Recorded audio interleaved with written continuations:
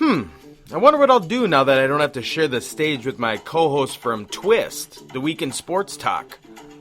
Whatever I want. Tune in to Mike on the Mic for a fresh take on sports and life on the RTF Sports Network.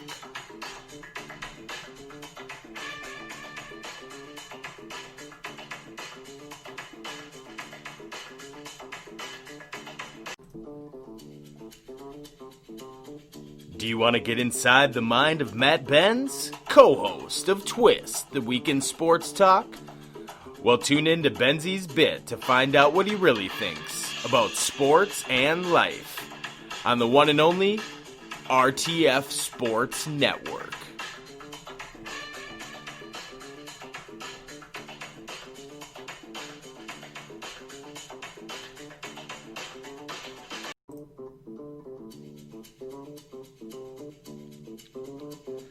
Finally, I have my own show to speak my mind about sports, and not have those two idiot co-hosts from Twist cut me off all the time. Green Bay Greg is the show to hear on the one and only RTF Sports Network.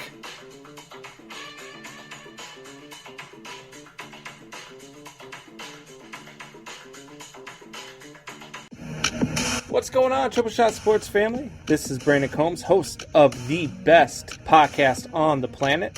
That's the Triple Shot Sports Podcast. Be sure to join myself and Super Boss Chad Lounder live for 2 hours. Yes, I said 2 hours every Sunday, Tuesday, and Thursday at 8 p.m. Eastern and 7 p.m. Central on the RTF Sports Network Facebook page and YouTube.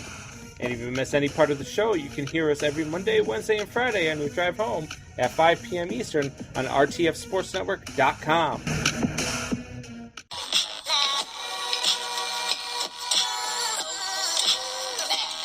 You want to hear great sports content twice a week? Then don't miss Twist, the Week in Sports Talk. Every Monday and Thursday. New time, new days at 2 p.m. Eastern. Only on the RTF Sports Network.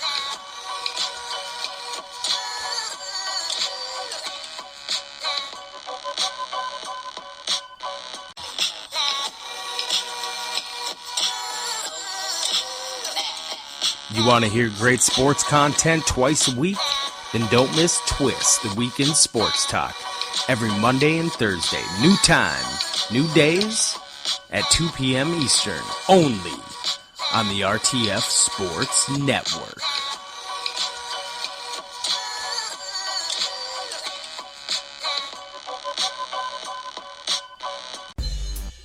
Oh, yeah. You know, there's only one show on the RTF Sports Network that smacks this hard on and off the field with Durf and Dylan. New season, new time slot, 11 a.m. to 12 p.m. Monday, Wednesdays, and Fridays, only on the RTF Sports Network.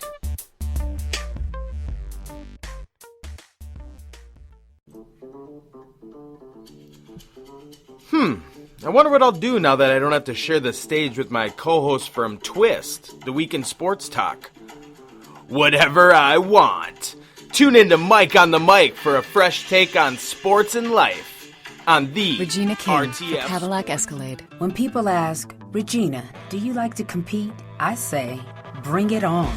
Those are the moments that drive you to achieve more. And when you win, you keep reaching higher. To me, that's what the Cadillac Escalade represents. It's always evolving in technology, in design, everything. Because success isn't the end, it's just the first step to what comes next. The 2021 Cadillac Escalade. Never stop arriving.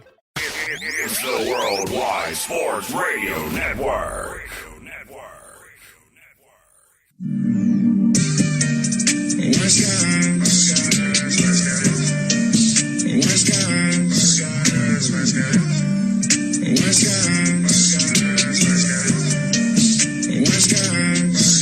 These guys know sports.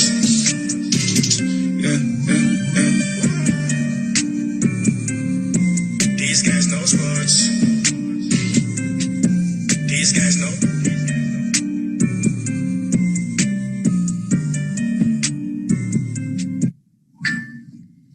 Welcome to Wise Guys. These guys know sports.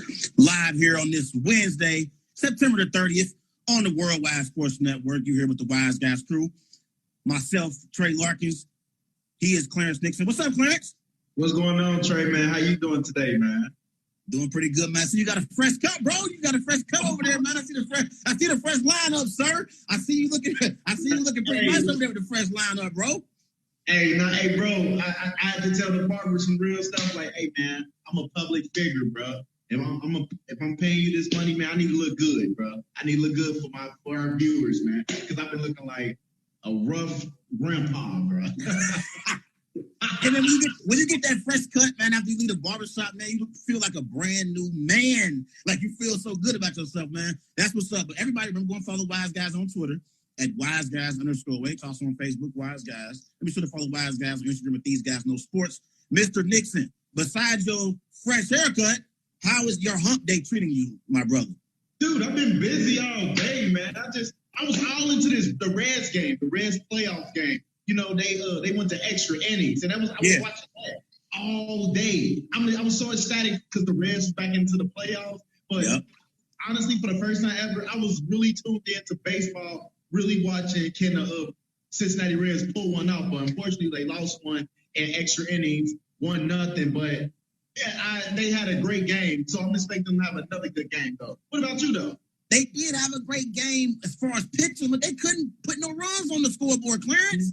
They couldn't score. I was hoping they could just get one run. When I watched the game, I said, okay, it's going to be a pitching matchup. So whichever team can score a few runs, they're going to win this game. The Reds could not score any runs, and the Braves ended up scoring, you know, I think it was the 13th inning. They finally got a run on the board, game over.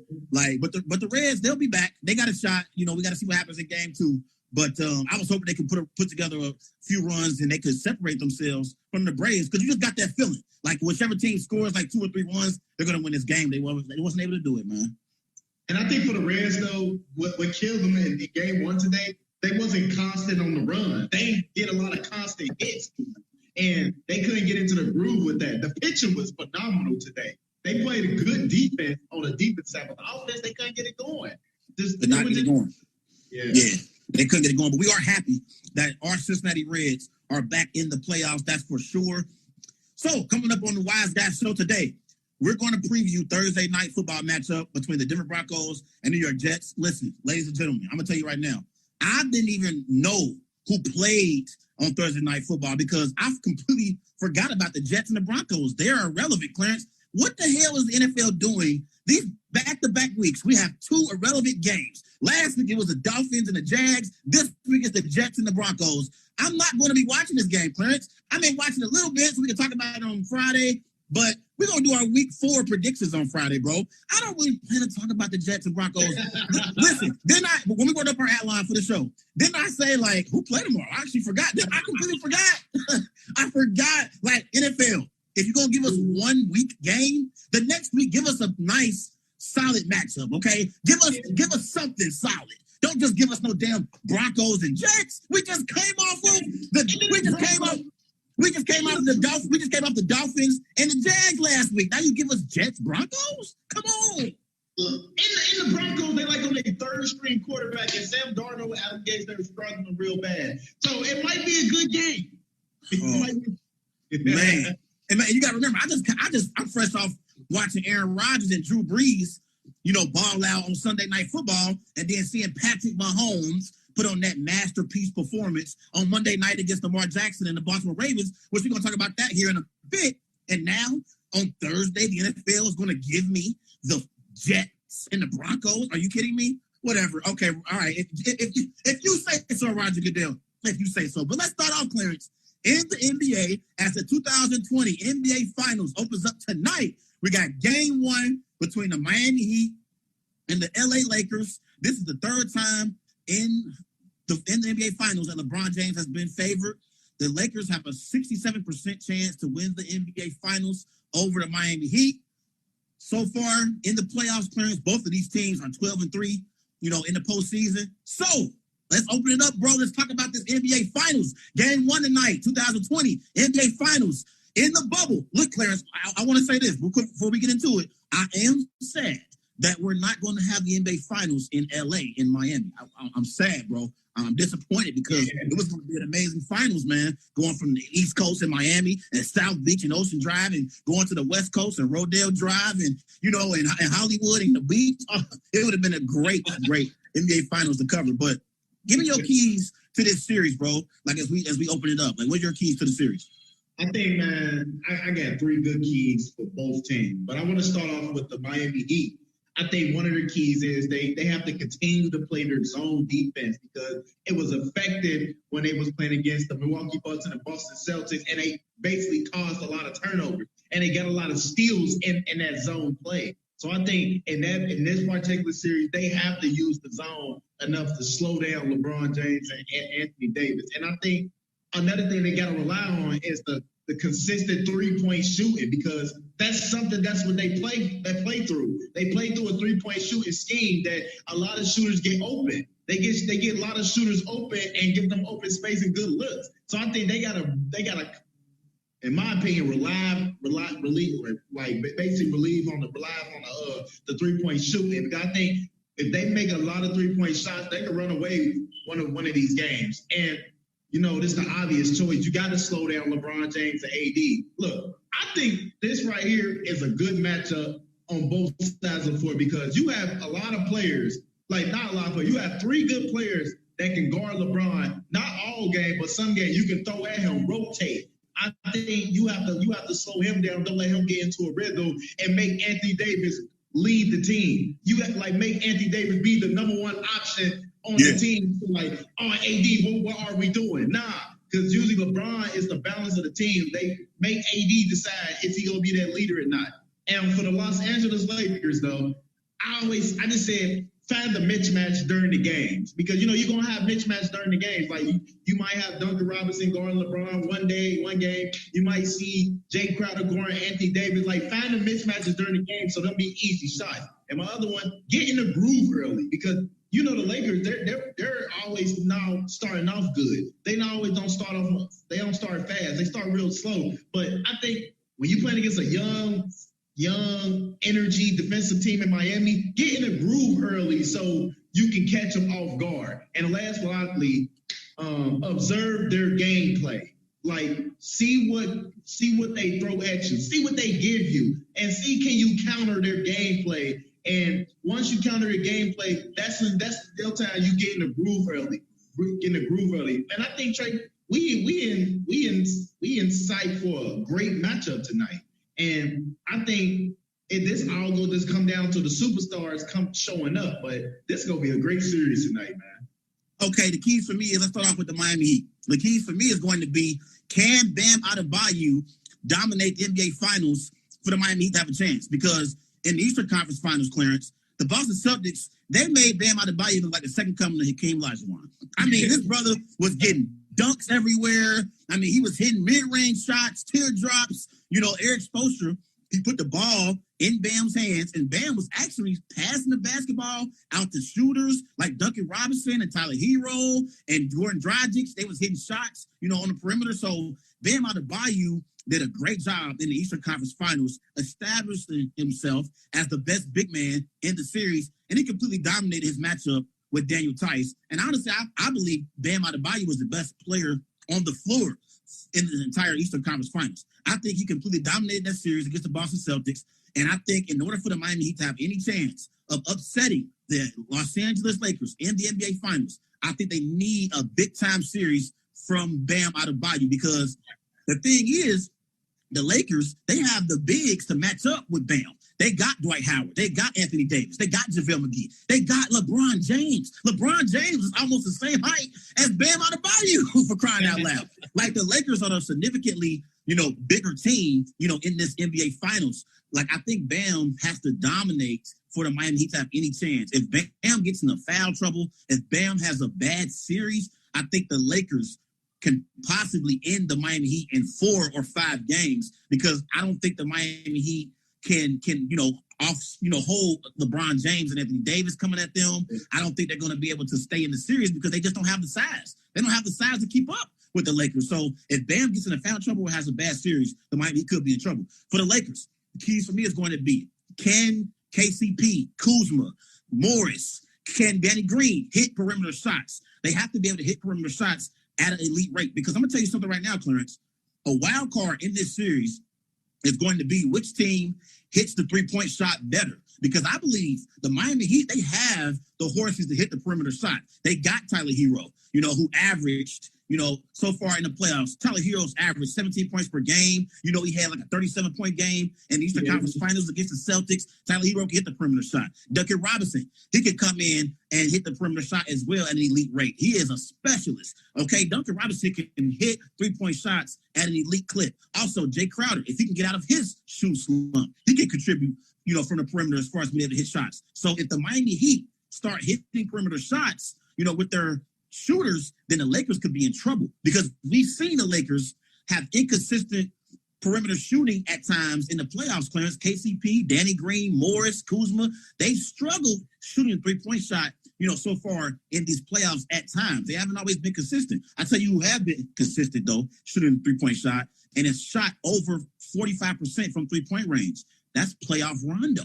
Okay, we talked about, during this season, who's going to be that third consistent scorer for the Lakers. It wasn't Kyle Kuzma. It wasn't KCP. It's been playoff Rondo, who's had a major impact on the Lakers' success since he's returned back from his injury. So I think those are the two keys for the two teams for me. For the Heat, is going to be, can Bam Adebayo, contribute like he did in the Eastern Conference Finals, and can he have a major impact on whether or not the Heat win or lose?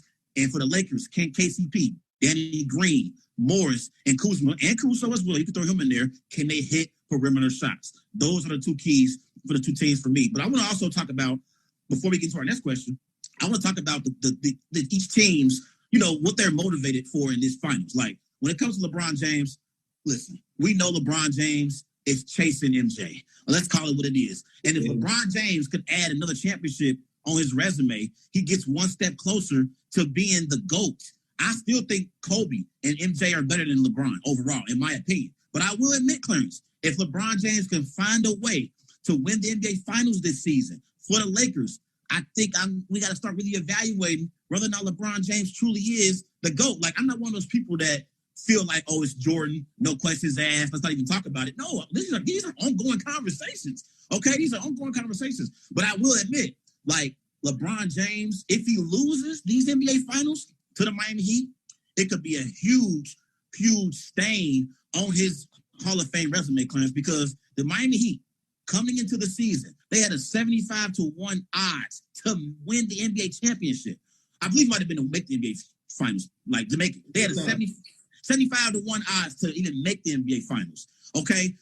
Although we believe that Jimmy Butler is starting to creep his way into that superstar conversation, we don't look at Jimmy Butler like we look at Kawhi Leonard. We don't look at Jimmy Butler like we look at Anthony Davis. We don't view Jimmy Butler like we look at Kevin Durant or Steph Curry. If LeBron James lose in the NBA Finals this year to a Pat Riley Miami Heat team, and we know Pat Riley is motivated because I think Pat Riley still has a sour taste in his mouth, Clarence, from when LeBron James departed South Beach and came back home to Cleveland.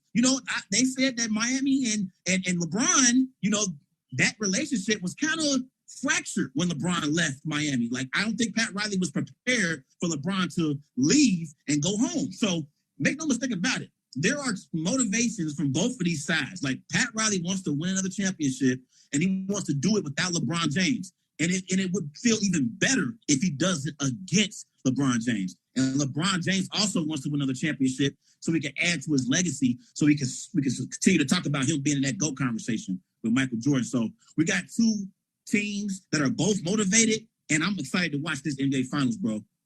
Yeah, I'm ecstatic to watch this tonight. Like, I actually want to see, can this great Miami defensive team can play up against this two-headed, this dynamic duo in LeBron James and Anthony Davis. Like, it gives you something to discuss, like, because because I've been reading statistics like Jimmy Butler, Andre Iguodala are the best defenders that's guarding LeBron James. And respectfully, LeBron James averaged 31, 12, and 9 against Iggy and 25, 9, and 5 against Jimmy Butler. So I probably can second guess who really guard LeBron James the best. But to me, it just seemed like LeBron still get his going. But for this series, though, Like, I really want to see, is Danny Green going to step up in this NBA Finals, because he's been in this situation numerous times. And I want to see if he go shoot a lot of threes. And like you said, I definitely agree with you on what you said, which team is going to make the most threes, because that should determine,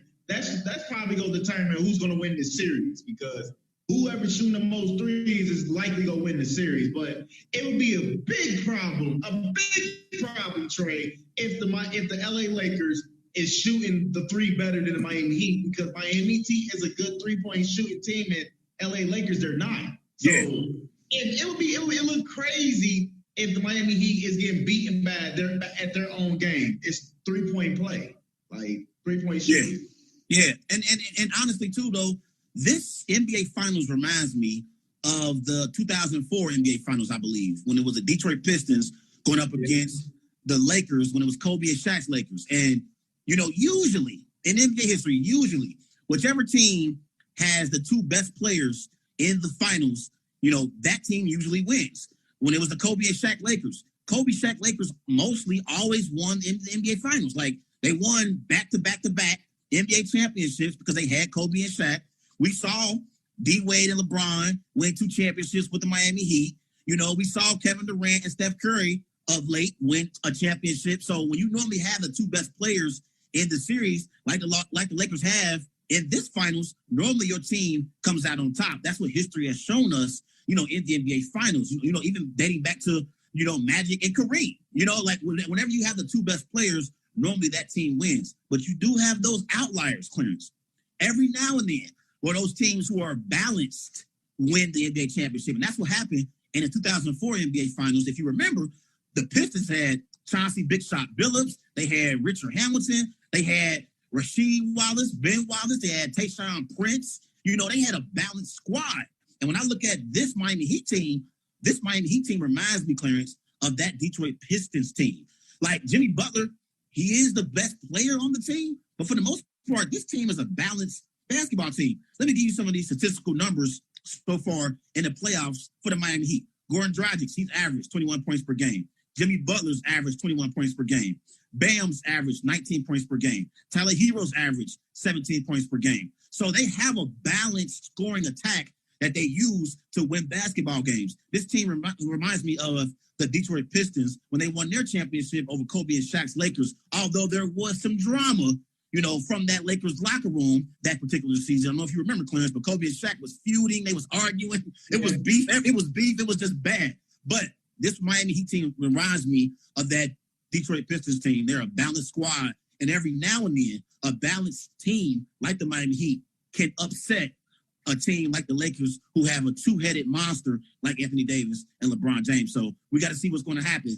We're going to see. But all of these players for the Miami Heat have to contribute if they want to have any chance at winning this finals. Let's move on to the next question. In this segment, Jimmy Butler stated the Miami Heat are not the underdogs in this finals. Do you agree or disagree with Jimmy Butler's statement? First of all, I like the competitiveness that Jimmy Butler stated out in the media.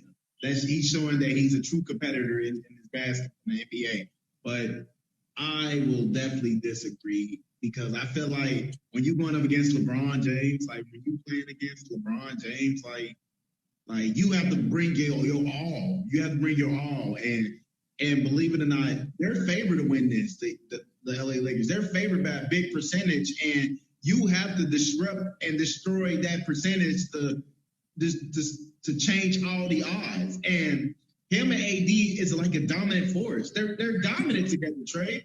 And that right there is greater than what the Miami Heat have going right now, in my opinion. So I disagree with Jimmy Butler. I think like they're underdogs in this situation, because it's your first time ever in the finals. Y'all never really been in this situation ever, for real. Andre Iguodala and Udonis Haslem is your only one that have championship pedigree. So it's good to have that confidence in yourself, but being realistic, they're definitely the underdogs in this game, man. Yeah, they're underdogs. I don't know what the hell Jimmy Butler's talking about. I love Jimmy Butler. He's done a great job leading this Miami Heat team to the championship. During the regular season, the Miami Heat, they were 5th in the Eastern Conference with a 44-29 record. The Lakers led the way, Clarence, in the Western Conference with a 52-19 record. They were the best team in the Western Conference. They were number 1 seed entering the NBA playoffs. So the Lakers are the favorites in this series, and the Miami Heat are big-time underdogs going up against Anthony Davis and LeBron James Lakers. So I completely disagree with Jimmy Butler there. We don't have to spend too much time talking about this particular topic in this segment, Clarence, because Jimmy Butler is way off here. But I will say this. Jimmy Butler, honestly, I think he's just playing mind games on the media. He knows they're underdogs.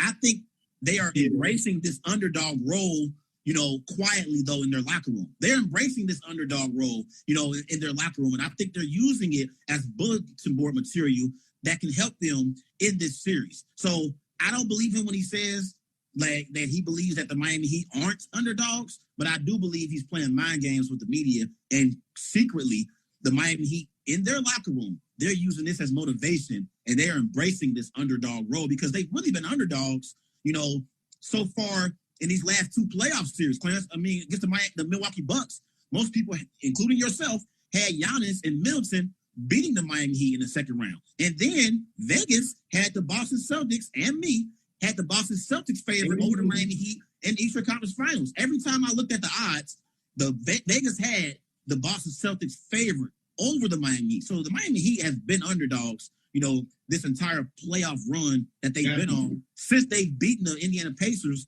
in round 1. And it's funny now that we look back. Remember, when we picked the Pacers Heat series, we had it going 7. Remember we said, this is going 7. Now we see how much of a mismatch that was. Miami was by far the better team. But nevertheless, they are the underdogs in this series. The Lakers are the overwhelming favorites. But next question, which coach has the most pressure on their shoulders? Is it Frank Vogel or is it Erik Spoelstra?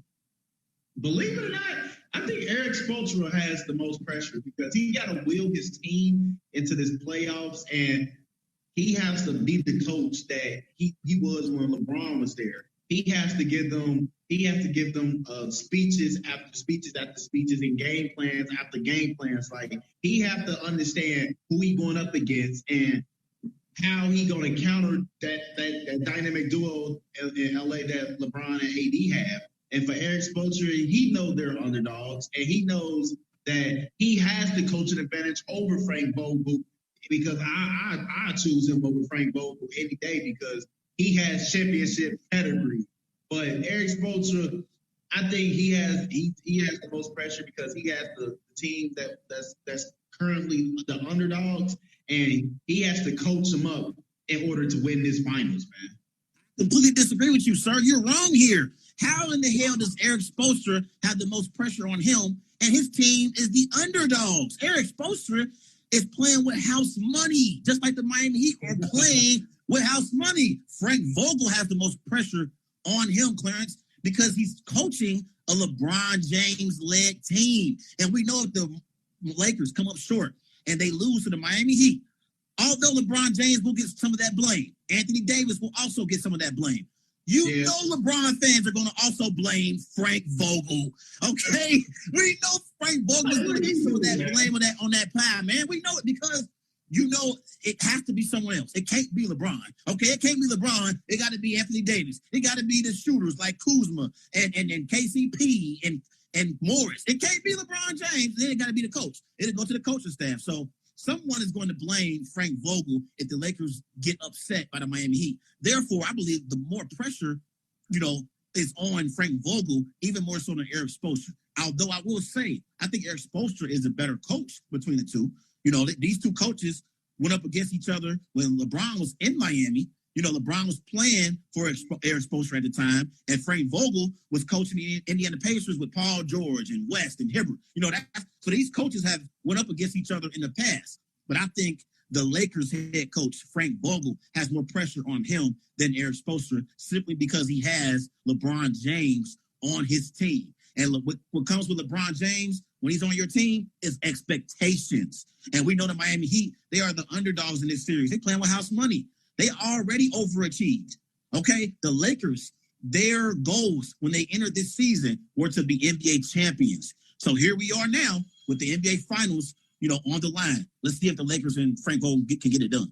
It's kind of weird, though, because, like you said, they was playing each other in the conference finals in 2000 12 and 13, and you just thinking like, I wonder what was going through Frank Vogel's mind when he's like, wow, I'm coaching LeBron James, and I was just playing against this guy years ago. So it's probably ecstatic in his mind, and now he feel like I got the greatest player of all time on my team, so I have to coach him the right way. So Who wins game one?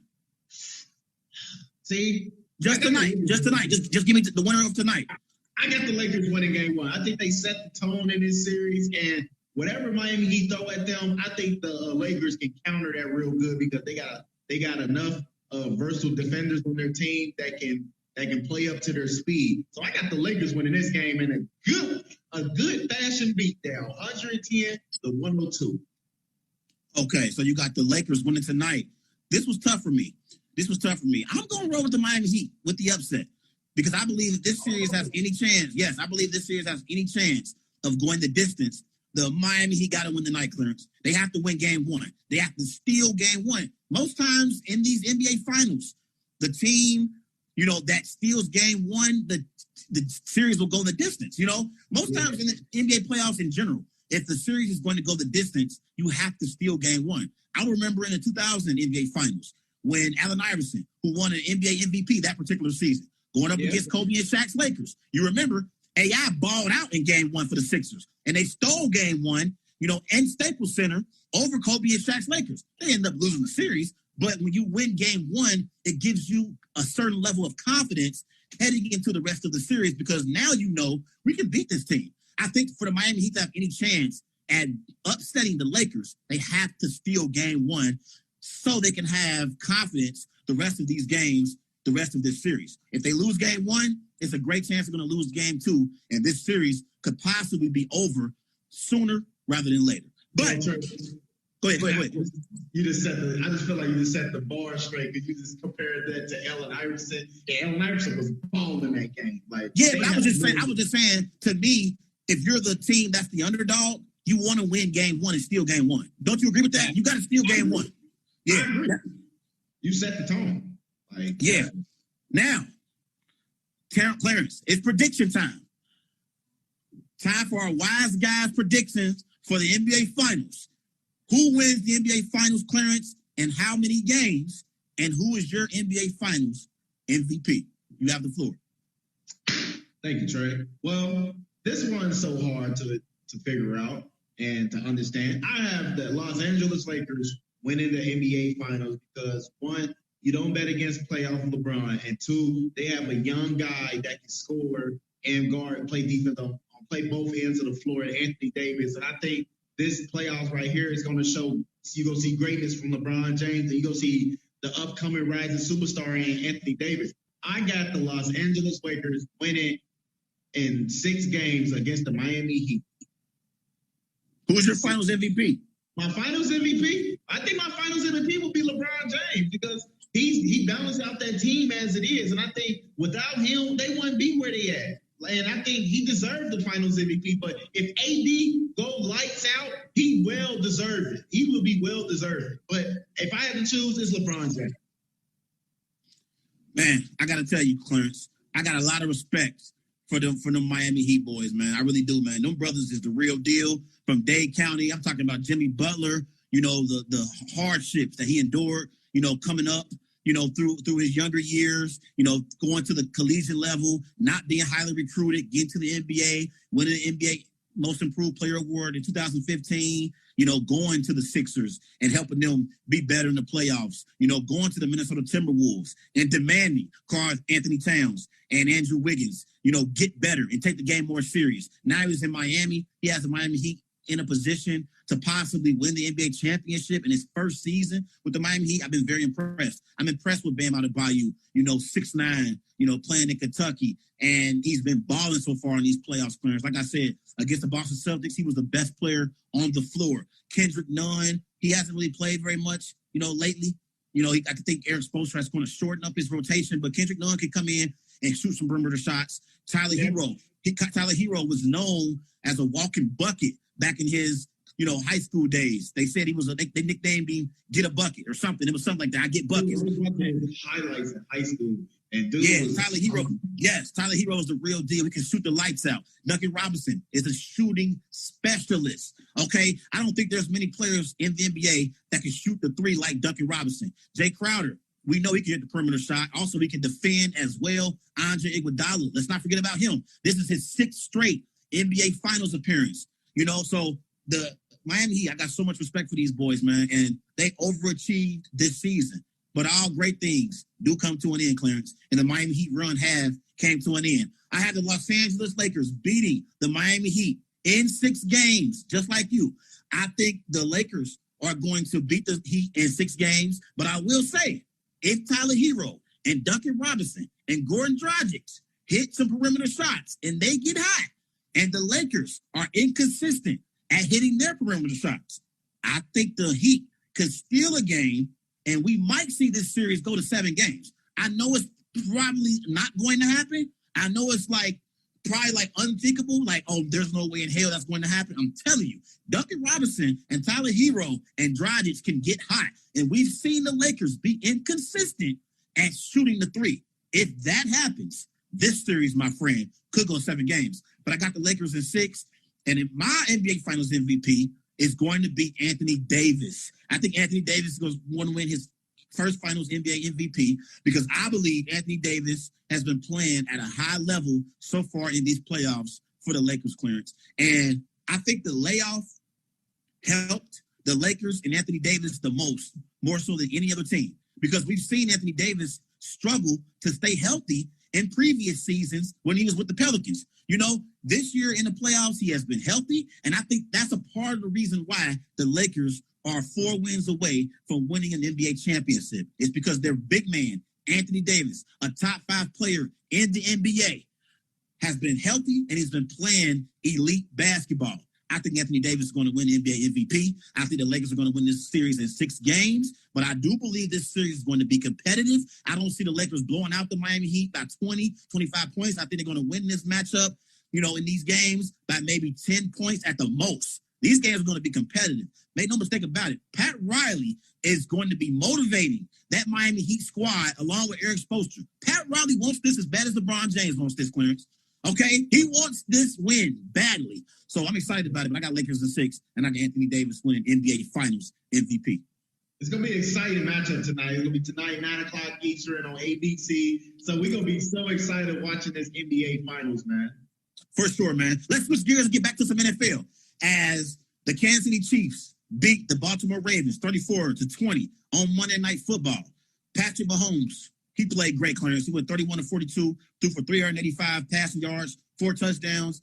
Clyde Edwards-Helaire had 20 carries for 64 rushing yards. Travis Kelce had 6 receptions, 87 receiving yards. For the Ravens, Lamar Jackson struggled again, Clarence. He had 15 of 28 passing, 97 passing yards, 9 carries for 83 yards, and J.K. Dobbins had 4 receptions, 35 yards. So, question for you, Clarence, was the Monday Night Football game more about Lamar Jackson or Patrick Mahomes? To me, I think this Monday Night Football game was more about Lamar Jackson in this situation, though, Trey, because I feel like Lamar, he wanted to set the tone in the NFL, like, hey, the Ravens are the team to beat this year, and they are the team that you should be feared of, that your team should be feared of. And yes, if he would have went on Monday Night Football and defeated Patrick Mahomes and at his house, then we would have been talking about this. We probably had different conversations about this. And for the simple fact that he only had 97 passing yards, and he had 2 forced fumbles, and he got sacked 2 or 3 times. It's ridiculous. Like, that's something like, where's Lamar Jackson progressive at in the passing situation? See, people don't understand is when you play against Patrick Mahomes, he brings the competitiveness out of you. He wants you to beat him. He wants you to be the better quarterback than him. He don't want you relying on his defense, the defense, to get a stop. He wants you to step up and beat him, actually beat him, though, Trey. And for Lamar Jackson, that's something that he has to do. It's to even conquer being one of the best quarterbacks in this league. He's currently 0-3 against Lamar Jackson. And before he came into this game, he was 4-0 in prime time with 12 touchdowns and no interceptions. So he was great in prime time. But when he played against Patrick Mahomes, it's like all they get thrown out the window because he's not a competitor. He's not a competitor at the quarterback position. And that's something that you question about his play. Can he get better in the passing game? Because they honestly lack a number one receiver. Hollywood Brown is not the number one receiver on the team. He's the slot speedster. He's something they can get off something real quick and fast. They are lacking a number one receiver. And I think that's hurting Lamar Jackson's progression, that he doesn't have a number one receiver to throw it downfield. And if he doesn't get that number one option sooner or later, I think Lamar Jackson's reign comes to an end soon, like in a few years. Yeah, this is a debate show. This is Wise Guy Sports. We debate sports and we argue. But I agree with you completely here, Clarence, 1,000%. This game was more about Lamar Jackson than it was about Patrick Mahomes. Because Patrick Mahomes, in the 2018 NFL season, Patrick Mahomes won an NFL MVP. He had 50 touchdowns. He only had 12 interceptions, had over 5,000 passing yards, and he was one offsides play away from being in the Super Bowl in 2018. And then let's fast forward to 2019. Last year, Patrick Mahomes, he had 26 touchdowns, 5 interceptions, threw for over 4,000 passing yards, completed 66% of his passes, and he missed 2 games last year, Clarence. Remember, he got injured. He missed 2 games last year. But he got to the playoffs, and he brought the Kansas City Chiefs back in every playoff game last year from deficits in the postseason. They were trailing against the Houston Texans and Deshaun Watson, in the divisional round. He brought them back. In the AFC Championship game, going up against Derrick Henry and the Titans, he brought them back. And in the Super Bowl, going up against the number one defense in the NFL, trailing 20-10, I believe, heading into the fourth quarter, he brought the Kansas City Chiefs back and won a Super Bowl MVP. Patrick Mahomes has nothing else left to prove, okay? It's Lamar Jackson who has something else to prove, and he came up short on Monday night, Clarence. Coming into this matchup, we talked about the Kansas City Chiefs going up against the Baltimore Ravens, 2 of the best teams in the AFC, and it was a complete letdown on Monday Night Football because of Lamar Jackson. Okay, Lamar Jackson goes 15 of 28, and he only threw for 97 passing yards. He could even throw for over 100 yards passing, Clarence. Like, I'm glad that he admitted in the post-game press conference that the Kansas City Chiefs are his kryptonite, because I'm going to give you some of these numbers. Going up against the Kansas City Chiefs so far in his career, Lamar Jackson is 0-3. He's 21-1 against the rest of the NFL. His total QBR going up against the Kansas City Chiefs is 58. Against the rest of the NFL is 72. His passing yards per game is 170. Going up against the rest of the NFL, 176. So he's completing 53% of his passes against the Chiefs. He's completing 67% of his passes against the rest of the NFL. So for whatever reason, Patrick Mahomes has Lamar Jackson's number right now. And in order for the Baltimore Ravens to have any chance at beating the Kansas City Chiefs to get to the Super Bowl, because that's what it's going to take. It's going to take Lamar Jackson having to beat Patrick Mahomes in a playoff matchup. For that to happen, they need Lamar Jackson to become a better passer. He has to be a better passer, throwing the ball down the field, more consistent for the Baltimore Ravens to have any chance at beating the Kansas City Chiefs. The road to the Super Bowl goes through Patrick Mahomes and the Kansas City Chiefs. If Lamar Jackson doesn't become a better passer, the Baltimore Ravens will not win an NFL Super Bowl this year or for future seasons to come, because Patrick Mahomes ain't going nowhere. He's going to be around for a long time. He's definitely going to be around for a long time, and that's definitely the team to beat in the AFC. And Patrick Mahomes, he already established one of the best quarterbacks in the NFL. But Lamar Jackson, he's still building that name up, that reputation, because we don't really trust him a lot, because he doesn't pass the ball enough. Like you just said, he only averaged 170 yards against the Chiefs. That's not good. That's not good, Trey. I feel like this is a quarterback-driven league, and the league wants the quarterback to succeed. Like, ASAP. And for him only throwing 170 yards a game against a top 15 defense in the Kansas City Chiefs, who actually looked like a top 5 defense against him, like, that's a big problem right there. That's a big problem right there that John Harbaugh has to fix, because Lamar Jackson is very talented. He's very athletic. He's gifted. He's a gifted player. We know what he can do with the ball. We know what he can do with his feet. I think for John Harbaugh, he didn't neutralize the passing as much as he did with the running game. He made the running game so committed that they got 3-headed running back plus Lamar Jackson that can run down you all game. But in a situation that you don't need some passes, though, he lacks a number one receiver, and I think that's hurting his career so far because he don't have a number one receiver that can catch him. But I understand what you're saying, that he doesn't have a number one receiver, but despite him not having a number one receiver, we still should be able to see whether or not he can throw the ball down the field consistently for the Ravens.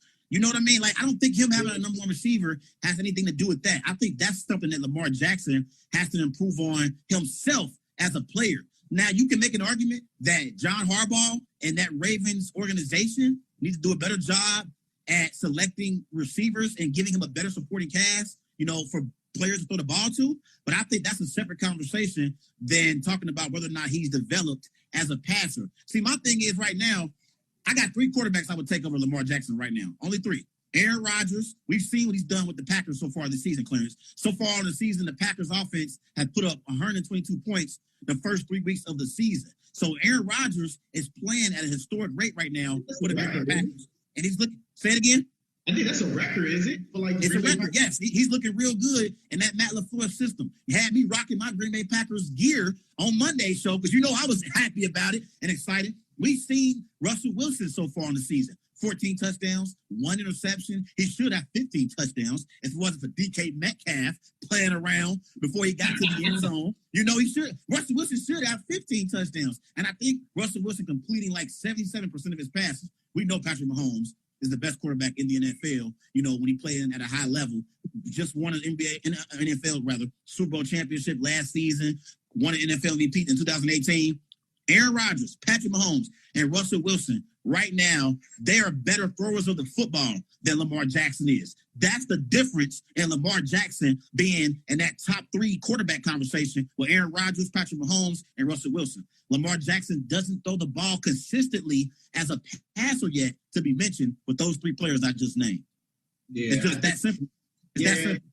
I think for this season right here, like, you have to. Like, he doesn't throw the ball. He doesn't throw a lot of interceptions. He only had like 6 interceptions last year, and he doesn't cause a lot of turnovers. But he has to get comfortable in the passing game in order for him to be successful in this league. Yeah, he does, man. And I was excited to watch this game, Clarence. I had my popcorn ready. I was excited. I was excited, man. I was like, oh, man, we got Monday Night Football. Patrick Mahomes going up against Lamar Jackson. I'm excited for it. There wasn't no NBA games on the schedule on Monday night. So I'm like, I get to watch this game from start to finish, watch these 2 powerhouse teams in the AFC go up against each other. And it was a complete letdown. As an NFL fan, it was a letdown, Clarence. Like, Patrick Mahomes and the Kansas City Chiefs were running away with that game at one point. I know the score ending up being 34-20, but this game, honestly, was won by the Kansas City Chiefs by at least 3 or 4 touchdowns. I mean, sometimes, in the NFL, teams that give you a touchdown late in the game. Then the score was 34-20. Honestly, this game, the Chiefs won this game by minimal of 24 points. I mean, they won by 14, but damn it, it was really 24. Like, they had kind of played prevent defense, in the fourth quarter. Lamar finally put a touchdown on the board, but I just think overall, man, he got a long way to go. He got to improve on his passing. But one more question on this topic. Is the Kansas City Chiefs still the favorites in the AFC? I think so. That's the team to beat. And I was looking at their schedules. The teams that can challenge them for that AFC crown, it can be the Buffalo Bills, the Pittsburgh Steelers, even though the Steelers not on their schedule. But I'm just naming teams that's competitive in the AFC that can give them a run for their money. I think will be the Buffalo Bills and the Pittsburgh Steelers, even Baltimore Ravens. that I still believe that they can run for their money. The Tennessee Titans, the Houston Texans, if they can get it all together. But I think the Patrick Mahomes and Kansas City Chiefs, they're the favorite of this in the AFC. That's the team to beat. If you want to go to the Super Bowl, you have to beat this Kansas City Chiefs team. Like, no cap. Yeah, I agree with you. I'm looking at their schedule right now, Clarence. Looks like next week they got the Oakland Raiders. The Raiders. They got the Raiders traveling to Kansas City. I think that's a win. You know, I like the way John Gruden and Derek Carr has been playing so far this season. They did come up short against Cam Newton and the Patriots last week, but I like the way the Raiders been playing so far this season. Then they got the Broncos in Denver. That's a win because they 4-3 on the season. Yeah, that'll be a win for the Chiefs. But then they got the Panthers. I don't see Teddy Bridgewater being able to outduel Patrick Mahomes. I got the Chiefs in that one. So they'll be, you know, what is it? They 3-0 right now. So they'll be 6-0 before they get to the Bucks. They got the Bucks November 29th. Oh, wait. I'm going ahead of myself. I'm going ahead. They got the Patriots. I'm sorry. They got the Patriots October the 4th. That's the next possible loss. And I think they can beat the Patriots, but that's a possible loss. So they could possibly be 6-0, you know, heading into that matchup with Cam Newton and the New England Patriots. But I do think they're the favorites so far in the AFC because, you know, until they get beat, you have to say they're the favorites in the AFC, and they are the reigning Super Bowl champions. And until someone knocks them off that throne, they're the team to beat, in my opinion. Yeah, I just think they're too dominant, and they just added Clyde Edwards-Helaire. He's one of those running backs that's very strong, but he's so small, but he's strong as ever, and he fits perfect with this Chiefs offense because he gives them a reliable runner. And once you get them a reliable runner, like it opens up the playbook even more for you. Yeah. And this Chiefs defense is on fire, man. I just think that they're the team to beat, and they're the closest team that can possibly give them a run for their money. Honestly, is probably the Buffalo Bills, not even the Buffalo Bills. It's probably the Pittsburgh Steelers because they're one of the best defense in the league because they create a lot of pressure. They've been blitzed 64% of their time. That's the most in the NFL. And Mahomes, he doesn't really do well in the pressure when you get pressure a lot. So if you keep putting more constant pressure on him, you can honestly beat him. But until then, he's the face of the AFC, man. Yeah, I still got my questions, Clarence, about that Kansas City Chiefs defense. But guess what? When you have the luxury of having Patrick Mahomes as your quarterback, you can kind of be you can kind of be a little bit lackadaisical. Dare I say on defense, you can kind of, you know, take some chances, take some risk because you know you got Patrick Mahomes and that offense that's going to put up at least 30 plus. Yeah, that offense is going to score at least 30 plus per game. So as a defense, if you're Steve Spagnuolo, you can take some risk and try to create some turnovers so you can get the ball back for Patrick Mahomes and your offense. So when you have that luxury, your defense can take some chances. And I think the Kansas City Chiefs, because they have that offense, you know, that high-powered offense, I think their defense is going to take the entire season to get into a rhythm. You know what I mean? So that way when the playoff time comes around, they'll be playing at a high level so they can go on another Super Bowl run. So they have the luxury, because they have such a great high-powered offense, of just kind of taking their time and getting into a rhythm defensively before they really going to have to amp it up, you know, once we get to playoff time. But let's move on, Claire. Let's get back to the association. As the Los Angeles Clippers and Doc Rivers have parted ways, Doc Rivers has stepped down as coach of the LA Clippers, according to Clippers owner, chairman Steve Ballmer. The two came together as a, quote, mutual decision. Over the last 7 years coaching the LA Clippers, Doc Rivers has posted a 356 and 208 record, winning 63% of his games, which is the fifth best record in the NBA. He also was the only coach to blow a 3-1 series 3 times with 3 different teams. His 943 wins ranked 11th all-time by a head coach. So, Clarence, what was your reaction when you heard the news that Doc Rivers and the Clippers were parting ways? Can I tell you something? I was like, what? Doc Rivers? Doc Rivers he's leaving? He's stepping down for the Clippers? And I'm like, I ain't gonna lie though, Troy. I was ecstatic. I'm like, Doc Rivers? Really? Yeah. Like, I ain't believe it or not, Doc Rivers is a great coach. He's a great coach. And he's one of those coaches that he wants to see you succeed. He wants his player to be better and over the time. But this right here it's like they were setting the tone, like we're moving in a whole new direction. We're in this point where we feel like Kawhi Leonard and Paul George is more valued than you, Doc. And you couldn't basically lead us over the hump. You couldn't lead the Clippers to their first ever conference finals they've never ever been in. And it's ridiculous. It's ridiculous that they had to make the decision to cut ties together. But I think for this Clippers, this is a new force that they're coming up with. And Doc Rivers, though, he influenced that Clippers team a lot. And it was just crazy to me that he stepped down from this. And it actually made me wonder, question, what's next for the Los Angeles Clippers? Who was the next coach for them? Because I just can remember Doc Rivers' face right there for the Clippers for 7 years. And honestly, it was a shocker to me because he's a great coach, and I wouldn't expect him to step down regardless of the 3-1 blow against the Denver Nuggets. Yeah, I thought it was kind of unfortunate that Doc Rivers and the Clippers parted ways because of this standpoint. To be honest, Clarence, I don't think the Clippers wanted to play in the bubble to begin with. I just never really felt like they really wanted to be there. You had Kawhi Leonard, getting to the bubble late. He didn't join the Clippers, until after about a week or two of being in the bubble, I believe. He didn't go there right away when it first started, So and then you look at Montrezl Harrell, the tragedy, and the tragedy passing of his grandmother. He was dealing with that tough situation. So once he returned back to the bubble, he wasn't the same. You had Sweet Lou, going to Atlanta, going to Magic City, getting some of those wings from Magic City. And Clarence, those wings are good. And I will admit, when you go to Atlanta, you can get distracted if you're in Magic City. Okay, not just because of the wings either, my brother.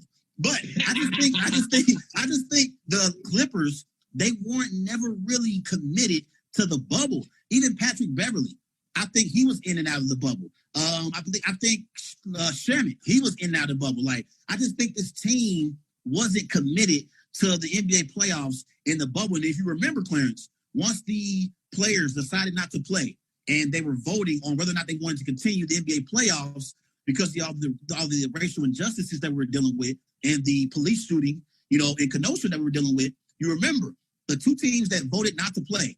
It was the Lakers, and the other was the Clippers. The Clippers were ready to go home. I don't believe they ever were really committed to playing in the bubble. So I believe the team had some issues, as a team. Not necessarily a coaching issue, but a team. I do understand that so far in his coaching career, being the Clippers coach, Doc Rivers hasn't led the Clippers to the Western Conference Finals just yet. And he's blown 2-3-1 leads. He had CP3 and Blake Griffin and DeAndre Jordan. He wasn't able to get that team over the hump. And now he has this Clipper team.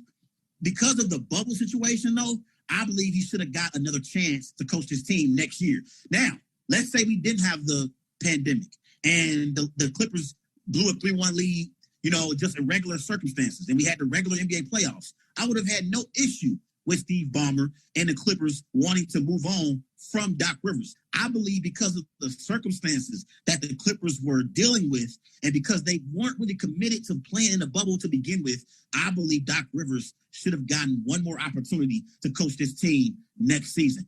That's just how I feel about it. I think it was kind of unfortunate, but when you blow a 3-1 lead and you're expected, to win the NBA championship and at least get to the Western Conference Finals and compete against LeBron James and Anthony Davis and the Lakers, I believe you have these, reactions from your owner. Steve Ballmer wants to win, okay? He has a lot of money. This is a billionaire. He wants to win. They built this team to win now. That's why I had a problem with Paul George in the post-game press conference talking about this wasn't championship or bust.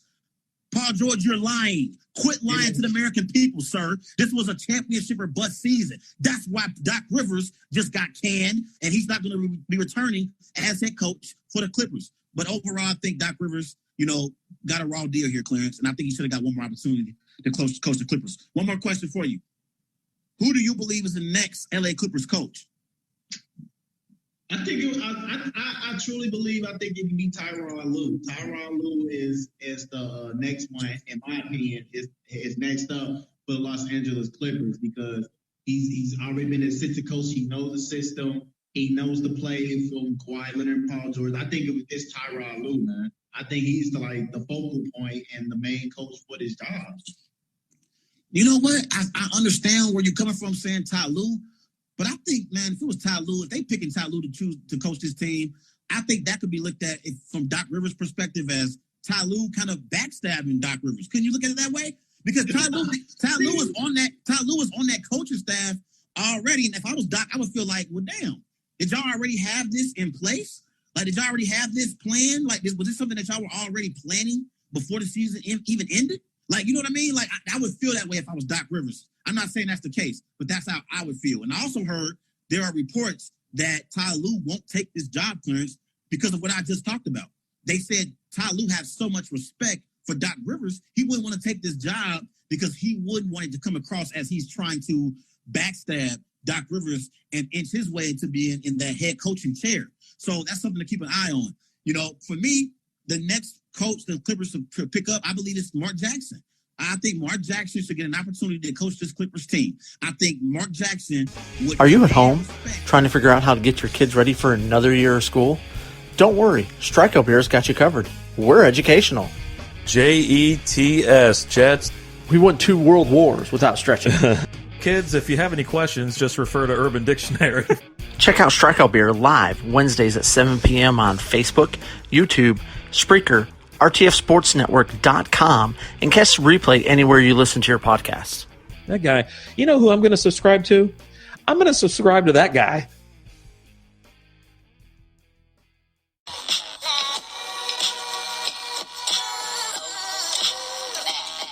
You want to hear great sports content twice a week? Then don't miss Twist, the weekend sports talk. Every Monday and Thursday. New time, new days at 2 p.m. Eastern. Only on the RTF Sports Network.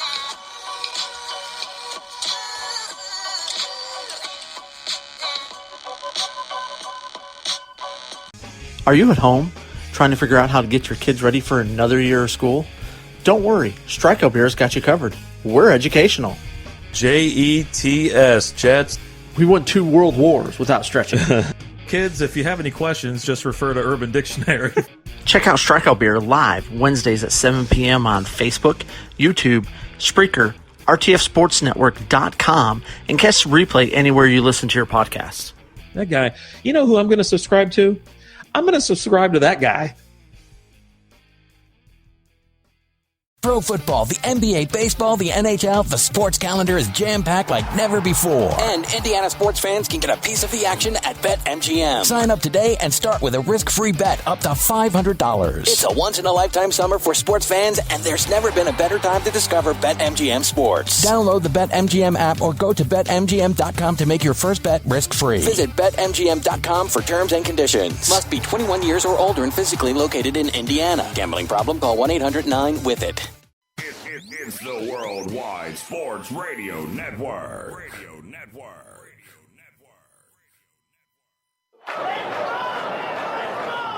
Broadcasting from coast to coast, city to city, coast to coast. It's time for the Ryan Hickey Show on the Worldwide Sports Radio Network. If it's happening in sports, it's being talked about right here. And here's your host, Ryan Hickey. Good Monday morning and welcome into the Worldwide Sports Radio Network. It is the Ryan Hickey Show right here exclusively on the Worldwide Sports Radio Network. We hope you had a great, enjoyable, fun, exciting weekend. Hopefully it didn't go by too fast as every weekend always does, as another month, as we look at the calendar, September 28th, flew by. Absolutely flew by. I feel like Labor Day was just last week, and now here we are looking at October, staring it right in the face as we creep closer, thankfully at least, in a positive way, while this year has felt like an eternity and flown by. It's possible to do both at the same time. We are 1 month closer to hopefully the end of the worst year we've ever seen, and hopefully turning the page to 2021 where, at this point we can only hope that it's not much worse than it is for 2020. But we appreciate you tuning in on this Monday morning. Hopefully we can start your week off on the right foot, and hopefully at least keep you entertained and, Yeah, we'll keep you entertained for the next 2 hours. We'll just leave it at that. Nice and simple. We'll hopefully keep you entertained until 11 a.m. Eastern. And a lot to get to, of course, is week number 3 in the NFL. A crazy week number 3 in the NFL yesterday. A lot to get into. Looking at Russell Wilson, as he yet again slices and dices up the record books. Another record in the books for Russell Wilson as the Seahawks move to 3-0 by scoring more and more points, it feels like, each week. Has anyone had a more dramatic turnaround, right? Has anyone ever really changed their career arc and their trajectory more than Russell Wilson? I'll tell you what I mean by that. Just about 50 minutes or so at 9:20. And get into that and just highlight this Russ. The Seahawks are letting him cook, and it is really working. 9:40, we'll go from good to bad. The Eagles. Need I say more? It's been very brutal. And yesterday, again, just continues to highlight the struggles that have been 2020 for this team so far. They tie 23-23 to the Bengals. And now the question starts to simmer, starts to percolate a little bit. Should the Eagles actually consider moving on from Carson Wentz? Is there enough now in year 5 where they say, you know what, maybe he's not our guy? Sure, they gave him an extension. Sure, they've gave votes of confidence. They moved on from Nick Foles, their Super Bowl hero, and it is Carson Wentz's team. But they did draft Jalen Hurts in round number 2 this past draft. They are struggling yet again as they are 0-2-1. Well, I'll answer that question. Should they actually at least consider, not move on right now, but should they consider? I'll give my answer at 9:40, just about a half hour or so from now. Top of the second hour, 10 o'clock Eastern, college football. The first real weekend of college football, right? It's been around for about a month now. But yeah, just this past Saturday was the first weekend where the SEC returned. And really, for the most part, with the amount of games, the chaos that happened, and the upsets that occurred, it felt like the first true college football weekend of the year. It really did. Watching that, it didn't feel weird. It felt like we were back to normal. And do we have chaos? Speaking of chaos, one of those teams, Oklahoma, upset again for the second straight year as they fall to Kansas State. So sure, the narrative comes out, Oklahoma is dead, the Big 12 is dead. Oklahoma, not yet. Oklahoma still has a chance and still very much alive for the college football playoff, and also hit on a few other certainties. Because that's really the thing in college football, right? There's so much unknown, there's so much uncertainty, because when you're dealing with 18 and 22-year-old kids, so much can go wrong, so much can go unplanned and be unexpected. But here's why, at least coming out of the first true weekend of college football, why there's a few certainties that I feel very confident in going forward. I'll tell you that is at 10 o'clock, 10:20. As always, you do the quick hits, few notes and thoughts from smaller games around the league, or just some things that kind of stood out to me from week number 3. Falcons fans, boy, I am sorry. I just got to offer my condolences, because honestly, no sports fan deserves to go through the misery and the heartbreak that you've gone through. Forget the Super Bowl for a second, just what you've gone through the last 2 weeks here. It is absolutely brutal. And is there a quarterback controversy brewing in Chicago? We'll hit on that. And 10:40 to end the show. 2 quarterbacks, one in the pros, one in college so far, that I've been hard on, that I have my doubts at. I haven't been afraid to kind of share those thoughts and share those doubts. But 2 quarterbacks that at least I think so far I might be wrong about. Again, one in the pros, one in college, and have really so far proven me wrong. I'll tell you who those are, and we'll give you some praise to end the show at 10:40 Eastern. But we will start last night. Sunday Night Football, Packers, Saints in the Superdome. And again, shockingly, without the number 1 wide receiver in Devontae Adams, despite the Saints trying to look back, or I should say bounce back, after their Monday night loss to the Raiders, Green Bay goes into the Dome, goes into New Orleans, pulls out a 37-30 win over the Saints. And now they are 3-0. How about the Packers? Talk about one of the most surprised teams. 3-0 after they go 13-3 last year, after a year where I thought for sure they would regress. Without a doubt. If I had to put a bet on it, if you said, hey, will the Packers be anywhere close to their 13-3 record from 2019, I'd say hell no. I didn't think they're going to make the playoffs. I did not pick them to make the playoffs. I thought they were going to regress, and their regression was going to be ugly. Because as we know, and as we've seen, they had a 13-3 season, go to the NFC title game, and then they absolutely did nothing to make their team better, to try to take that momentum they had in 2019, put it towards 2020 in order to try to make a Super Bowl run. Instead, they almost went into a hybrid rebuild, right? They traded up in the first round, as we know, to draft Jordan Love. They drafted A.J. Dillon, a running back out of Boston College, in the second round. And despite the fact that they desperately needed a compliment, a little 1A, if you will, to Devontae Adams, maybe not even a 1A, just a 2, to Devonta Adams. They neglected the wide receiver market in free agency. Extremely deep, the deepest. You had NFL analysts and draft analysts saying this is the deepest wide receiver draft they've seen in a very long time. And the Packers took absolutely no one. 0 wide receivers drafted, despite the fact that it was the deepest wide receiver draft in years. The Packers didn't do it. They didn't make the team, in my opinion, any better than in 2019. So I thought for sure aggression was coming. But now 3 games in, now after going on the road in week 1, what was, at the time, at least an impressive win over Minnesota, where I thought they were going to win the division. You beat the Lions, what good teams do. And now you go on the road. You beat one of the best teams in the NFC, in the Saints. I was going to start the show and kind of with the discussion of, are the Packers Super Bowl contenders? But, you know what, the more I think about it, that's a dumb question. They are. They 100% are. 3-0. The offense is clicking. But I want to kind of switch the discussion here. And if you don't think the Packers are Super Bowl contenders, I'd love to hear why. Facebook, Worldwide Sports Radio Network, Twitter, WWSRN_radio, or Twitter at Ryan Hickey Show. Tweet me or write on Facebook. I would just reach out. I'd love to know, in your mind, if the Packers are not Super Bowl contenders so far, I would love to hear your reasoning why. Facebook or Twitter, reach out, tweet me right on Facebook. We'll read those throughout the show. But for me, at least, they are 100% Super Bowl contenders. So I want to kind of turn the conversation to what's led to this turnaround. What has happened? Because offensively, this is mostly the same team from last year. And offensively last year, this team was not elite. This team was not exciting. They weren't even really good. They were average. They had a few games here and there where they exploded on offense, where they looked like they were clicking, like it looked like Matt LaFleur's offense wanted to be run and Aaron Rodgers was buying in. But more times than not, that offense was sluggish. It was stagnant. It was kind of boring, to be honest. And they kind of skated by, beat some bad teams, won some low-scoring games. And in the end, as we saw, got their doors blown off by the 49ers. But now here we are, sitting in 2020, 1 year later, again with the same pieces, essentially, on offense as last year. They have scored 122 points for the first 3 games, which is the 5th most points scored through 3 games in the Super Bowl era. So they have scored the top 5 most points through 3 games in the Super Bowl era, which is, we were on Super Bowl 54, so 54 years. Highest scoring team in the league so far, more than the Seahawks, which we'll get to in Russell Wilson in a second here, more than the Chiefs, more than the Ravens. What has led to this turnaround? The answer is simple. It's not Aaron Rodgers. Well, the answer is Aaron Rodgers, but it's that he's buying in. He's all in.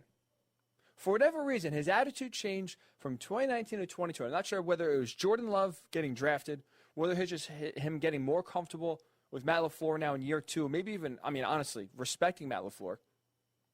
Because I think everyone, when he was hired last year in Green Bay, assumed he was going to go there and cater to Aaron Rodgers. The offense was going to be Aaron Rodgers' offense, that Matt LaFleur was just going to be in charge of, to oversee, per se. Remember when Mike McCarthy and the Packers split up, when he was fired?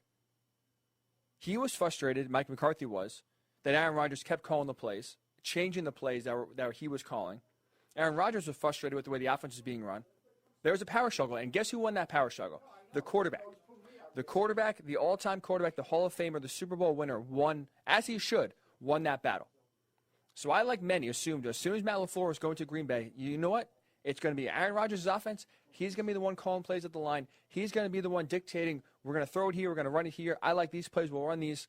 And Matt LaFleur is basically going to sign off, be one of those supervisors, just, head coach and title. But for the most part, it was going to be Aaron Rodgers' offense. But now, as we see in 2020, 1 year later, he's buying in. It's Matt LaFleur's offense that Aaron Rodgers is catering to, not vice versa. Because last year, it was Aaron Rodgers' offense. Maybe it was Matt LaFleur's, but he was trying to push back.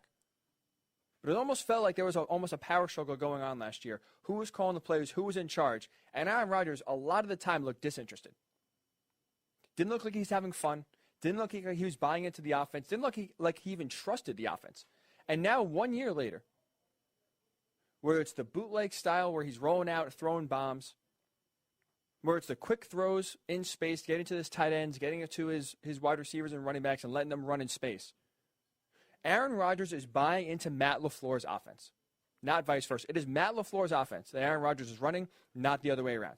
And that has led to the reason why so far the Packers are 3-0 and why their offense is red hot. Aaron Rodgers is looking like his MVP self because he finally feels comfortable. It feels like trusts what his head coach is telling him. So many times Aaron Rodgers, we saw in his career, basically run an offense that was almost like a schoolyard offense, right? If you're at recess, you play football at recess in the street, or even after school, you don't really draw up many plays. The plays get open. So sure, I'm going to run to the car and turn around here and hit me, but if you're not open, you just run around somewhere else. All of a sudden, you're making your own routes as you go. That's what Aaron Rodgers wanted to play. He wanted to have a schoolyard offense where he just rolls out, points to his wide receiver, hey, go deep, hey, go right, go left. And he's just going to drop dimes all day. That's what he wanted to do.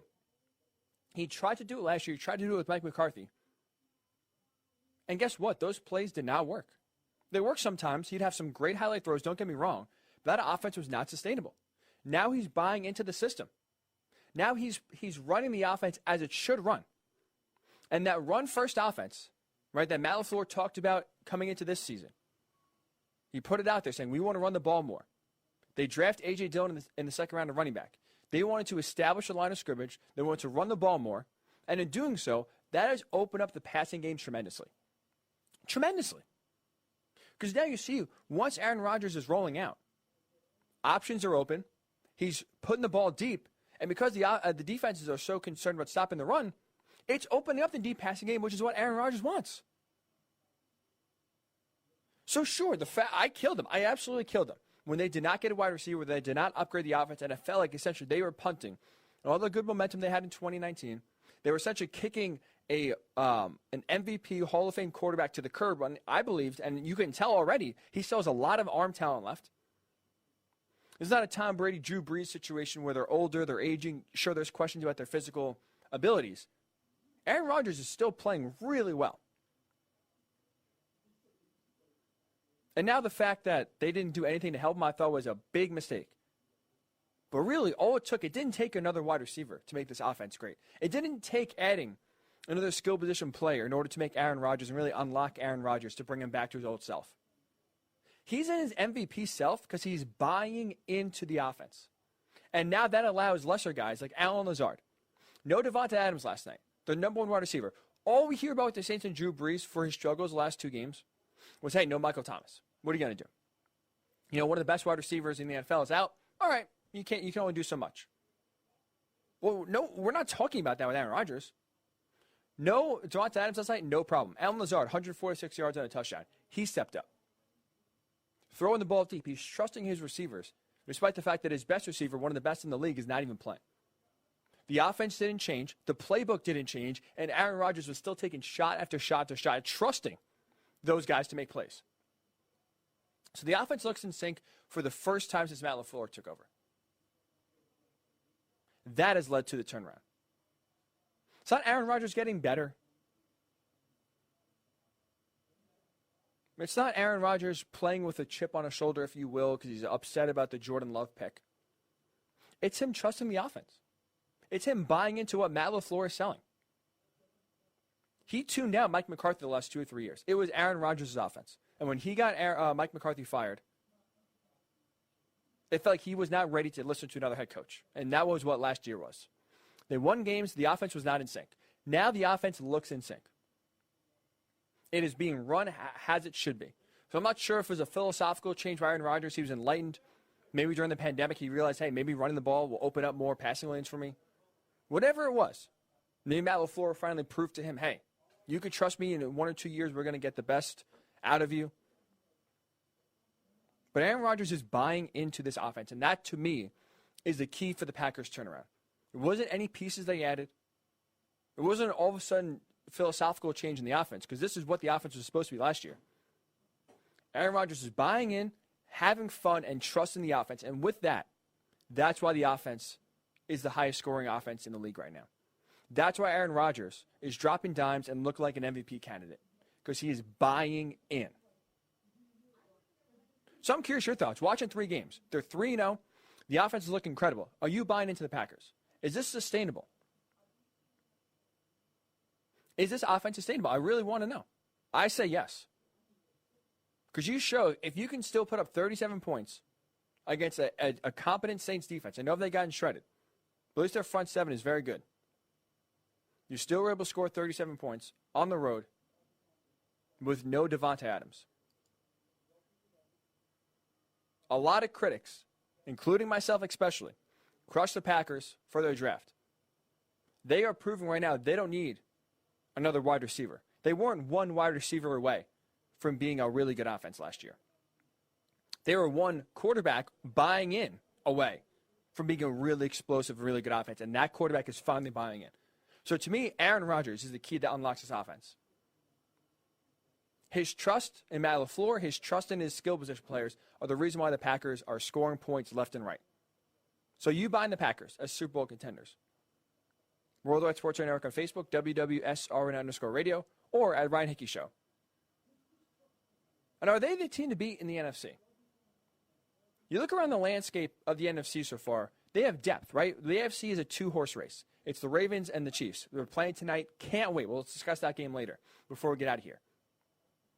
But the NFC is wide open. It was deep, right? We talked about the 49ers, the Seahawks, the Saints, the Buccaneers, the Cowboys, depending on if you want to buy in. I thought the Vikings could have been maybe in that conversation because they were a better team than they were last year.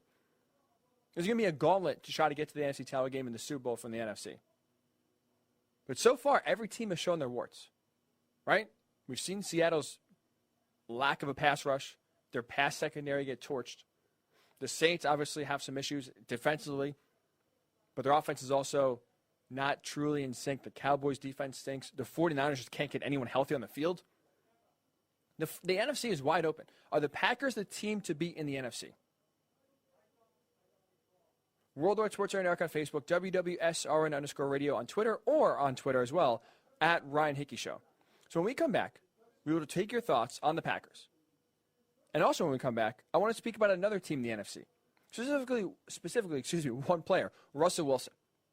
No one has had a more dramatic career arc turnaround than Russell Wilson. I'll explain why when the Ryan Hickey Show returns right here on the Worldwide Sports Radio Network. It's the Worldwide Sports Radio Network. Welcome back to the Ryan Hickey Show, right here on the Worldwide Sports Radio Network.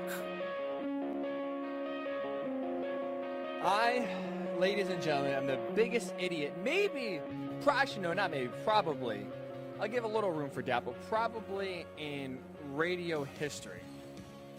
I did the improbable not once, but now twice. I did it back in our old studios when this first show started off. But I knocked myself off the air.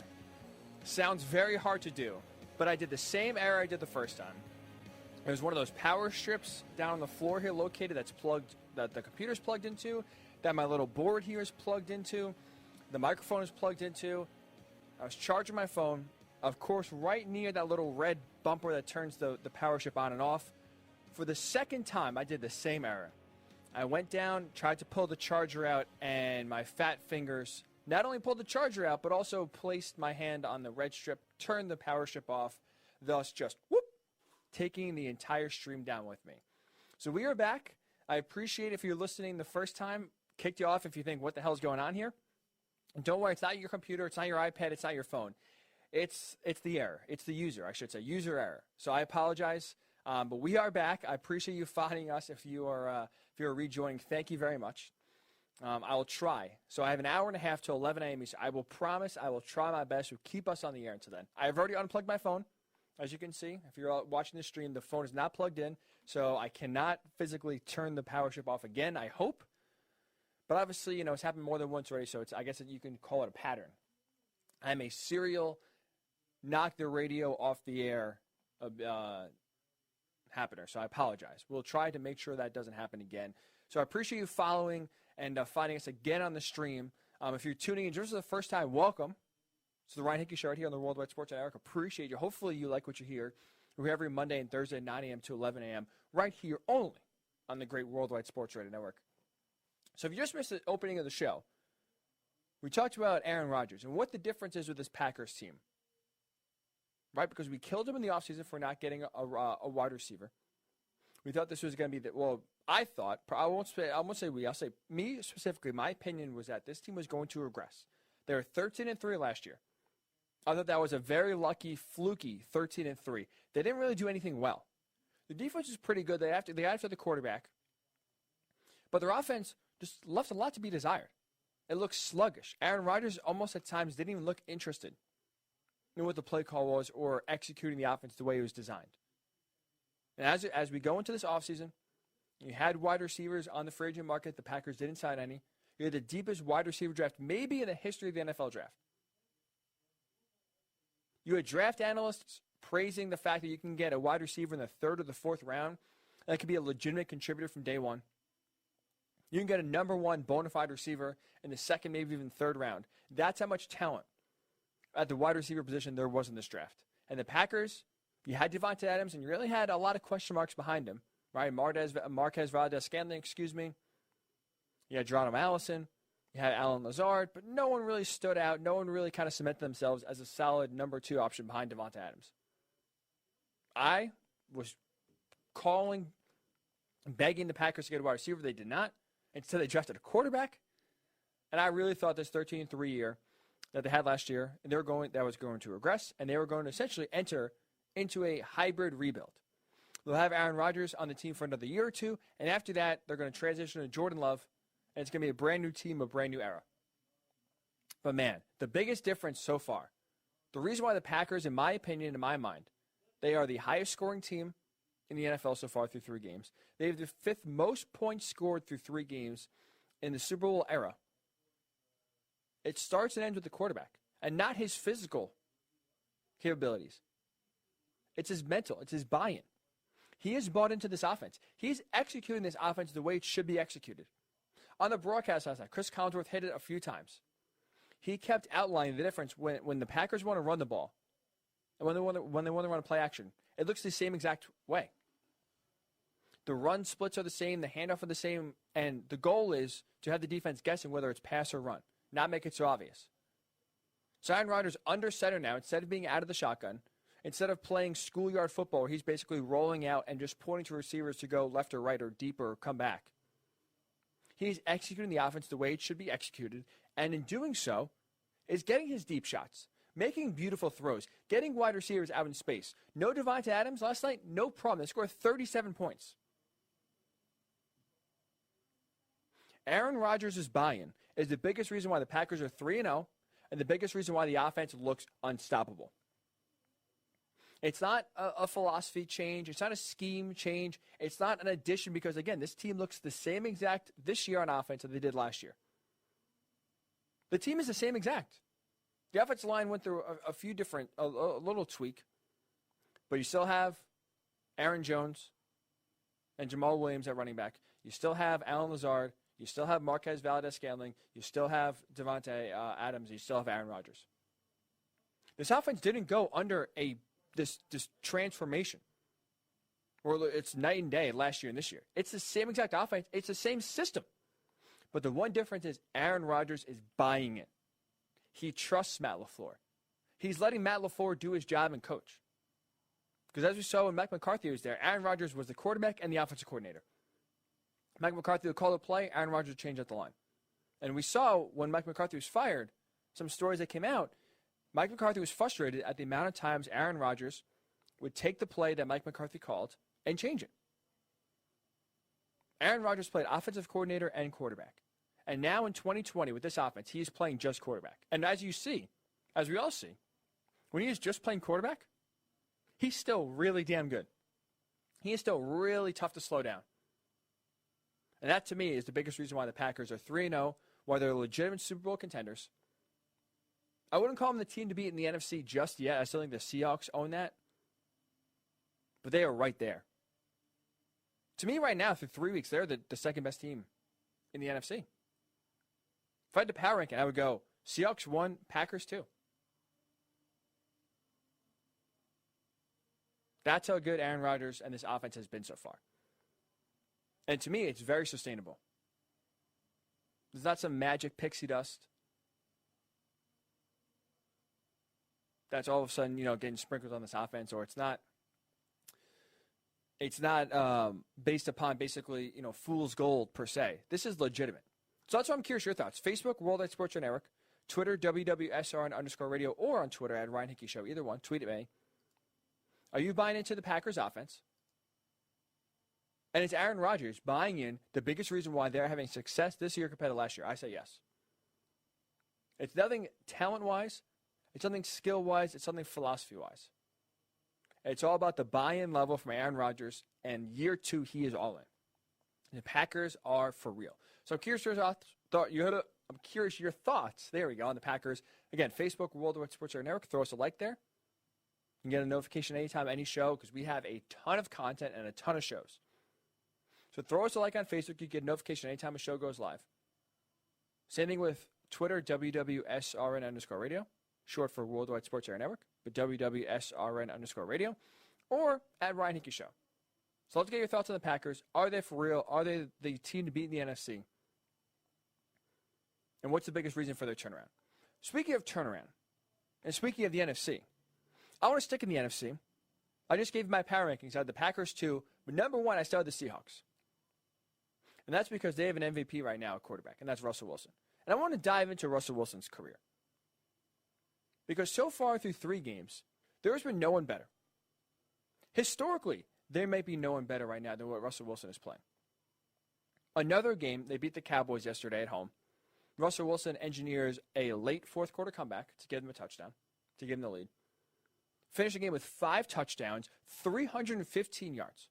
So now through 3 games, right? Played the Falcons, played the Patriots, and now he played the Cowboys. 14 touchdown passes through those first 3 games. Broke Patrick Mahomes' record, for most touchdown passes through 3 games. He's a 5th player in NFL history. The first player to ever do it in the first 3 games, but 5th player in NFL history to throw at least 4 touchdown passes in 3 consecutive games. Russell Wilson is the MVP right now. There's no doubt about it. There's no conversation. But that's not what I want to talk about. I want to talk about how Russell Wilson got here. How we view Russell Wilson right now. Right? I think there's really not much consternation. Patrick Mahomes, if we look at the quarterback rankings, right? If we look at the hierarchy, Patrick Mahomes is number 1. I have Russell Wilson. I think a lot of people have Russell Wilson number 2. If you listen to this show last week, just 7 days ago, on the show on Monday, I talked about the quarterback tiers. Because in the summer, The Athletic, as they do every single year, puts out their quarterback tiers. They talk to 50 coaches and scouts and say, hey, who would you put in tier 1 for a quarterback play and why? Who would you put in tier 2? They had 5 quarterbacks in tier 1, but they also ranked them.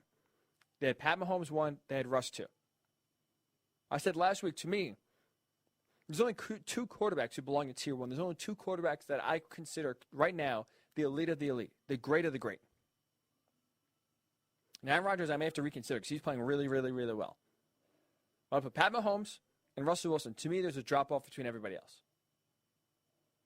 So now the way we view Russell Wilson right now, as an elite quarterback, as a franchise quarterback, as one of the best in the game, we didn't view him this when he first came into the league back in 2012. We didn't view him this even after the 2 Super Bowl appearances, where they won 1 and lost 1.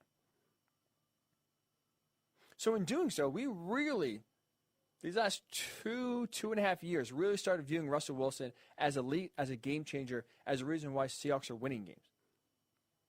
And so that career arc he had, that transformation from going from a guy who was just a guy, basically said, hey, don't lose us the game, to now being the reason why teams win the game, or his team wins the game, I should say. The elite of the elite, one of the best quarterbacks to play the game. No one's had a more dramatic transformation, no more dramatic career arc from one to the other right now than Russell Wilson. Again, let's all go back to the start of his career, right? He's drafted in 2012. The Seahawks signed Matt Flynn to that big contract. They thought he was going to be the guy. Russell Wilson beats him out. And the Seahawks start to build, right? They're built on defense. They're built on the running game. You had a Legion of Boom. They go to back-to-back Super Bowls. And what was that philosophy for the Seahawks? What was their recipe for success? Defense and the running game. That was it. Russell Wilson, when he was quarterback, going to back-to-back Super Bowls, during the heyday of the Legion of Boom, he was asked, don't screw it up for us. That's all.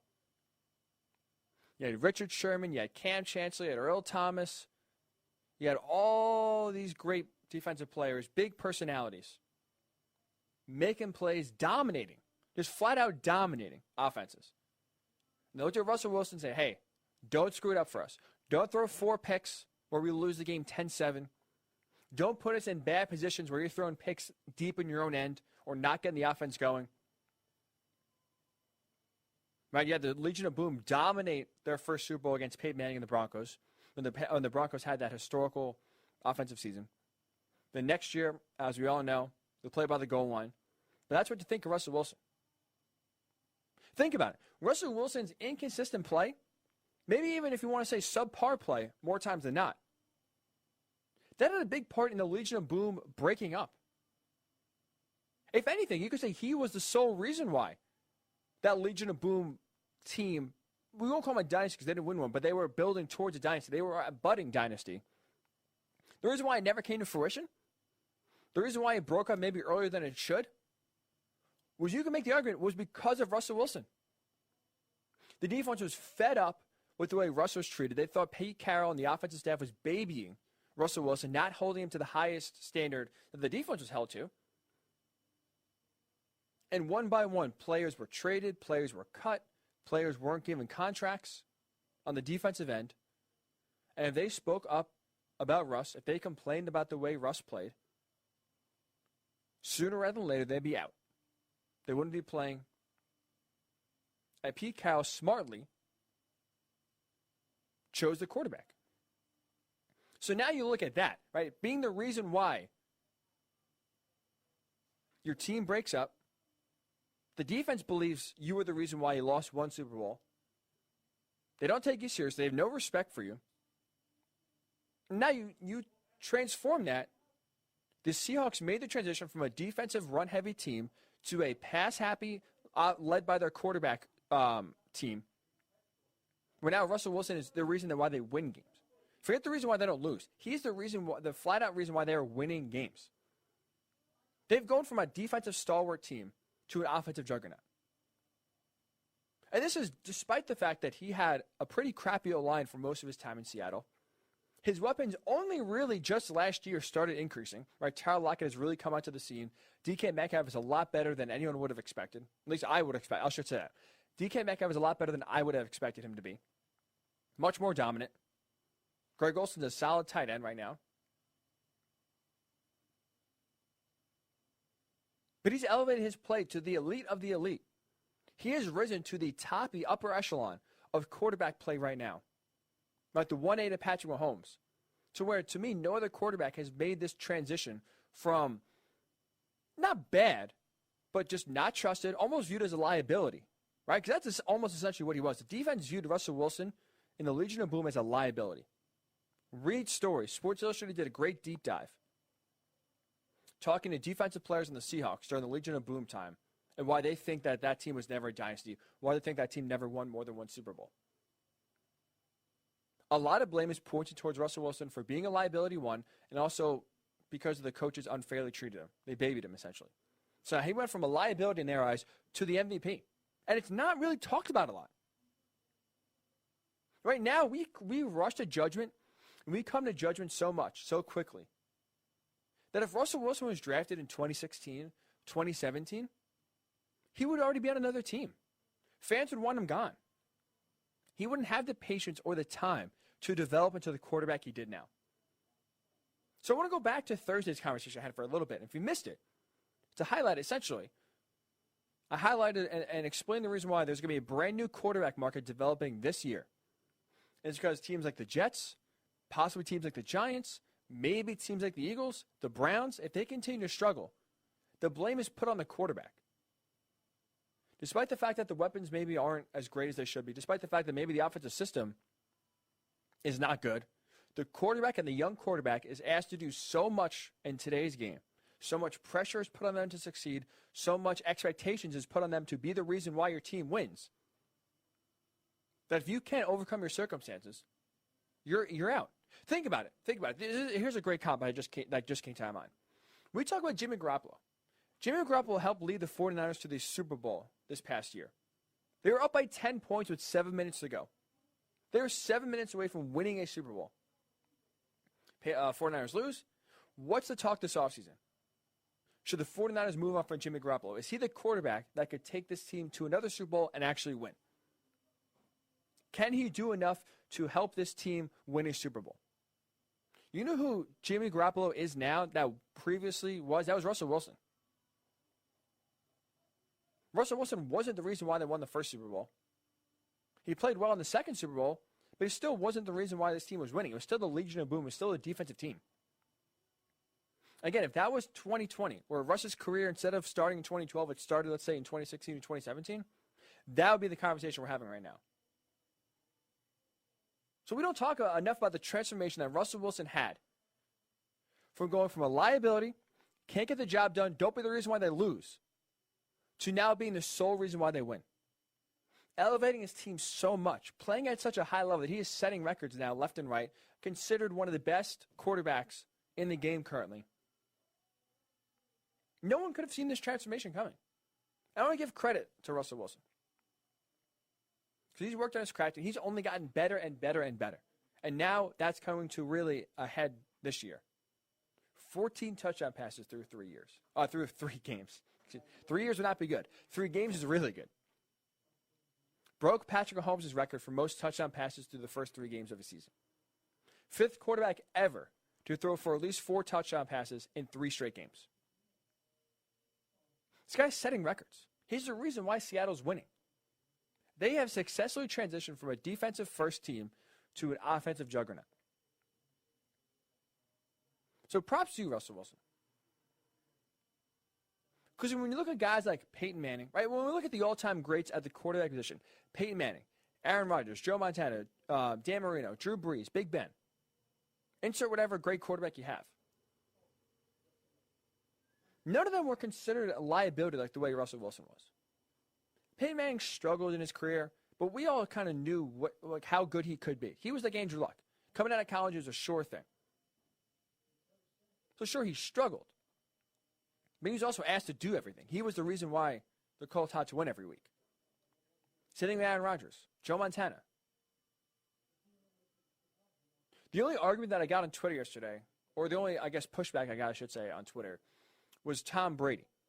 Saying that when Tom Brady was first, came in, he was just basically, guys, don't lose the game. But to me, Russell Wilson has overcome a bigger curve. He almost was worse in a way than Tom Brady was. Tom Brady was winning a lot of awards early, 2-3 years in his career. Russell Wilson was just trying to keep his job 2 or 3 years into his career. He was trying to keep a team mutiny from starting. They wanted to overthrow him. Where there were physical altercations between defensive players. Because they were arguing over whether Russell Wilson was getting treated fairly or whether he was the guy. Think about that. Defensive players are fighting each other on their own team. Because there's so much, because Russell Wilson, I should say, was such a polarizing figure on that team and the way he was treated. So I just want to give a shout out to Russell Wilson. How he's been able to turn his career around. Because it's a story that, to me, at least, is not talked about enough. So props to you, Russell Wilson. So if you want to talk about Russell Wilson, Worldwide Sports Radio Network on Facebook, WWSRN_radio on Twitter, or also on Ryan Hickey Show on Twitter. So get your thoughts on Russell Wilson. When we come back, the first real college football weekend of the year was in the books. Few upsets, few near upsets, but a few upsets, including Oklahoma. But in a sport of uncertainty, in a sport where we don't really know what to expect week in and week out, the unthinkable, the unbelievable almost becomes normal each week. I'll discuss why there are a few certainties coming out of the first real weekend of college football. I'll explain to you what those certainties are when the Ryan Hickey Show returns right here on the Worldwide Sports Radio Network. It's the Worldwide Sports Radio Network. Welcome back to the Ryan Hickey Show, right here on the Worldwide Sports Radio Network.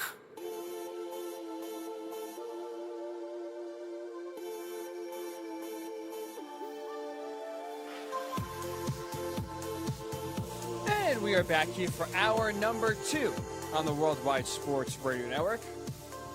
If you are just joining us, I apologize for knocking us off the air. Thank you for rejoining wherever you are. I'll be the only person in radio history to knock a show off the air twice. Second time I've done so, the first time was almost about a year ago. So still haven't learned anything in the year that I've been a part of the Worldwide Sports Radio Network. But hopefully, at least for the next hour, I'll keep us on the air, and we will talk some sports together here until 11 a.m. Eastern. We're talking a lot of NFL to start. Are you buying into the Packers? Russell Wilson's career arc, to me, is the greatest transformation, the greatest turnaround from where he started to where he is now that we've ever seen in the NFL. It's on the quarterback position. It's honestly incredible. And from a liability now to the reason why they're winning. Liability to MVP candidate. Crazy.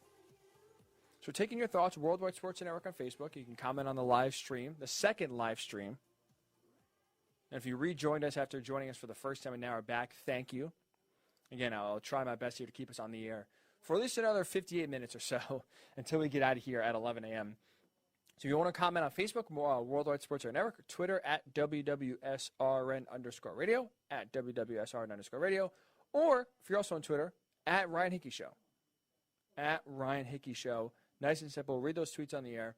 But I do want to get some college football. Transition a little bit here. We will go back to the NFL. We'll do some quick hits in about 20 minutes or so, just some quick thoughts on a lot of the other games so far that we haven't really hit on the NFL. And to end the show, I want to talk about Carson Wentz. Is it time for the Eagles to possibly explore a trade, possibly moving on from their franchise quarterback? I'll give you my thoughts to end the show at 10:40 Eastern. And I do want to get into college football because, like I said to start the show, this is the first real weekend where college football felt real. Yeah, the SEC back, along with the Big 12 and the ACC. Now that the rest of the conferences have announced they're coming back, so the Pac-12 is coming back, in case you missed it, all 10 Division I conferences are playing football at some point this fall.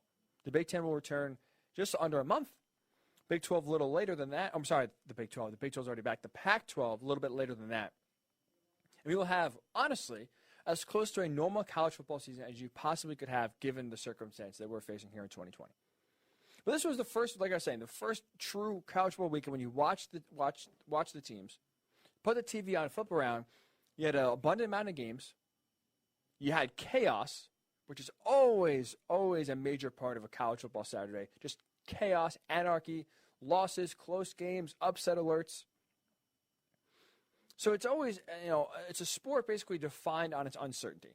Because week in and week out, you never know which team's going to pull the upset, which game is going to be close, which player is going to play really well. And again, when you're dealing with 18 and 22-year-old kids, anything can happen. Teams could play above their expectations. Teams can play below them. And it's why there's just always so much chaos and always so much unknown, I should say, in the sport.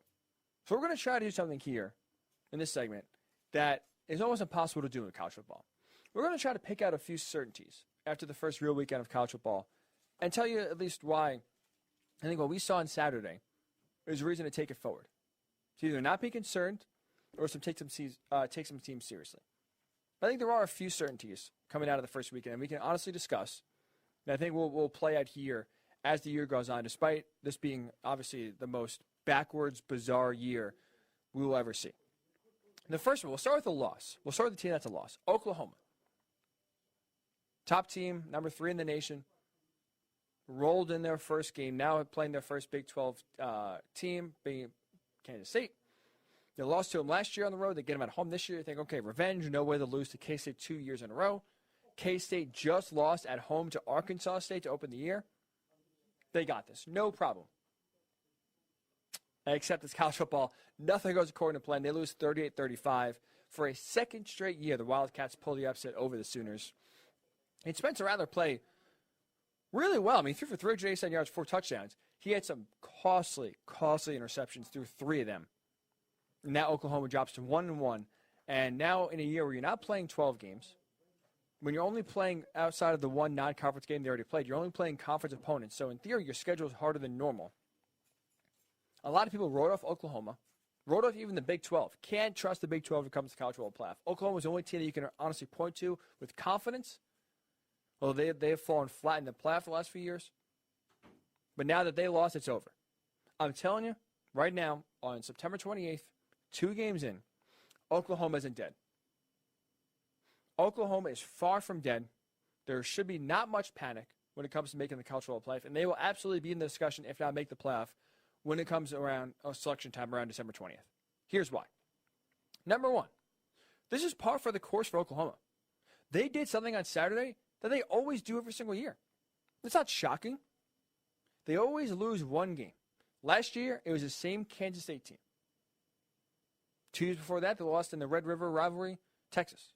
2017 was Iowa State when they lost to I'm pretty sure it was a third-string quarterback. in Baker Mayfield's final year at Oklahoma at home. And then back in 2015, they lost to Texas, where Charlie Strong got a big, big win and he saved his tenure at Texas for another week or so. But you know what happened in 2019, in 2018, in 2017, they lost to Iowa State, 2015, they lost to Texas. They made the playoff every year. They never went undefeated and made the playoff. They have lost to a team they shouldn't have lost to. All four of those games are just listed were upsets. They were favored in those games to win, they lost. So now they lose again at home as a favorite. They've done it before. The blueprint's already there. They lose one game every single year. And they come back stronger, they bounce back, and they play well. That's, I think, I have no reason to doubt Lincoln Riley so far. I have no reason to doubt this offense. Because it's not like he's playing with a new quarterback for the first time. This is the fourth straight year Lincoln Riley is a brand new quarterback. I think he's used to turnover. So it's not the fact that, he's a new guy in there. I think he'll be okay. So one, there shouldn't be panic because this happens every single year. Two, the biggest Achilles heel, the biggest area we always question and point to when it comes to Oklahoma, it's not the offense. It's not their ability to score points. It's their defense. But guess what? Sure, they give up 38 points, right? That is a lot of points. But they didn't play as bad as the score indicates. They limited Kansas State to 400 total yards. I understand if you're not a big college football fan or you're unaware about the Big 12 and how much they score, that honestly, relatively, is not a lot of yards. 400 total yards of offense for a Big 12 team is honestly not crazy. Not like they had a great day. I mean, Oklahoma outgained Kansas State by 117 yards. Oklahoma had 517 total yards on offense, and they lost the game. They held the Oklahoma defense held the Wildcats to 10 first downs. Wildcats were just 2 of 11 on third down. So the defense is always the question mark because the offense is scoring points and scoring at will. Whether it's Baker Mayfield, Kyler Murray, Jalen Hurts, they scored. The question always, especially with Kyler Murray and especially when Baker Mayfield was there, was is the defense good enough to just get almost just 1 or 2 stops? That's what it felt like. If you can get 1 or 2 stops, that's enough to win the game. 2018, especially with Kyler Murray, when they lost to Texas 48-45 and they fired their defensive coordinator. That defense was really bad. They were a legitimate liability. But the defense is getting better. Year 2 of Alex Grinch as a defensive coordinator, they're playing better. Not to mention, the offense didn't do them much help. You had Spencer Rattler again throw for 3 interceptions. Special teams, Kansas State blocked a punt. So the defense wasn't put in advantageous situations to begin with. They were put in their own territory. Kansas State had short fields to score, and they did score. So sure, you want to keep Kansas State out of the end zone more than they did. 38 points is still a lot of points. But the defense did not play as bad as the score indicates. And you hope, at least with the interceptions from Spencer Rattler, those are correctable mistakes. So don't panic with Oklahoma. They've been here before. Their defense, the biggest liability, played well. Oklahoma, don't panic. They are not dead. They are far from dead.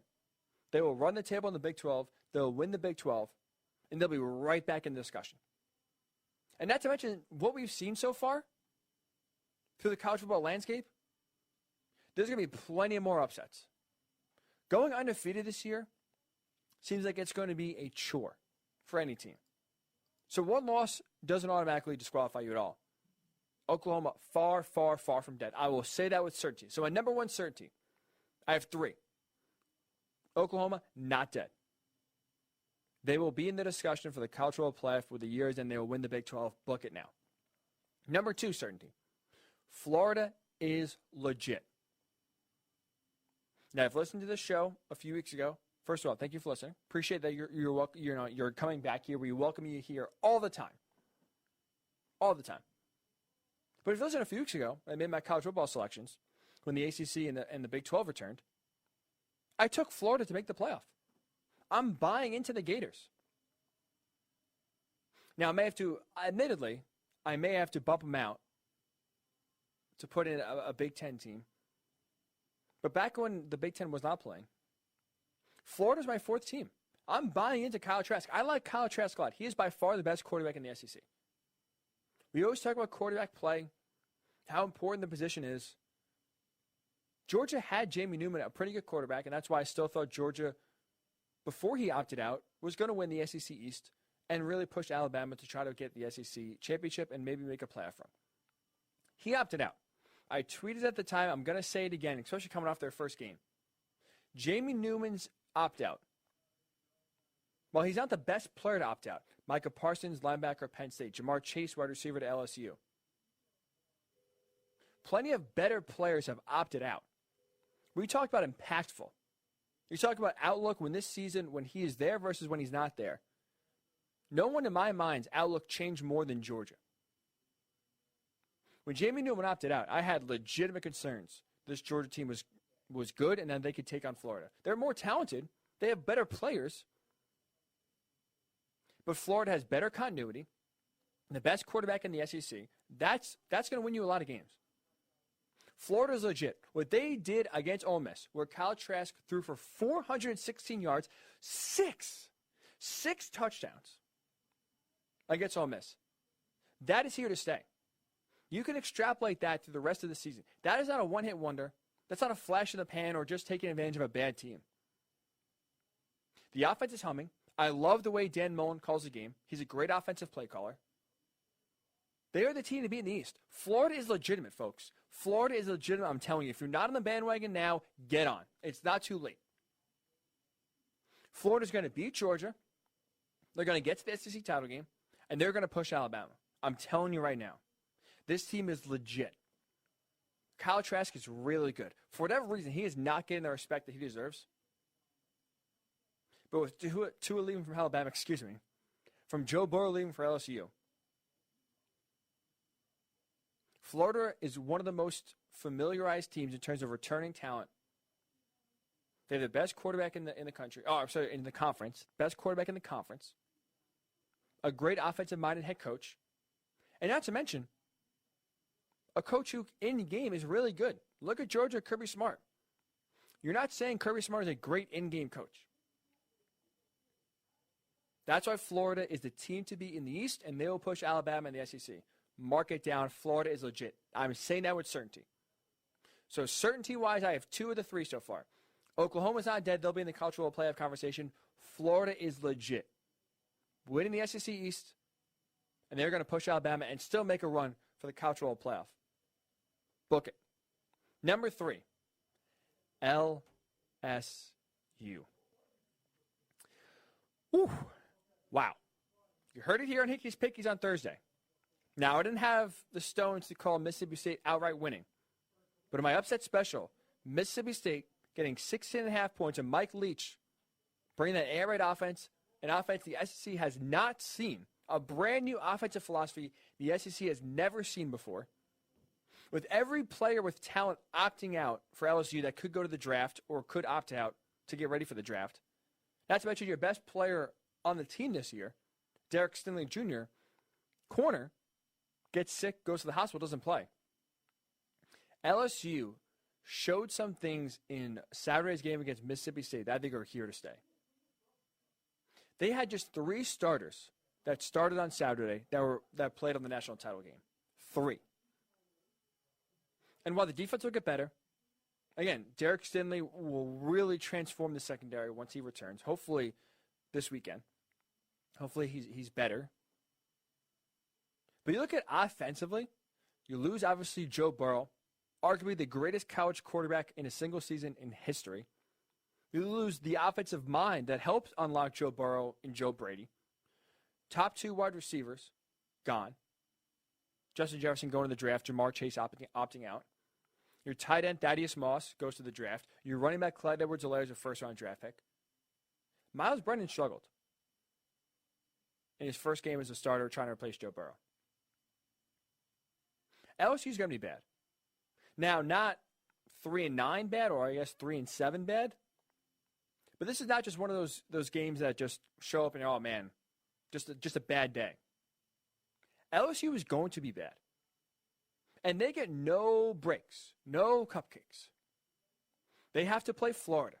They will play Alabama. They are playing Auburn, who I'm higher on Auburn than some. They play in a tough SEC West. And it's going to be a gauntlet and a grind. Now you got to play LSU. You got to play Florida, and you take away some FCS games. You take away some of those cupcake games that get you 3 or 4 wins a year. It's going to be night and day from 2020 LSU to 2019 LSU. And this is a secondary that allowed 623 passing yards to KJ Costello. Now, I understand that's a byproduct of the system because Mike Leach is going to throw the ball 60 times a game. And again, now we'll get better once Derek Stingley Jr. returns. LSU is not going to be good. They are not going to be in the SEC conversation. They're really not going to be anywhat of a threat this year. So LSU is going to be bad, is a certainty. Florida is legit. Winning the SEC East, pushing Alabama, and making a legitimate run for the playoff. And Oklahoma, not dead yet. Those are my 3 certainties I feel very and extremely confident going forward, taking out of this first weekend. The real first weekend of college football. So obviously we'll still have 2 months to see how this all pans out. And I just started in the open as a disclaimer. College football is the most unpredictable, uncertain sport we have in our country. It really is, right? You really have no clue what's going to happen with this team. 1 week, one team looks unbeatable. The guys don't take it seriously, and they lose. You get upset. Upset happens all the time. 18 and 20-year-old, 2-year-old kids, crazy, crazy things happen. We saw Brock Purdy going down for a sack, just throw the ball up for an awful interception. You see plays that you would never, ever, ever see. Just because these kids just don't know, they don't think sometimes. We've all been 18 and 22. We've all been there. But I do feel confident in 3 certainties. You want sports talk? We got your sports talk. I like soccer. You ready for your Cody Bellinger fun fact of the week? Connor Cook can sling it. We're Strikeout Beer, and no one takes sports more seriously than us. Yeah, I'm a bandwagoner. Pickle! I am FIFA Dave. Check out Strikeout Beer live Wednesdays at 7 p.m. on Facebook, YouTube, Spreaker, RTFSportsNetwork.com, and catch the replay anywhere you listen to your podcasts.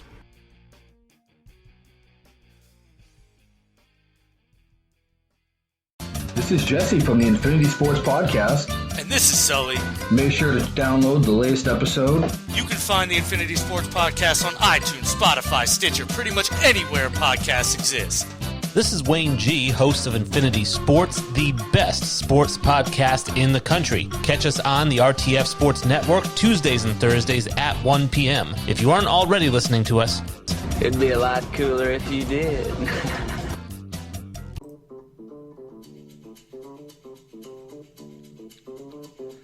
Finally, I have my own show to speak my mind about sports.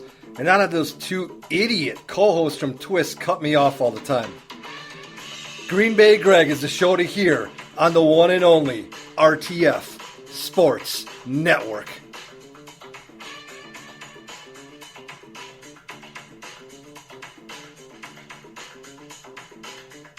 Pro football, the NBA, baseball, the NHL, the sports calendar is jam-packed like never before. And Indiana sports fans can get a piece of the action at BetMGM. Sign up today and start with a risk-free bet up to $500. It's a once-in-a-lifetime summer for sports fans, and there's never been a better time to discover BetMGM sports. Download the BetMGM app or go to BetMGM.com to make your first bet risk-free. Visit BetMGM.com for terms and conditions. Must be 21 years or older and physically located in Indiana. Gambling problem? Call 1-800-9-WITH-IT. Using your smart speaker for this. Okay, I've added cheese to your shopping list. Yeah, that's pretty smart. But shopping online with SuperValue? That's even smarter. Have the best produce hand-picked and delivered straight to your door. Download the SuperValue app now or shop online at supervalue.ie.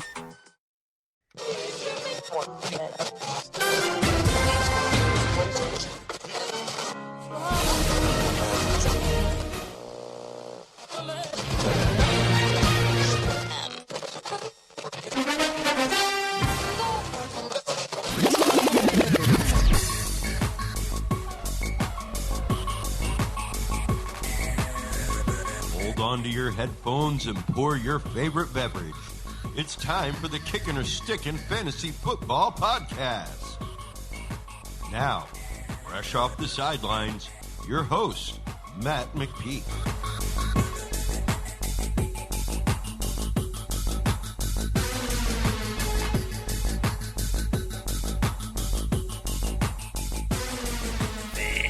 Freaks and geeks, what is up? Welcome to the Week 3 preview episode of the Kickin' or Stickin' Fantasy Football Podcast. I am the host, Matt McPeak. Thank you very much for joining me here. Hopefully you were able to tune into the Thursday night preview episode that I dropped a couple hours ago. I'm recording this at 6:15 on Thursday night. Week 2 kind of sucked. We lost a lot of guys, a lot of dudes going down with ACL injuries. The 49ers lost 2 of their best defensive linemen, 2 of their best defensive players. And we saw 2 of the top 2 or 3 picks in probably every single draft. Both went down. Christian McCaffrey is probably going to miss a good 4 to 6 weeks here. And Saquon Barkley might miss the entire year. I'm pretty sure I saw that was a season ender, so no good there. But this is where the good fantasy players are separated from the average fantasy players. Who was able to draft for depth during draft night, and who's going to be active on the waiver wire. It's what's going to really make the difference between teams that can stay in it after these big injuries and teams that kind of just turn into a 500 team. So like I said, we already did the Thursday night preview. So let's get into this first game here. The Bears at the Falcons. Last week, David Montgomery had over 120 yards, total yards on 19 touches against the Giants. The Falcons gave up almost the same exact yardage to Ezekiel Elliott in week 1. The Falcons gave a touchdown to Carlos Hyde and 2 touchdowns to Chris Carson. So I think David Montgomery is a pretty solid play here. I wish I could say there are some other options for the Bears in the passing game to play in this one. But the Falcons are giving up 78 points in the first 2 weeks of the season. DK Metcalf and Tyler Lockett each had over 90 yards receiving in week 1, and then CeeDee Lamb and Amari Cooper each had over 100 yards receiving in week 2. So it looks like Atlanta's secondary is still pretty bad, but the Bears really spread the ball around against the Giants. 12 different guys had at least 1 target. Allen Robinson got a nice chunk of that, 32% of the targets. He's probably the only pass catcher worth starting for the Bears. I got burned by Anthony Miller in week 2, only 3 targets and no catches. I think Tariq Cohen is also a sit until we see him get more passes thrown his way. That was kind of the big thing that got him drafted, was the idea that he was going to catch, between 50 and 60 balls this year. For the Falcons, Ridley had another big game. He's establishing himself as a legit number 1 wide receiver. Hayden Hurst had a nice game in week 2, and I think this is another good spot for him. The Bears allowed 60 yards and a touchdown in week 1 to TJ Hawkinson, then 60 yards to Evan Ingram last week. I'm not crazy about Gurley going forward. He's not seeing the targets. Only 5 of the 12 running back targets so far have gone Gurley's way. And Brian Hill is averaging a full yard more per carry. So things aren't going Todd Gurley's way so far. It's one of the reasons why I stayed away from him on draft night this past year. Next, we got the Bengals at the Eagles. The Browns did a really good job against Joe Mixon last week, held him to just under 46 yards rushing. Mixon still had a respectable stat line with the 40 yards receiving on 4 catches, but if he doesn't get it going against this Eagles D-line, then I think it might be time to start getting concerned about Mixon. The Eagles gave up 2 rushing touchdowns to Peyton Barber in week 1, and then 191 rushing yards to the Rams last week. A.J. Green saw the majority of the targets again in week 2, but he's only caught 8 of his 22 targets on the season. Tyler Boyd, on the other hand, has caught 11 of his 13. So I'm hoping as a Tyler Boyd owner in several leagues, we see some more of those targets go Boyd's way. One guy that might be in line for some serious work is Drew Sample. Sample already has seen 10 of the 21 tight end targets, and with C.J. Uzomah now out for the season, I'm pretty sure as well, Sample should be the guy for them. And the Eagles have been, let's say, not that great against tight ends in the early part of the season here. 3 touchdowns allowed Tyler Higbee last week, and Logan Thomas scored in week 1. So this could be a good week to take a flyer at the tight end Drew Sample. Maybe a deep league or a DFS, one of those cheap tight ends that you can play. For the Eagles, Sanders and the tight ends remain the only reliable fantasy options. Last time I saw, Jalen Reagor is now doubtful for this game. So the woes of the Eagle wide receiving core continue. Next, we got the Texans at the Steelers. This is one of my picks against the spread, so stay tuned for that one. Next, Raiders at Patriots. I thought the Raider defense was going to be average at best after they gave up 30 points in Week 1 to the Panthers, but they played pretty well on Monday night against the Saints, albeit without Michael Thomas. It took another 2 rushing touchdowns from Cam Newton for the Patriots to have a chance in Seattle, and I just don't see that holding up all season. I'm sitting all Patriots besides Cam until this offense looks like a pro offense and not a high school one. For the Raiders, I think it's just Jacobs and Waller for now. Hunter Renfrow and these rookie wide receivers have not done anywhere near enough for me to have any confidence in starting them. Rams at the Bills. I know it's only 2 games, but the Rams are starting to impress me. They have gotten back to running the ball. They're not just doing it with one guy. They're doing it with 3 guys now, so they can keep these guys fresh. Tyler Higbee is a must-start at this point, especially this week. The Bills let Chris Herndon catch 6 of his 7 targets last week, or in Week 1, sorry. And then they just gave up a 100-yard game to tight end Mike Gesicki. So go ahead and just keep playing Tyler Higbee in your starting tight end spot. With Cam Akers dealing with an injury, I think Darrell Henderson has earned flex consideration. Obviously, Diggs, Cooper Kupp, Robert Woods are all starts here. The question to me, which is pretty much every week, is for the Bills, what do we do with frickin' John Brown? He's got 2 touchdowns in 2 games so far this season, so I guess keep rolling him out there if you've been counting on him. He is definitely benefiting from Stephon Diggs being out there. And Josh Allen is showing us to be a stud. Might be the second best quarterback from that 2018 draft class as of right now. Next, we got the 49ers at the Giants. I don't know what to make of this game. So many question marks with all the injuries. We lost Barkley. Mostert is looking doubtful for Week 2. And the 49ers also lost T.J. Watt and Solomon Thomas. So that D-line, which was one of the best in football last year, is now going to get seriously tested. But I don't know how much they're really going to get tested in Week 3 with the Giants' subpar offensive line. And the touches are getting split between Dion Lewis and Wayne Gallman. The Giants also had Sterling Shepard leave a game early, and I'm pretty sure I saw he's got turf toe, so he's going to be on IR. I think the only guys you can confidently play from the Giants are Evan Ingram and Golden Tate, and not because I like them, but just simply because there's really nobody else for this offense to get the ball to. For the 49ers, probably the most injured team so far this season. They're without their starting running back, tight end, quarterback, and number 1 wide receiver, all most likely missing Week 3. But I have to say their backup quarterback, Nick Mullins, is no slouch. I remember a couple of years ago, it was like a Monday night game. He came in and he played really well. Against the bad Giants secondary, I would not be surprised if Mullins came out and had a decent game. So pretty disappointed. I had a Brandon Ayuk over 3.5 receptions prop last week, which did not hit, but I will be looking at the Kendrick Bourne and Jordan Reed props for Week 3.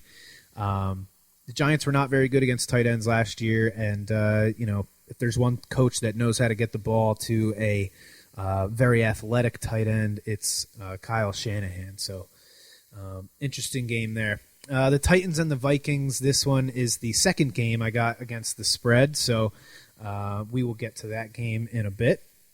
Next is the Washington football team and the Cleveland Browns. Antonio Gibson surprisingly led the team in carries last week, but only saw 2 targets. The Browns' rushing defense has done a pretty good job so far. They kept the Ravens running backs to 3.2 yards per carry, which is not easy with Lamar Jackson running that zone read back there.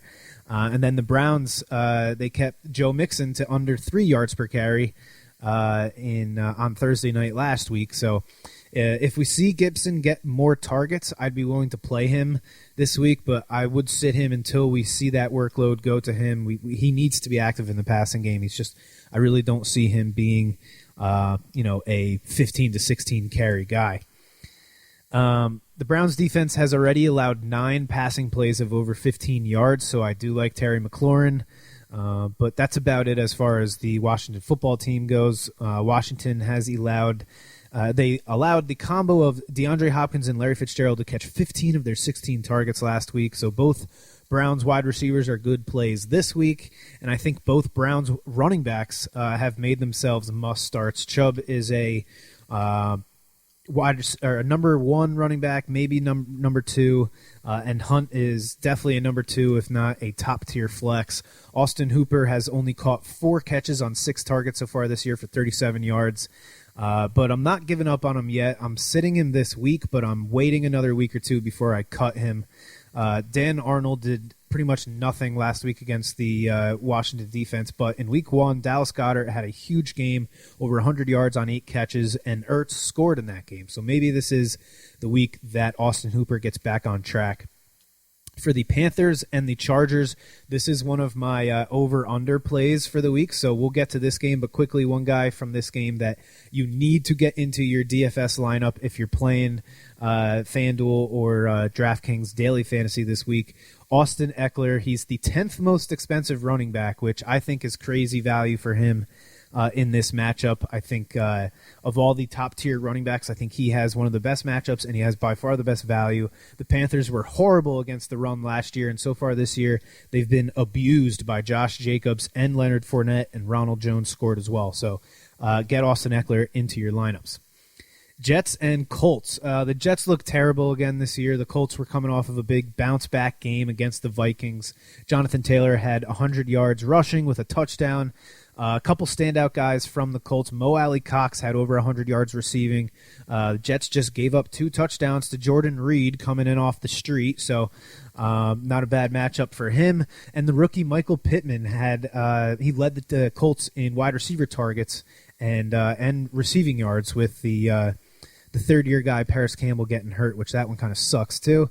Pittman also tied for the most targets on the team, so Pittman's role could be quickly increasing, and T.Y. Hilton has been kind of quiet in 2020, but the Jets have allowed receptions of 20 yards or more so far. It's 4 different receivers, so I think T.Y. could get himself one of those big bombs this week. The Jets have no one. Le'Veon Bell is out. Crowder is looking doubtful. Chris Herndon blew his chance last week. He had a great opportunity to show everybody that he can be relied on when the rest of the team is down, and he did nothing for us. The betting side of me is screaming, bet the Jets under team total. Yesterday I saw it was at 17.5. Now it's down to 16, so you might have missed the boat on that, but like I said last week, every time I bet either for or against the Jets, I get screwed, so I probably won't be betting this, and of course, they'll probably finish with freaking 10 points. The Cowboys at the Seahawks, that game is my other over-under play. We'll get to that in a minute. The Lions-Cardinals, this is the last game of my 3-legger against the spread, so we'll also get to that in a minute. Buccaneers at Broncos. It seems like Leonard Fournette kind of took the number 1 back spot from the Bucs last week with his 100-yard game against the Panthers. The Broncos gave up over 100 yards rushing to Derrick Henry in week 1 and then again to James Conner in week 2 on only 16 carries for Conner. So it looks like a pretty good matchup for the Bucs running backs. I'm going to guess that we see a more even split of carries between Fournette and Ronald Jones on the road in Denver. It's never easy for those road running backs up in Denver and Mile High. Jones did have a touchdown last week, so maybe we can get away with playing both of them. Scotty Miller was a huge disappointment last week. Only 2 catches on 3 targets in the absence of Chris Godwin. Hopefully Godwin is good to go this week, so we don't have to worry about whether or not to play Scotty Miller. I'm sure he will make some plays this year, but I'm not going to trust him again this week. I don't have to tell you to start Mike Evans, I hope, but him and Brady look like they are getting something brewing together there. They connected on 2 deep balls in the first quarter last week. For the Broncos, Cortland Sutton is now out for the year, and Drew Lock is likely out for at least a month, plus maybe even 6 weeks. So the rookie wide receivers in Denver will now have to try and carry the load with the backup quarterback, Jeff Driscoll. I'm staying away from all of them. I would consider sitting Melvin Gordon as well against this Bucs run defense that was number 1 in yards per carry last year and yards per game, I believe. If not for Melvin Gordon's receiving touchdown, he would have finished under 10 fantasy points with Driscoll at quarterback, and Royce Freeman looked pretty good on his 3 carries last week, so Gordon kind of makes me nervous. Two more games here. We got the Buccaneers at the Saints. The Packers are running the ball with a lot of success this season, but the Saints D is going to be a much bigger test for them than the Lions or the Vikings were. The Saints D has kept Josh Jacobs to under 3.2 yards per carry on 27 attempts, and they kept Ronald Jones and Leonard Fournette to under 3.2 yards per carry as well. Devontae Adams will draw Marcus Lattimore, a top 4 or 5 corner in this league, so I don't think Aaron Rodgers is going to be able to just pummel him with targets like he usually does. It's unclear whether Michael Thomas will play in this game or not, and it doesn't have the same feel as this game would if the fans were allowed. These primetime Saints games on Sunday night in New Orleans are usually always awesome games, but it should still be fun. I just don't know where all the offense is going to come from. The total is set at 52.5 right now, so I guess they're counting on big games from Alvin Kamara. And the guy who scored in each game so far, tight end Jared Cook for the Saints, he also has an added element of revenge. Yeah. So 2 revenge games back-to-back for Jared Cook. He spent 1 year with the Packers before he went to the Raiders. But if Thomas does not go in week 3, I would look to Traquan Smith's receiving yard props. He went over by like 30 yards last week. I think he had 80-something receiving yards. Wish I had Traquan's over on receiving yards and not Emmanuel Sanders, because I would have been a $450 richer man, but that's the way it goes. Last but not least, the Chiefs at the Ravens. This game is pretty easy. It's set at the 3rd highest total of the week for a reason. It should be a shootout. Play, everybody. It's going to be frustrating this year with the Ravens running backs, but I think you just kind of roll with them, Ingram and Dobbins, because they're both going to have big games throughout the year, and I think they both have huge upside enough to play week to week. This game is also one of my picks, which we will end the show on, if you know what I'm saying. So let's take a minute and let's get over to the Week 3 podcast picks for Week 3. What do you know?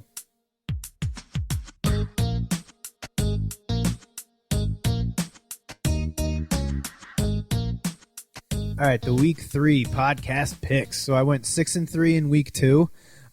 Same as I did in Week 1. I'm now 12-6 on the year. My 3-legger against the spread hit for a nice little 7-1 payout. That was the Packers minus 6.5 hosting the Lions, the Rams minus 1.5 as road favorites in Philly, and the Ravens minus 7 at the Texans. I missed on both my over and my under. I had the Giants-Bears going over 42.5, missed by 12 points.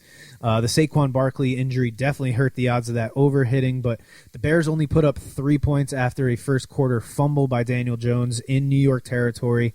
Then in the second quarter, Daniel Jones threw a pick in Bears territory, and both kickers missed a field goal in this game, so if it weren't so sloppy of the offenses, I think I might have hit on that. My under on Cleveland-Cincinnati Thursday night was dead before the fourth quarter even started. So not very good week for me for the over-unders. I hit on 2 of the 3 touchdown scorer props. Zeke Elliott and Ronald Jones both scored, but I missed on Mark Andrews' Rats. But I did hit on my road dog of the week for Week 2, so that's 2 weeks in a row I hit on my road dog. I had the Falcons getting 4.5 points at Dallas, and they wouldn't have even needed the points if their hands team, quote-unquote hands team, knew what the hell they were doing there, standing around waiting for the kick. Obviously, either of those guys are complete idiots or they were never coached on that situation. The kicking team are not the ones that have to wait for the ball to go 10 yards. The kicking team are the ones that have to wait. The return team is not. So that's pretty pathetic. But here we go with my Week 3 picks. 3-legger against the spread. Starting off with the Steelers minus 3.5 at home against the Texans. The Steelers have been playing great. They're outscoring the Giants and the Broncos so far, 52-37. The Texans defense has had probably the toughest start of the season with Kansas City and Baltimore, and now they got to go to Pittsburgh. I think the Texans offense is still figuring out life without DeAndre Hopkins. I don't expect the running backs to do much at all in this game, so give me the Steelers minus 3.5 points. Next, the Arizona Cardinals minus 5.5 at home against the Lions. The Lions of Detroit. Another good look to me is the first half over 28 in this game. The Cardinals put up 20 points in the first half of their game last week, and Detroit scored 14 in the first quarter of their blowout loss to Green Bay. The Lions generally start off good, and then they just kind of die out. The defense has not looked any better this year. They gave up 3 touchdown passes to Mitchell Trubisky in Week 1, and then they got steamrolled by the Packers in Week 2. Aaron Jones had a 236 total yard game and 3 touchdowns last week. I think Kenyon Drake has a bust-out game in 2020, or his first bust-out game of 2020. Hopkins, Fitz, and Kirk are really starting to look like the best wide receiving core in the league. Kyler Murray now has 3 rushing touchdowns and over 150 rushing yards on this 2-game season. I think this offense continues to roll and wins by a good 10 points. One thing I do like for the Lions, it looks like Kenny Galladay will be a game-time decision, so I like T.J. Hawkinson to score. Cardinals were historically bad against tight ends last year. We saw the 49ers beat them up in the first game of the week, and Logan Thomas last week dropped 2 red zone targets. I think a better athlete like Hawkinson with more opportunity and a much better quarterback should benefit in this game. Next, the Titans minus 2.5 at the Vikings. The Packers running backs rushed for just a smidge under 5 yards per carry in Week 1, and then the Vikings gave up 4.5 yards per carry to the rookie Jonathan Taylor in the first half of last week's game. Taylor finished with 100 yards. I think the Titans go up to Minnesota and just pound on the Vikings. The Vikings defense is not what it used to be. I've been saying all offseason how young the Vikings secondary was going to be. They're without their best pass rusher in Danielle Hunter. He's on IR, and they now have 2 linebackers on IR with Anthony Barr missing the rest of the season with a torn pectoral muscle. That's in your chest, kids. For my over this week, I'm going with the Cowboys at the Seahawks, over 55.5. It's the highest total of the week. Vegas expects this to be a high-scoring game. The Seahawks' first 2 games have been 64 and 65 total points. The Cowboys are coming off of a 79-point game in Week 2 against the Falcons. These are 2 of the most explosive offenses in the NFL. I'm going to go with the highest total of the week for my over. And for my under, I'm going to go Panthers at the Chargers, under 44 points. Without Christian McCaffrey there to keep the offense ahead of the chains, I think the Panthers struggle in this one on the road. For the Chargers, we will most likely see the rookie at quarterback again after Tyrod Taylor had his lung accidentally punctured by one of the team doctors trying to give him a pain injection for his broken rib. Guessing that guy's going to be out of work going forward. We saw them only put up 17 points last week, and as bad as the Panthers' defense has looked, I think they can keep the Chargers to under 21 points again in this one. If the Panthers' defense scares you off of this under, which I wouldn't blame you at all, I would definitely take a look at the 49ers-Giants game with so many guys getting hurt. I think the over-under for that one is right now at 41.5. I got kind of scared off of that one just because I really do think Nick Mullins is one of the better backups in this league, and Kyle Shanahan's one of the best coaches in the league. I think he's going to be able to get enough out of him. Next is my 3-legger touchdown scorer parlay. So I got Mike Gesicki going in this Thursday night game. Jacksonville gave up over 5 catches and 69 yards to the tight end combo of Jack Doyle and Mo Alley-Cox in Week 1. And then they gave up 2 touchdowns to Jonnu Smith in Week 2. Gesicki caught 8 of his 11 targets for 130 yards and a touchdown last week. Devontae Parker is still not 100%, so I think Gesicki is a huge part of the Dolphins' game plan here in Week 3. My next guy, I kind of mentioned him earlier, Austin Eckler. Eckler's got 40 touches so far this season without a touchdown. He had a touchdown on 1 out of every 44 touches last year, so I think if his efficiency stays the same, and it looks like it is, I think he can get into the end zone this week. And last but not least, DK Metcalf. This dude, he put the whole league on notice last week. I've said it a million times. Russell Wilson wants to throw the ball more this year. He said it this offseason. And after seeing what this combo of Russ and DK did to the best cornerback in the league last week against Stephon Gilmore, I'm going to pretty much just keep one of these 3 spots just reserved for DK. He only had 6 targets, but he caught 4 balls for 92 yards and a touchdown. That touchdown was apparently the first touchdown Gilmore has given up in man coverage in over a year. But DK was physical, and they got after it, and I think DK is going to be a monster in this league with some of the best coaching in the league and one of the best quarterbacks in the league. If at any point this season he has a game or 2 or, God forbid, even 3 bad games in a row, I would reach out to the DK Metcalf owner, and I would try and buy low immediately because I really think he is the real deal. Let's take a minute here, and we will come back with the Road Dog of the Week. Oh, you didn't know? Your ass better call somebody!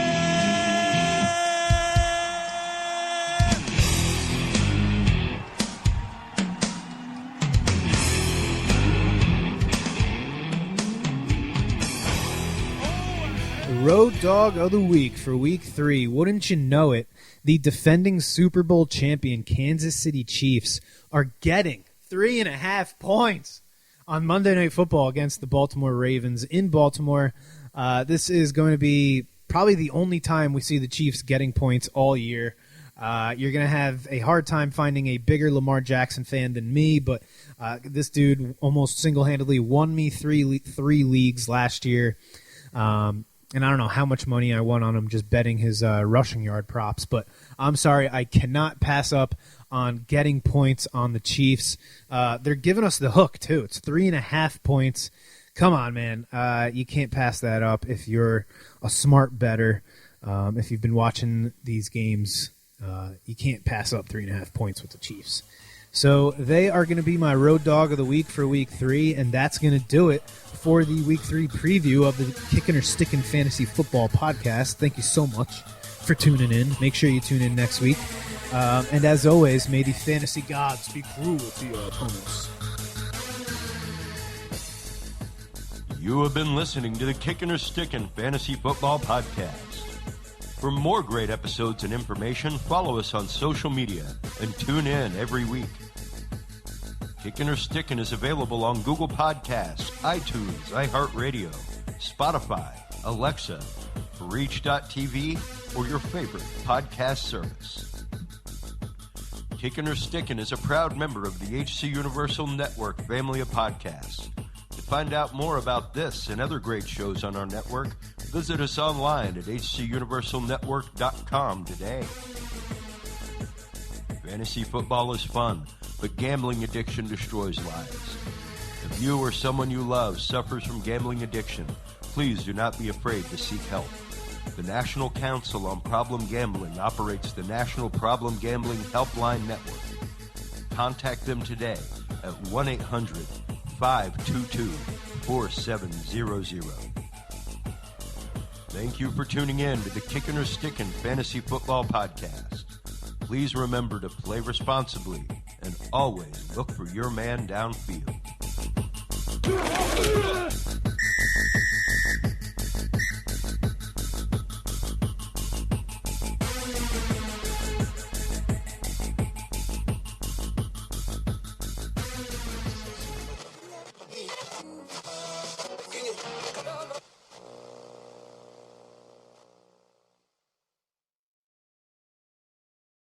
Sometimes change is simply different, but it's progress that drives us forward. Introducing the all-new Audi A3, now with enhanced connectivity and driver assist systems in a modern, expressive design. This is vision, not revision. Drive progress in the all-new Audi A3. Audi. Vorsprung durch Technik. Using your smart speaker for this? Okay, I've added cheese to your shopping list. Yeah, that's pretty smart. But shopping online with SuperValue? That's even smarter. Have the best produce hand-picked and delivered straight to your door. Download the SuperValue app now or shop online at supervalue.ie. Fall is calling. Make it your own at home with new and exclusive decor, on-trend florals, and fresh project ideas from Michaels. Visit Michaels.com to find a store near you. Roofers, are you tired of using a bunch of selling tools that don't talk to each other? Streamline your selling process with GAF Project. Manage leads, measurements, presentations, estimates, even payments, right on your iPad. Visit gaf.com/project.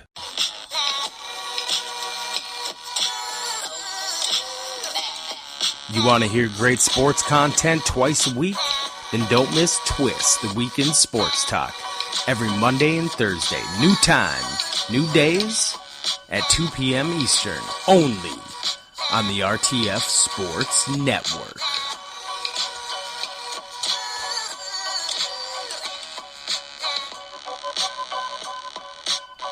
Pro football, the NBA, baseball, the NHL, the sports calendar is jam-packed like never before. And Indiana sports fans can get a piece of the action at BetMGM. Sign up today and start with a risk-free bet up to $500. It's a once-in-a-lifetime summer for sports fans, and there's never been a better time to discover BetMGM sports. Download the BetMGM app or go to BetMGM.com to make your first bet risk-free. Visit BetMGM.com for terms and conditions. Must be 21 years or older and physically located in Indiana. Gambling problem? Call 1-800-9-WITH-IT. Using your smart speaker for this? Okay, I've added cheese to your shopping list. Yeah, that's pretty smart. But shopping online with SuperValue? That's even smarter. Have the best produce hand-picked and delivered straight to your door. Download the SuperValue app now or shop online at supervalue.ie.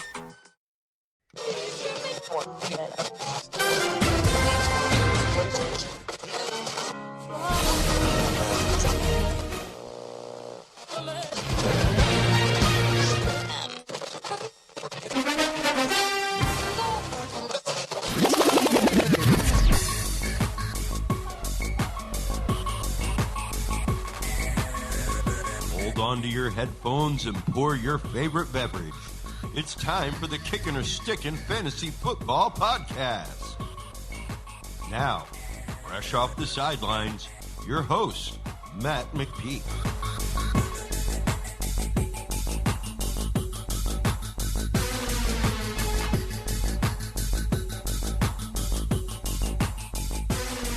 Fantasy freaks and geeks, what is up? Welcome to the Week 3 preview episode of the Kickin' or Stickin' Fantasy Football Podcast. I am the host, Matt McPeak. Thank you very much for joining me here. Hopefully you were able to tune into the Thursday night preview episode that I dropped a couple hours ago. I'm recording this at 6:15 on Thursday night.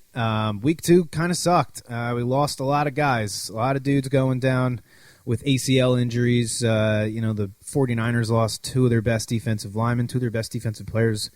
And we saw 2 of the top 2 or 3 picks in probably every single draft. Both went down. Christian McCaffrey is probably going to miss a good 6 weeks, 4 to 6 weeks here. And Saquon Barkley might miss the entire year. I'm pretty sure I saw that was a season ender, so no good there. But this is where the good fantasy players are separated from the average fantasy players. Who was able to draft for depth during draft night, and who's going to be active on the waiver wire. It's what's going to really make the difference between teams that can stay in it after these big injuries and teams that kind of just turn into a 500 team. So, like I said, we already did the Thursday night preview. So let's get into this first game here. The Bears at the Falcons. Last week, David Montgomery had over 120 yards, total yards on 19 touches against the Giants. The Falcons gave up almost the same exact yardage to Ezekiel Elliott in week 1. The Falcons gave a touchdown to Carlos Hyde and 2 touchdowns to Chris Carson. So I think David Montgomery is a pretty solid play here. I wish I could say there are some other options for the Bears in the passing game to play in this one. But the Falcons are giving up 78 points in the first 2 weeks of the season. DK Metcalf and Tyler Lockett each had over 90 yards receiving in week 1, and then CeeDee Lamb and Amari Cooper each had over 100 yards receiving in week 2, so it looks like Atlanta's secondary is still pretty bad, but the Bears really spread the ball around against the Giants. 12 different guys had at least one target. Allen Robinson got a nice chunk of that, 32% of the targets. He's probably the only pass catcher worth starting for the Bears. I got burned by Anthony Miller in week 2, only 3 targets and no catches. I think Tariq Cohen is also a sit until we see him get more passes thrown his way. That was kind of the big thing that got him drafted, was the idea that he was going to catch, between 50 and 60 balls this year. For the Falcons, Ridley had another big game. He's establishing himself as a legit number 1 wide receiver. Hayden Hurst had a nice game in week 2, and I think this is another good spot for him. The Bears allowed 60 yards and a touchdown in week 1 to TJ Hawkinson, then 60 yards to Evan Ingram last week. I'm not crazy about Gurley going forward. He's not seeing the targets. Only 5 of the 12 running back targets so far have gone Gurley's way, and Brian Hill is averaging a full yard more per carry. So things aren't going Todd Gurley's way so far. It's one of the reasons why I stayed away from him on draft night this past year. Next, we got the Bengals at the Eagles. The Browns did a really good job against Joe Mixon last week, held him to just under 46 yards rushing. Mixon still had a respectable stat line with the 40 yards receiving on 4 catches, but if he doesn't get it going against this Eagles D-line, then I think it might be time to start getting concerned about Mixon. The Eagles gave up 2 rushing touchdowns to Peyton Barber in week 1, and then 191 rushing yards to the Rams last week. A.J. Green saw the majority of the targets again in week 2, but he's only caught 8 of his 22 targets on the season. Tyler Boyd, on the other hand, has caught 11 of his 13. So I'm hoping, as a Tyler Boyd owner in several leagues, we see some more of those targets go Boyd's way. One guy that might be in line for some serious work is Drew Sample. Sample already has seen 10 of the 21 tight end targets, and with CJ Uzomah now out for the season, I'm pretty sure as well, Sample should be the guy for them. And the Eagles have been, let's say, not that great against tight ends in the early part of the season here. 3 touchdowns allowed Tyler Higbee last week, and Logan Thomas scored in week 1. So this could be a good week to take a flyer at the tight end Drew Sample. Maybe a deep league or a DFS, one of those cheap tight ends that you can play. For the Eagles, Sanders and the tight ends remain the only reliable fantasy options. Last time I saw, Jalen Reagor is now doubtful for this game. So the woes of the Eagle wide receiving core continue. Next, we got the Texans at the Steelers. This is one of my picks against the spread, so stay tuned for that one. Next, Raiders at Patriots. I thought the Raider defense was going to be average at best after they gave up 30 points in week 1 to the Panthers, but they played pretty well on Monday night against the Saints, albeit without Michael Thomas. It took another 2 rushing touchdowns from Cam Newton for the Patriots to have a chance in Seattle, I just don't see that holding up all season. I'm sitting all Patriots besides Cam until this offense looks like a pro offense and not a high school one. For the Raiders, I think it's just Jacobs and Waller for now. Hunter Renfrow and these rookie wide receivers have not done anywhere near enough for me to have any confidence in starting them. Rams at the Bills. I know it's only 2 games, but the Rams are starting to impress me. They have gotten back to running the ball. They're not just doing it with one guy. They're doing it with 3 guys now, so they can keep these guys fresh. Tyler Higbee is a must-start at this point, especially this week. The Bills let Chris Herndon catch 6 of his 7 targets last week, or in week 1, sorry. And then they just gave up a 100-yard game to tight end Mike Gesicki. So go ahead and just keep playing Tyler Higbee in your starting tight end spot. With Cam Akers dealing with an injury, I think Darrell Henderson has earned flex consideration. Obviously, Diggs, Cooper Kupp, Robert Woods are all starts here. The question to me, which is pretty much every week, is for the Bills, what do we do with frickin' John Brown? He's got 2 touchdowns in 2 games so far this season, so I guess keep rolling him out there if you've been counting on him. He is definitely benefiting from Stephon Diggs being out there. And Josh Allen has shown us to be a stud. Might be the second best quarterback from that 2018 draft class as of right now. Next, we got the 49ers at the Giants. I don't know what to make of this game. So many question marks with all the injuries. We lost Barkley. Mostert is looking doubtful for week 2. And the 49ers also lost T.J. Watt and Solomon Thomas. So that D-line, which was one of the best in football last year, is now going to get seriously tested. But I don't know how much they're really going to get tested in week 3 with the Giants' subpar offensive line. And the touches are getting split between Dion Lewis and Wayne Gallman. The Giants also had Sterling Shepard leave a game early, and I'm pretty sure I saw he's got turf toe, so he's going to be on IR. I think the only guys you can confidently play from the Giants are Evan Ingram and Golden Tate, and not because I like them, but just simply because there's really nobody else for this offense to get the ball to. For the 49ers, probably the most injured team so far this season. They're without their starting running back, tight end, quarterback, and number 1 wide receiver, all most likely missing week 3.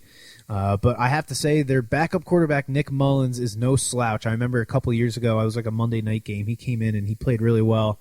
Against the bad Giants secondary, I would not be surprised if Mullins came out and had a decent game. So pretty disappointed. I had a Brandon Ayuk over 3.5 receptions prop last week, which did not hit, but I will be looking at the Kendrick Bourne and Jordan Reed props for week 3.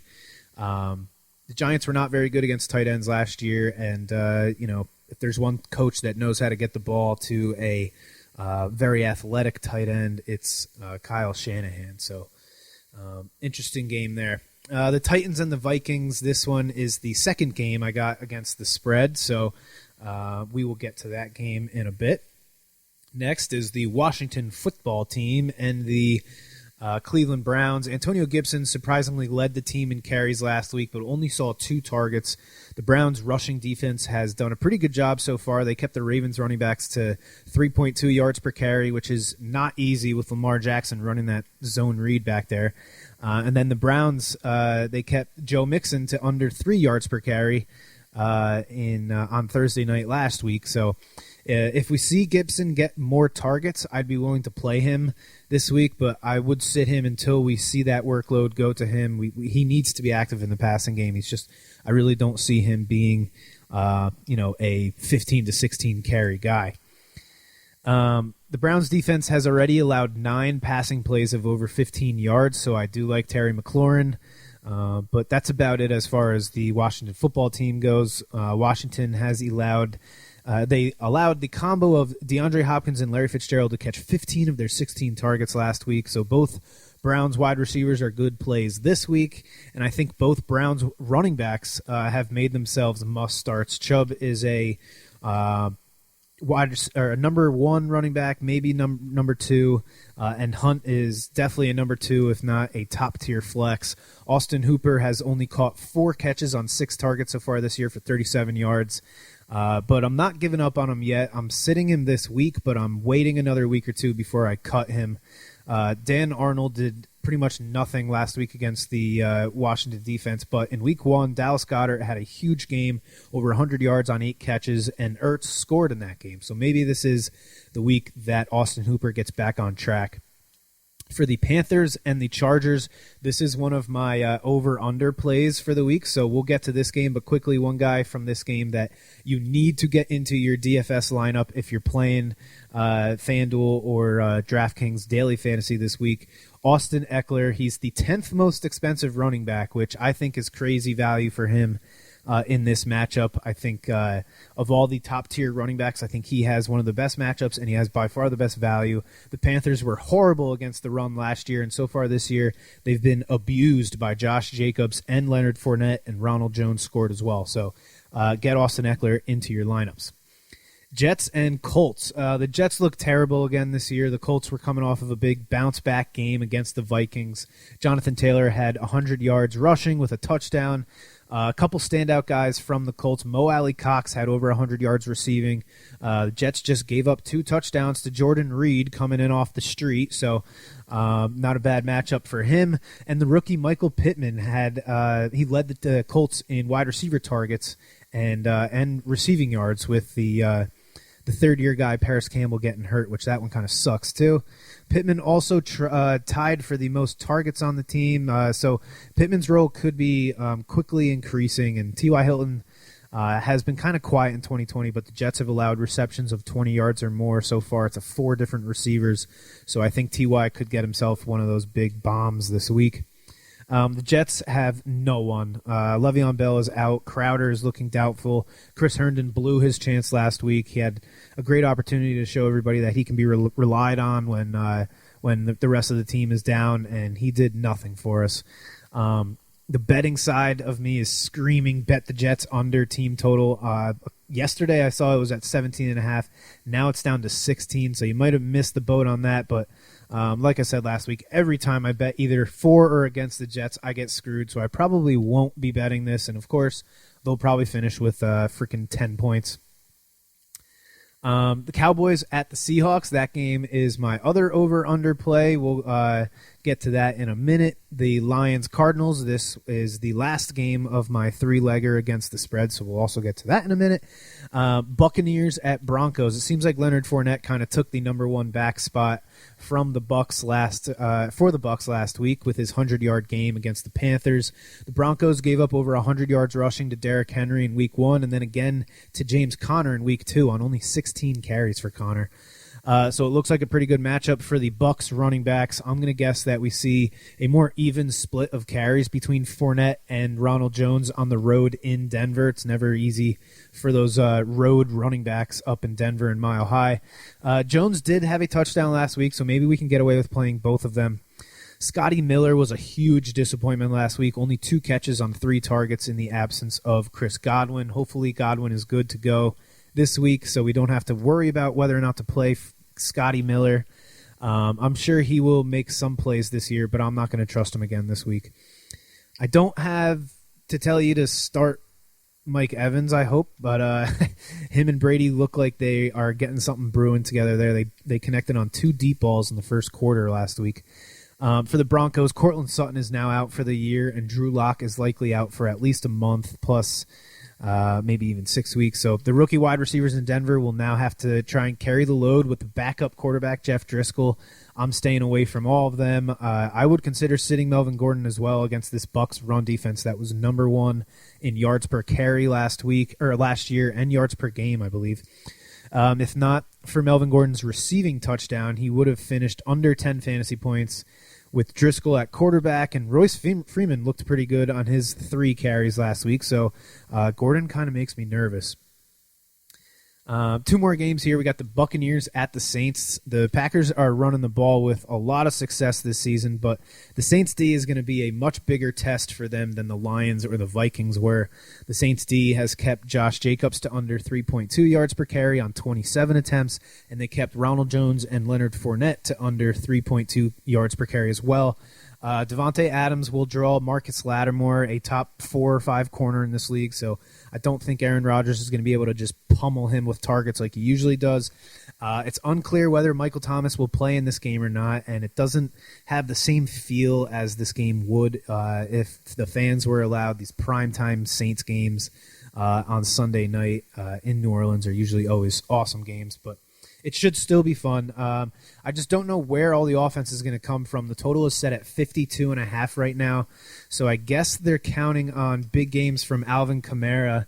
And the guy who scored in each game so far, tight end Jared Cook for the Saints, he also has an added element of revenge. Yeah. So 2 revenge games back-to-back for Jared Cook. He spent 1 year with the Packers before he went to the Raiders. But if Thomas does not go in week 3, I would look to Traquan Smith's receiving yard props. He went over by like 30 yards last week. I think he had 80-something receiving yards. Wish I had Traquan's over on receiving yards and not Emmanuel Sanders, because I would have been a $450 richer man, but that's the way it goes. Last but not least, the Chiefs at the Ravens. This game is pretty easy. It's set at the 3rd highest total of the week for a reason. It should be a shootout. Play everybody. It's going to be frustrating this year with the Ravens running backs, but I think you just kind of roll with them. Ingram and Dobbins, because they're both going to have big games throughout the year, and I think they both have huge upside enough to play week to week. This game is also one of my picks, which we will end the show on, if you know what I'm saying. So let's take a minute and let's get over to the Week 3 podcast picks for Week 3. What do you know?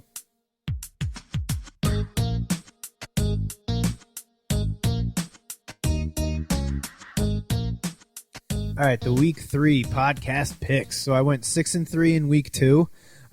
Same as I did in Week 1. I'm now 12-6 on the year. My 3-legger against the spread hit for a nice little 7-1 payout. That was the Packers minus 6.5 hosting the Lions, the Rams minus 1.5 as road favorites in Philly, and the Ravens minus 7 at the Texans. I missed on both my over and my under. I had the Giants-Bears going over 42.5, missed by 12 points. The Saquon Barkley injury definitely hurt the odds of that over hitting, but the Bears only put up 3 points after a first quarter fumble by Daniel Jones in New York territory. Then in the second quarter, Daniel Jones threw a pick in Bears territory, and both kickers missed a field goal in this game, so if it weren't so sloppy of the offenses, I think I might have hit on that. My under on Cleveland-Cincinnati Thursday night was dead before the fourth quarter even started. So not very good week for me for the over-unders. I hit on 2 of the 3 touchdown scorer props. Zeke Elliott and Ronald Jones both scored, but I missed on Mark Andrews' Rats. But I did hit on my road dog of the week for Week 2, so that's 2 weeks in a row I hit on my road dog. I had the Falcons getting 4.5 points at Dallas, and they wouldn't have even needed the points if their hands team, quote-unquote hands team, knew what the hell they were doing there, standing around waiting for the kick. Obviously, either of those guys are complete idiots or they were never coached on that situation. The kicking team are not the ones that have to wait for the ball to go 10 yards.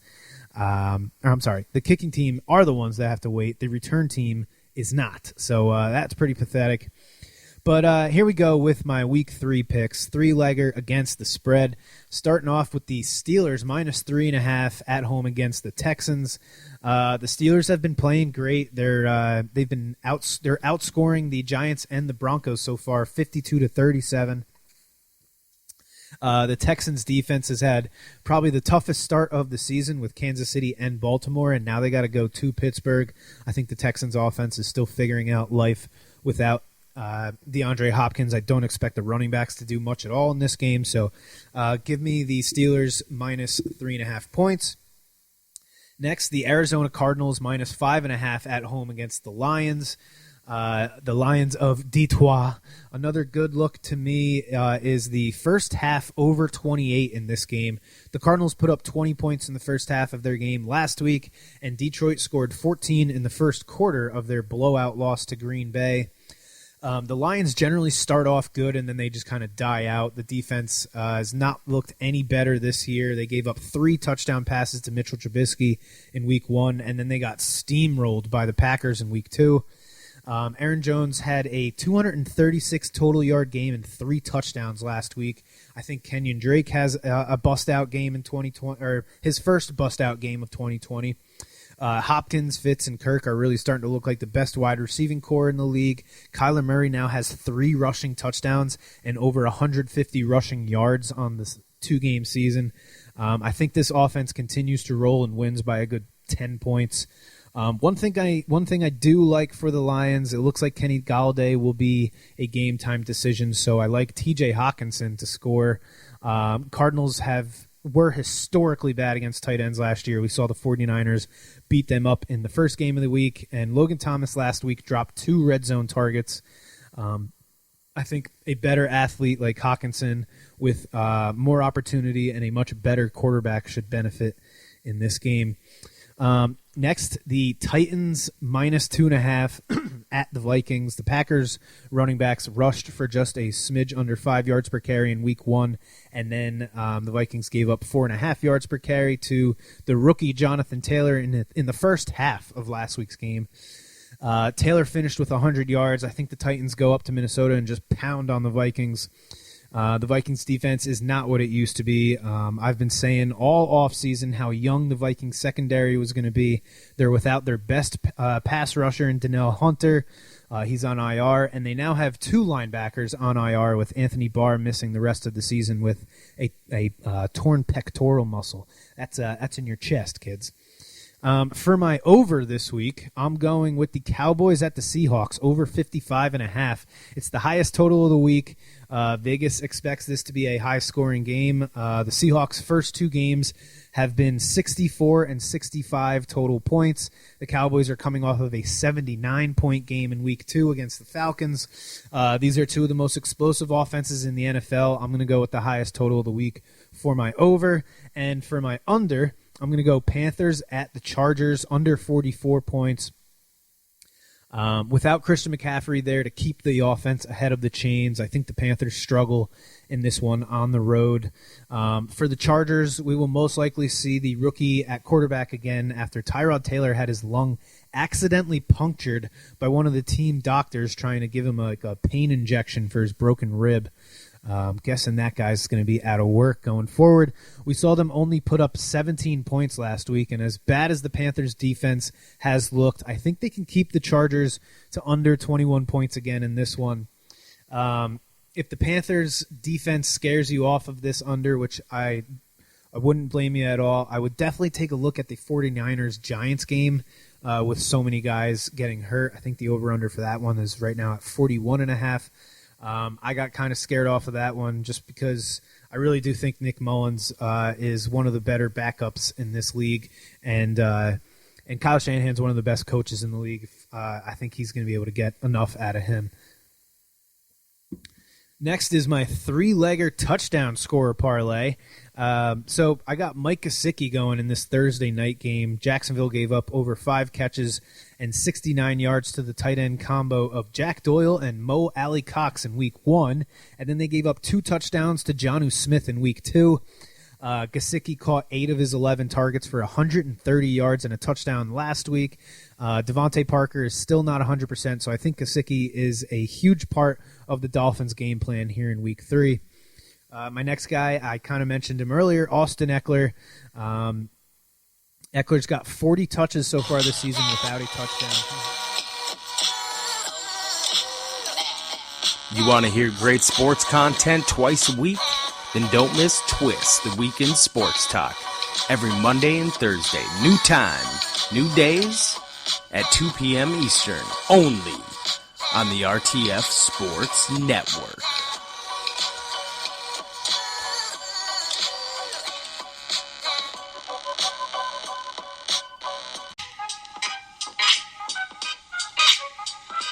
You know what that sound is? That's the sound of a new time and a new day for Mike on the Mic on the RTF Sports Network. Every Tuesday at 2 p.m. Eastern. Don't miss it.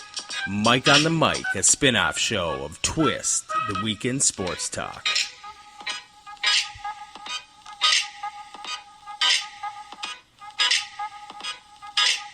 Hey there, everybody. It's Scott here.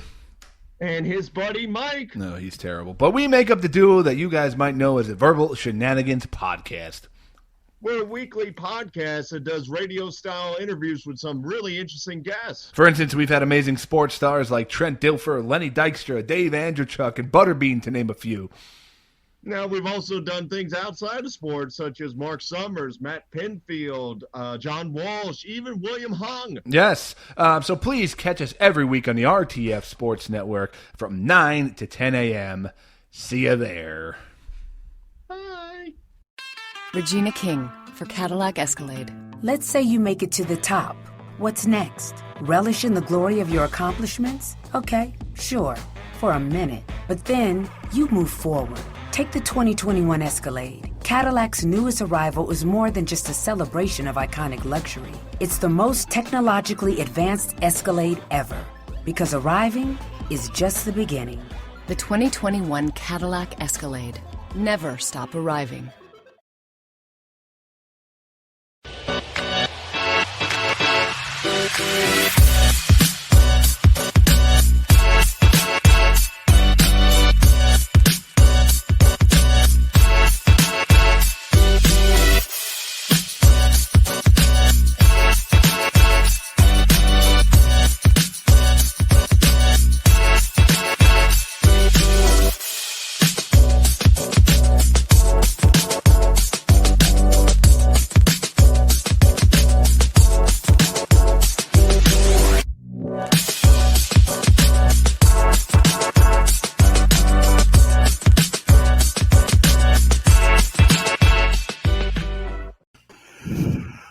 Welcome to Dad's Watching Sports. It is episode 34, Sunday, September 27th. Welcome to the show. And guys, how are you doing out there? Kyle, I know you're right in the middle of your Saints plan tonight against the Green Bay Packers in Sunday Night Football. How are things looking for the Saints? Right now, down 13-10 with just got the ball back. Held the Packers to punt, and hopefully Drew can do something in the next 2.5 minutes, roughly. There you go. Well, hopefully, as people are listening to this throughout the week, they will be celebrating a Saints victory with yourself, and so can't everybody can't be 3-0 like the Titans. But guys, we are broadcasting live on our Facebook page and the RTF Sports Network Facebook page. We are also, you can catch us anytime, anywhere if you download our show, and if you're doing that, we appreciate you for doing that. And if you do download the show, do us a huge favor. Give us a rate, review, do everything. We want to do that. TJ Burns says, hello, boys. TJ, your boys got a big win late last night. They held on against Vandy, which is a little bit of a surprise. So the Aggies held on there. We'll talk some SEC football in just a second. Matt, how are you doing, sir? I'm great. How are y'all? Man, we're hanging in there. We were hanging in there.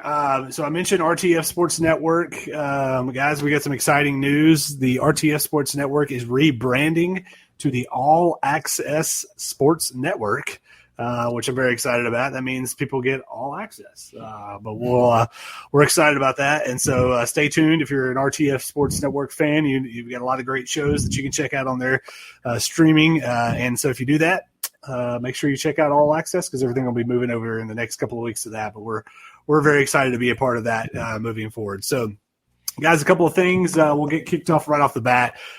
We mentioned last week we've got a fundraiser that we're doing through the rest of the month. It is for St. Jude Children's Research Hospital. So if you're watching the show right now or if you're streaming with us, go to our Facebook page, which is just facebook.com/dadwatchingsports. You'll see it tagged at the top, our fundraiser for St. Jude. So go on, do that. If you're listening to the show, if you're in your car, don't do this while you're driving. But if you're listening to the podcast, pause it right this second.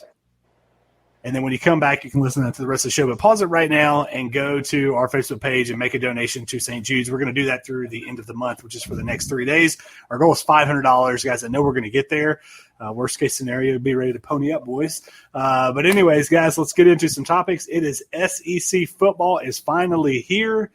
Guys, we had a great weekend in weekend one. Kyle, just some initial thoughts on the first week of SEC football. Look, everybody knows I am a Mississippi State fan, and is there any other game to talk about other than the Bulldogs going into Death Valley, Mike Leach's first game as an SEC head coach, and just beating the brakes off of the defending national champs? That was quite the surprise. I don't know that a lot of people had LSU in that losing that game, and I think the biggest surprise was not only that Mississippi State won, but just the way that they did it. Kyle, you and I have watched a lot of Mississippi State football. I have never seen quite an air attack quite like they had in Baton Rouge on Saturday. Yeah, I mean, I had flashbacks to about 1997, 98 with a guy named Tim Couch in white and blue slinging the ball all over the place. Yes, that's right. Leach was his offensive coordinator under Hal Mumme, so it was they were definitely throwing the ball around a little bit there. Matt, your Hogs looked really good from the first half, and then the wheels kind of fell off against the Bulldogs there in Fayetteville. Yeah, the offense has got to they got to get the ball moving a little bit. I feel like if we didn't have the ball 10 minutes, or if our defense wasn't on the field 10 more minutes than theirs, that we would have stood a better chance. But they were just stopping the run. We couldn't get the run game going, which hurt us. Yeah, that it did. Well, we all made some picks going into week one. I'm going to put those up on the screen, and you can see kind of how we did. Everybody obviously lost the LSU game. We all picked LSU to beat Mississippi State. Kyle got a correct pick with the Tennessee Volunteers. They squeaked one out against South Carolina. That was actually a really good game. And then my beloved Wildcats fell to Auburn, and I missed that. So Kyle 6-1, Matt 5-2, and me 4-3. So Kyle got the early lead in our picks. How are you feeling coming off week one, Kyle? Look, I have told y'all and told y'all. I played college football, therefore I know it better than you. Yeah. I don't know. I know you're not on social media, Kyle, but when we posted these picks originally on our Facebook page, somebody commented like, "How can Kyle pick?" I think it was your pick of Tennessee, and I responded with, "Well, come on, don't you know Kyle played college football, so he obviously is going to know who's going to end up being a better winner there." And I was right. Yeah, you got lucky. Garantano is trash either way you look at it, and so Tennessee's 1-0, and your Cats are 0-1. So just look who they played. Look who they played. We went on the road to the number 8 team in the country, and they played South Carolina, who probably will win 2 games. And one of those will be over Arkansas if they play. I don't know if they don't play South Carolina, you moron. Well, good news for Arkansas. They don't have to lose to South Carolina. They'll lose to everybody else, though. We'll see next week if you want to run that crapper over there, Kyle. You are absolutely right. We will see your offense that couldn't get anything going against a team that went down to Baton Rouge and put up 44 and threw for over 600 yards. Good luck. Against depleted LSU, yes. And that depleted LSU is still going to beat the brakes off your Hogs. I don't know about that either. So let's step in. You guys are setting up perfectly for week 2 of SEC football. Let's look at kind of across the way of what we've got going on there. One of the first games that we'll have on the day is the Florida Gators take on, I believe it's the let me pull up and see who it is. It's the Gamecocks. The Gamecocks, yeah. So Florida is hosting South Carolina. Kyle, who you have in that game? Look, Kyle Trask, to me, looks like the Heisman Trophy favorite coming out of this week. And I think it keeps up against South Carolina and Florida wins. Matt? I am going to go with Florida. Okay. I'm going Florida as well. I think they'll kind of sweep across the board. The next game on the SEC network that next Saturday, Missouri at Tennessee. Tennessee, again, coming off their win of South Carolina, Missouri, getting handled pretty well by Alabama. Anybody think Missouri stands a chance here? No. No, I don't either. I'll take the Vols on Rocky Top. The next game is a very intriguing game. You've got Texas A&M, who really struggled with Vandy, but Kellen Mond, Jimbo Fisher's got his team ready to go. They are at Alabama. It's the 2:30 CBS kickoff game of the week. Matt, I know TJ's probably going to comment here in just a second, but Matt, who you got? You got the Aggies or the Tide? I'm very sorry, TJ, and I'm very sorry to my mother-in-law and to our former guest Peter, who is also an A&M grad. The Bama is going to eat them for lunch. Well, TJ says just skip the Bama game. Sorry, TJ, we got to it already, my man. But I think it'll be as Lee Corso says. I think it'll be closer than the experts think. But I think Bama will end up winning that game too. Kyle, what do you think? Yeah, I think A&M gets up for this one, and they keep it close for a while. But I think Bama just ends up at the end on top. Yeah. My beloved Wildcats host the School Up North, Kyle. Ole Miss comes into Lexington for a 4:00 SEC network kickoff. I got to go with my heart. There's no way I could possibly pick Ole Miss to win this game. So I think Kentucky bounces back after a poor showing at Auburn, at least in the second half. They get the running game going. They keep that Ole Miss offense off the field, and I think Kentucky ends up winning that game. It'll be close, but I think the Cats will win. Kyle, what do you think? Yeah, so I love Ole Miss's powder. I'm a State fan, but I love that powder blue helmet. The powder blue jersey this past weekend didn't work for me. Not to. But nothing's going to work for them against the Cats. I think the Cats kind of roll over Ole Miss. Nice. Matt? I've got it, like what you said, Michael, by a small margin. I think they're going to get them by a small margin. That Kentucky is going to beat Ole Miss. Guys, probably the best game of the weekend is if it's not that A&M Alabama game, is going to be Auburn at Georgia. 7:30 kickoff on ESPN. 2 top 10 teams. Kyle, who do you think is going to take it? It's one of the oldest rivalries in college football. Yeah, I mean, I think Georgia kind of put it all together there in the second half. I think it took them a half to wake up and get their feet under them. New kid at quarterback. Who overcame like a brain surgery. He had a cyst in his brain, and missed last year too. So gave him a half. He woke up. The Georgia team woke up, and I think they beat Auburn in a fairly close game. Matt, you got the War Eagle or you got the Dogs? I hate that phrase War Eagle, but I'm going to go with Auburn because I feel like that the Auburn offense is a bit more explosive than Arkansas's, and I feel like they're going to be able to stretch them out And I think Auburn also has one of the best defensive lines in college football.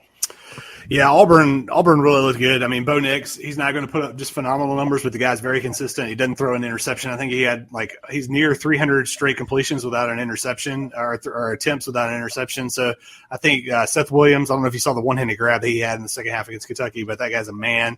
I'm going to take Auburn in a little bit of an upset pick in that game.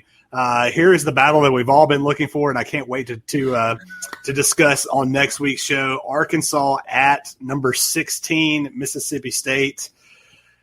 Kyle, does Costello have another 600-yard game in him at the home opener at Scott Field, Davis Wade Stadium at Scott Field? Look, if you just look at all of the Mike Leach quarterbacks that have come out and put up big numbers, they don't put up big numbers one week and not the next. He's going to put up big numbers, and Arkansas is not going to be able to keep up. Hail State. Matt, I have a feeling that you probably differ. I do, yes, because I will say that Arkansas had 4 defensive backs out because of COVID who were on their second week of quarantine. So they will all be back next week. Hopefully we don't have any more defensive backs or starters get COVID. And I hope hope that both teams are at full strength so Kyle can't come in and complain or I can't come in and complain when Arkansas or Mississippi State wins. But I do think the Hogs are going to win, honestly, in a bit of a landslide. Okay. Interesting. Well, I will. I'm going to say Mississippi State. I don't think they put up the numbers that they did in Baton Rouge, but I think State pulls out at least a 10-point win against Arkansas. Guys, the last game on the SEC slate for next weekend, LSU looking to bounce back after losing to Mississippi State. They're at Vandy, where there will be no fans, and there never are really any fans, so it doesn't really matter. I'm going to take LSU. I'll take the Tigers by 34. I think they punish Vandy in this game. They're taking out their frustrations after that loss to Mississippi State. I think they just absolutely destroy Vandy. Matt.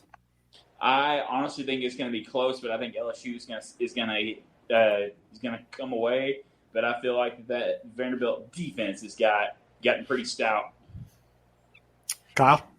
Yeah, I don't think it matters how stout that Vandy defense is. I think LSU comes out. I'm not going to say it's going to be a 34-point game, but I think LSU comes in and beats up on Vandy pretty well. Well, it's like the Arkansas game. You know, who would have thought that it would be Arkansas would have been ahead at halftime, and then the wheels fall off. So it's all about your depth. Yeah. So here's our picks for week 2. Kyle, again, in the lead by 1 game and 2 games over me. We'll see how we fare. In the in week 2, guys, and we'll see what goes on from there. All right, we've got just about a minute and a half before break, and then we'll come back and we'll get a little bit more into this. But guys, we are heading right into Major League playoffs. It's kind of crazy. They're going to have more teams this year than they've ever had before, where they've got double the wild cards. So just really quickly here, we'll get a quick any surprises just on who's made it to the postseason so far, Kyle. Hey, the Padres, baby. That's right. The Padres, baby. Matt? Honestly, it kind of seemed like that the Cardinals barely got in. That's one team that I'm surprised to see there that I think can make a little bit of noise. Yeah, I mean, I think the easy pick is the Padres, but I mean, the fact that the Rays really kind of ran away with the AL East and are looking to potentially be the number 1 seed, if not, I can't remember if they've got that clinched already or not, but the Rays, I think the White Sox did not see that happen, and then the Marlins. Who had the Marlins making the playoffs off of the way, not only how they've played in what seems like the past decade, but then also with all the COVID stuff that was happening to them kind of off the bat. So, guys, we're going to go to a break here in just a second. When we do come back, we will touch a little bit more on Major League Baseball playoffs, and we'll talk a little more here on Dad's Watching Sports. And we've also got to get into some WWE topics, Kyle. I'm looking forward to our top 10 tag teams of all time. We will be back here on Dad's Watching Sports in just 1 second. Y'all stick with us. Ladies and gentlemen, boys and girls, children of all ages, the Dad's Watching Sports podcast has some exciting news for you. You guys have heard us talk about the RTF Sports Network. You can check out our show there, streaming each and every week on their Facebook page. And, of course, our podcast on Tuesdays and Thursdays at 11 a.m. Eastern. Well, the RTF Network is rebranding to the All Access Sports Network. We're super excited about this and looking forward to providing our listeners all access to the world of sports, and in our case, dad life. Stay tuned for more information about the All Access Sports Network.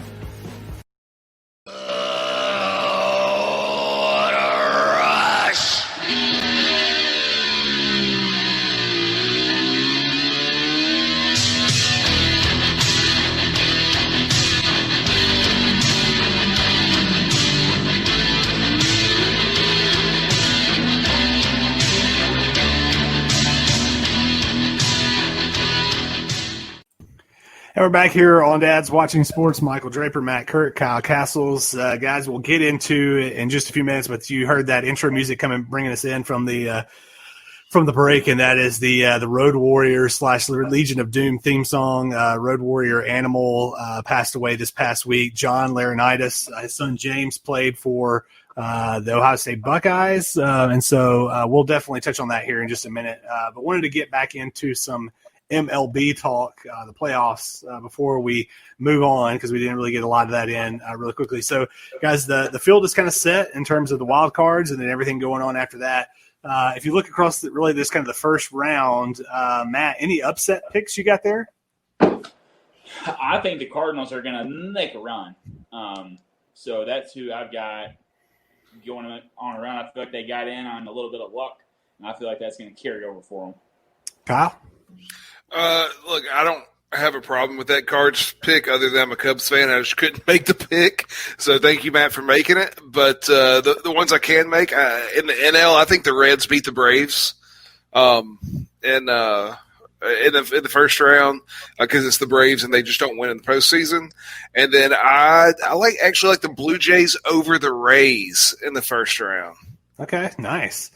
Very nice. Well, you got mine. I've got the Reds over the Braves. I think one, because like you said, it seems like the Braves always struggle when it comes to playoff baseball. And the Reds, I mean, really, if you look at their top three starters, including a Murfreesboro or Smyrna, Tennessee product, Sonny Gray, the Reds have a great pitching staff to really kind of get them. If they can get those three guys going 1, 2, 3 and get some wins, I think the Reds could really make a very surprising run here. So I'll go the Reds in the upset pick. Guys, last topic on Major League Baseball. Now that we have kind of a picture of what the playoffs are going to look like, we'll give you a chance to audible here in terms of your World Series picks. Kyle, I'm going to go to you first. Who do you have going to the World Series? We won't talk about who wins, but who do you have in the Fall Classic? I still got to go with just the most talent, and to me, that's still the Yankees and Dodgers. So I may kick myself for that, but I'm sticking with my pick. Okay, I'm gonna change my pick completely, and it's not because I've watched a tremendous amount of baseball and have some insider info. It's just because I feel like it. So, Kyle, I'm actually going with your Cubbies. I'm going to take the Cubs, and I'm going a little Cinderella story, at least in terms of not a mainstream name. I'm going the Twins. Playing the Cubs in the World Series, which I would be very excited about. Matt, who do you have for your World Series pick? I am going to go with two teams that probably a little bit of a wild card here, but well, not a little bit, it is. But I'm going to go with the Indians, and I'm going to go with the Cardinals. Indians and Cardinals. Okay. Indians and Cardinals. There we go. All right. Well, that'll be interesting. We'll see kind of how that plays out over the next couple of weeks, and we'll see what happens. TJ says Marlins for the win. Hey, the Marlins, man, they could sneak in. They've kind of surprised everybody getting in so far. Guys, let's shift gears to some WWE. I just talked about it as we were coming back from the break. Road Warrior Animal, we lost him. We'd already lost Road Warrior Hawks at the Legion of Doom, now celebrating and beyond the pearly gates. Kyle, Legion of Doom, just like a top-notch. You think of tag teams across the WWE, WCW, whatever you want to call it. You know, I don't know if it was just the face paint or the spikes on the shoulder pads, but those guys were just awesome. So really sad to hear the news about Laurinaitis passing away. Man, it was the face paint. It was the spikes on the shoulder pads. It was the way they carried themselves in the ring. It was the fact that, I mean, you could just watch them and like they are just two legit tough guys that you really didn't want to mess with. They were special. They were absolutely special. And I'm not sure if Georgia was paying homage to them or not this weekend, but they have their little turnover pads with the spikes on their shoulder pads. Well, they've done that for a few years. That's definitely where they got the idea. Oh, for sure. I don't watch Georgia. But. The one question I kept on kind of going back to over the weekend when I first heard the news was they were the Road Warriors first and then switched to the Legion of Doom, I believe. Kyle, do you know anything about why they made that change? Well, so anytime Vince McMahon brings new talent in, he likes to change their name or get them to sign off on him using their name to make money in perpetuity. And so the Road Warrior name they didn't want to give up, so he changed them to Legion of Doom. And and it worked. But I mean, they're always the Road Warriors. Yeah, absolutely. Well, guys, that led me to the topic of tag teams across all of wrestling. This isn't just WWE/WWF. This is all of wrestling. If you want to go New Japan Pro Style Wrestling, Kyle, I'm sure you might throw somebody in from some obscure wrestling, Mid-South, the Saturday mornings Memphis Wrestling tag team at some point in time here. But, guys, we're looking at our top 10 wrestling tag teams of all time.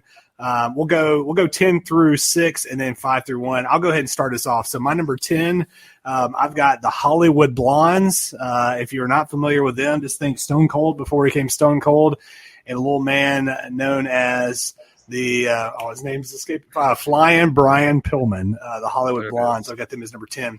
Number 9, I've got the Rockers, Shawn Michaels before he was Shawn Michaels. The number 8, I've got Demolition, who are a fantastic tag team. Number 7, the Rock and Roll Express. And then number 6, Kyle, probably one of my favorites, if not my favorite tag team. They're not the best, but one of my favorites, the Steiner Brothers at number 6. So Kyle, I'll let you go number 10 through number 6 for us. Well, you mentioned a few of mine. So at number 10, I got the Rock and Roll Express. Nice. Number 9, I got the Steiner Brothers. Number 8, one that you didn't mention. In the WWF, they were called the Brain Busters. In the NWA, I think they were just Arn and Tully. So Arn Anderson and Tully Blanchard. Part of the Four Horsemen, they were the tag team, and they were great. Yeah. So what's that? 10, 9, 8, 7. I got Edge and Christian. Kind of coming back to some of the newer stuff. And at 6, I got the Hardy Boys, and those two teams, along with another team that I will mention when we go 1 through 4 or 5 through 1, they changed what tag team wrestling looked like. Yeah, absolutely. I think I'm on the same wavelength with you there. Matt, who's your 10 through 6? All right, so 10, I've got the Twin Towers. Okay. And then I've got the Quebecers. Ooh, okay, nice. And you got to have these. You got to have the Bushwhackers. Okay. And you got to have the Steiners. Yep. Okay. Then I got the Steiners, and then I got the Hart Foundation. Hart Foundation. Okay, so rounding out your top 6. All right. So my 5 through 1. Actually, we'll do 5 through 4, and we'll go around, and everybody can reveal their. Well, no, we'll just do 5 through 1. My number 5, Kyle, you mentioned them. I've got Edge and Christian at number 5. Number 4, again, this is more of just like I love these guys as opposed to that they're really all that great. But number 4, I've got the Nasty Boys out of WCW. Number 3 is another Boys. I've got the Dudley Boys at number 3. Just the things that they did to those tables, ladders, and chairs, and the fact that they put that old woman through the table one time, just blew my mind. Number 2, I do have the Road Warrior / Legion of Doom, and then my number 1 tag team of all time. If you can feel the heat, sucker, I'm talking Harlem Heat, Booker T and Stevie Ray, accompanied by Sister Sherry. I've got the Harlem Heat as my number 1. Kyle. So, be honest, the only reason you have Harlem Heat number 1 is because Booker T let it slip and he called Hogan the N-word on TV, right? Despite that, let's see, where am I? Number 5. So, number 5, I have the team who had the longest tag team championship run in WWF in the 80s, and that's Demolition. Okay. Number 4, a team that really not transcended, but transformed tag team wrestling and made it much more athletic, and that's the British Bulldogs with Davey Boy Smith and Dynamite Kid. Nice. Did some really innovative stuff there in the early to mid 80s. Number 3, the only tag team that held the ECW tag titles, the WWF tag titles, and the WCW tag titles, and that is the Dudley Boys. Number 2, I have the Harlem Heat. And then lastly, the greatest tag team of all time. And I say that because there is a saying in wrestling that is the Road Warrior pop. And so a pop in wrestling is how loud the crowd gets. And when you talk about a Road Warrior pop, it's one of the loudest pops you could hear. And so they are the number 1 tag team. There we go. Matt, your number 5 through 1 tag teams of all time. All right, 5, I got the Legion of Doom. the Jimmy and I can't remember his brother's name, but the Uso twins. Okay. Jay. I've got the Rock and the Sock. Nice. And I will get to this story actually in our last segment, but the New Age Outlaws. Okay. Yeah. And then I've got DX. DX is number one. Matt, you must have been comparing notes with TJ. He said no Rock and Sock connection, Brothers of Destruction or the APA. Rock and Sock, that's hilarious. I forgot all about the fact that Mankind had the little Mr. Socko thing. That's pretty darn funny. So, and Michael, I'll tell you, one thing I'll never forget about Mankind was when we saw him at Sports Fest in Nashville. That's right. He told me I had to sign a waiver for him to put me through a table. That's right. He wasn't going to do it, man. We were like, come on, Mick. Get our guy through the table there. Guys, we are going to bypass the Tyrod Taylor stuff because we just don't have the time. So let's get into any quick takeaways from Week 3. Kyle, I know you're watching your Saints right now, but any other takeaways from NFL Week 3? Yeah. So I think I came in either after the first week or second week. I talked about Mitch Trubisky, and then he gets pulled, and Nick Foles comes in, and so I was wrong. Matt, takeaways from NFL Week 3. What do you got? Man, I tell you, the Falcons cannot get it done when it counts. They play good all game long. They've blown 2 big leads. I don't know what is going on with them, but they got to get it fixed quick. That they do. They just have a knack for blowing those big leads. I will be completely honest with you guys. I watched about 30 seconds of NFL football today. I just had a lot of other stuff going on and didn't get a chance. I did see see that the Titans got their third win in 3 games. So looking forward to the Monday night game tomorrow night, the Ravens and the Chiefs, which I think will be pretty entertaining. Guys, we got 2 minutes here before we go to break, and we're going to be joined by Pat Thomas after the break, and we'll kind of get into that after the break. But we are just a few days away from the NBA Finals. The Lakers have already punched their ticket. They beat the Nuggets 4-1 in that series last night. Right now, the Heat are up 15, or make that 13 with 1 minute and 50 seconds left. So it looks like it could be Lakers and Heat. So we'll just, for the fact of this show, we're going to assume a Laker-Heat final. We got 1.5 minutes. Matt, your thoughts? Well, I can already tell you who I think is going to win because, I guess it doesn't matter at this point. But I do not want the Los Angeles Lakers to win. I want the Heat to win. Kyle. Lakers are going to win. It didn't matter if the Celtics or the Heat came out. Well, I don't know, man. I mean, the Lakers, I think, definitely have the more talent. I mean, I don't think there's any doubt about that when you've got 2 of the best players in the world with LeBron, and then AD. Their supporting cast has not been that great, but I think the Lakers are definitely the more talented team. But, man, when you look at the Heat, they've lost 3 games the entire playoffs. 2 or 3. They're not selfish. They move the ball around. It can be Jimmy Butler. It can be Tyler Hero. It can be Bam. They can get it done from a lot of different places. I think I'm going with the Heat. Yes, Matt. That was 4. They've lost 4 games. Okay. But they doubled their losses this past series to Boston. Yep, that they did. All right, guys, we're going to go to a quick break. When we come back, we're going to be joined by Pat Thomas, Pat's the dad of a good friend of ours, Ashton, and we're going to be joined by him here in just a few minutes when we get back from this commercial break. But we will be back with Pat on Dad's Watching Sports. Y'all stick with us, and we're going to talk a little bit more about some sports talk. We'll be right back after this break. Coming up next week on episode 35 of Dad's Watching Sports, fall is officially here, and the dads talk about their favorite fall festivities. Plus, with the Wild Card Series completed, we'll touch on the AL and NL Division Series as the MLB playoff bubble takes full effect. And in honor of Trump v. Biden, we'll bring back the dad debate. This time it's all 3 dads as we debate some of the hottest topics in our lives in the world of sports. That and more on next week's episode of Dad's Watching Sports. All right, guys, we are joined now by Mr. Pat Thomas. Pat, how are you, sir? Hello, gentlemen. Thank y'all for having me with you this evening. Absolutely, Pat. We're just we're so glad to have you on. And this was kind of Matt's idea. And Matt, I'll toss it to you in just a second. But Pat, I know it's a tough time, and so we just can't thank you enough to come on and talk to us a little bit about Ashton and just the awesome life that he lived. But Matt, I'll kind of toss it over to you first, and then we'll just kind of get rolling here.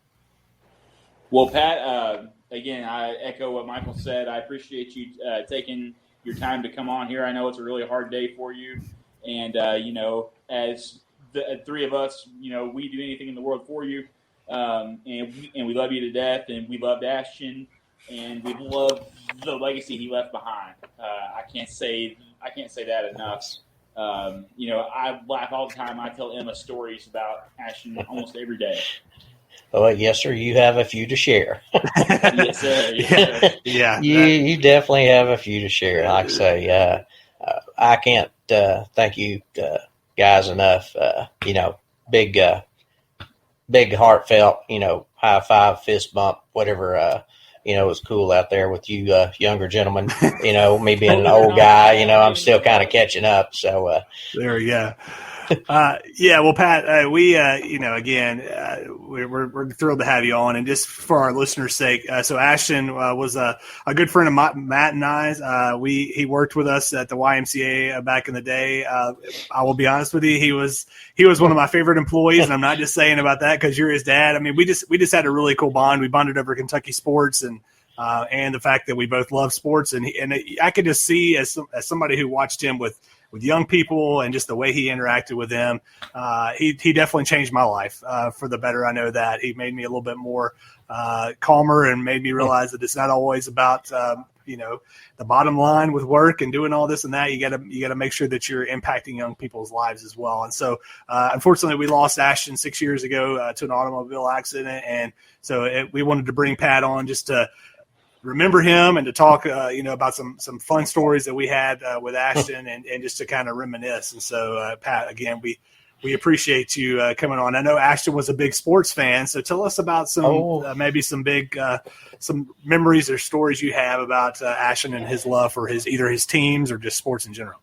Well, actually, he was a big sports guy. Started him out when he was T-ball when he was 4 years old.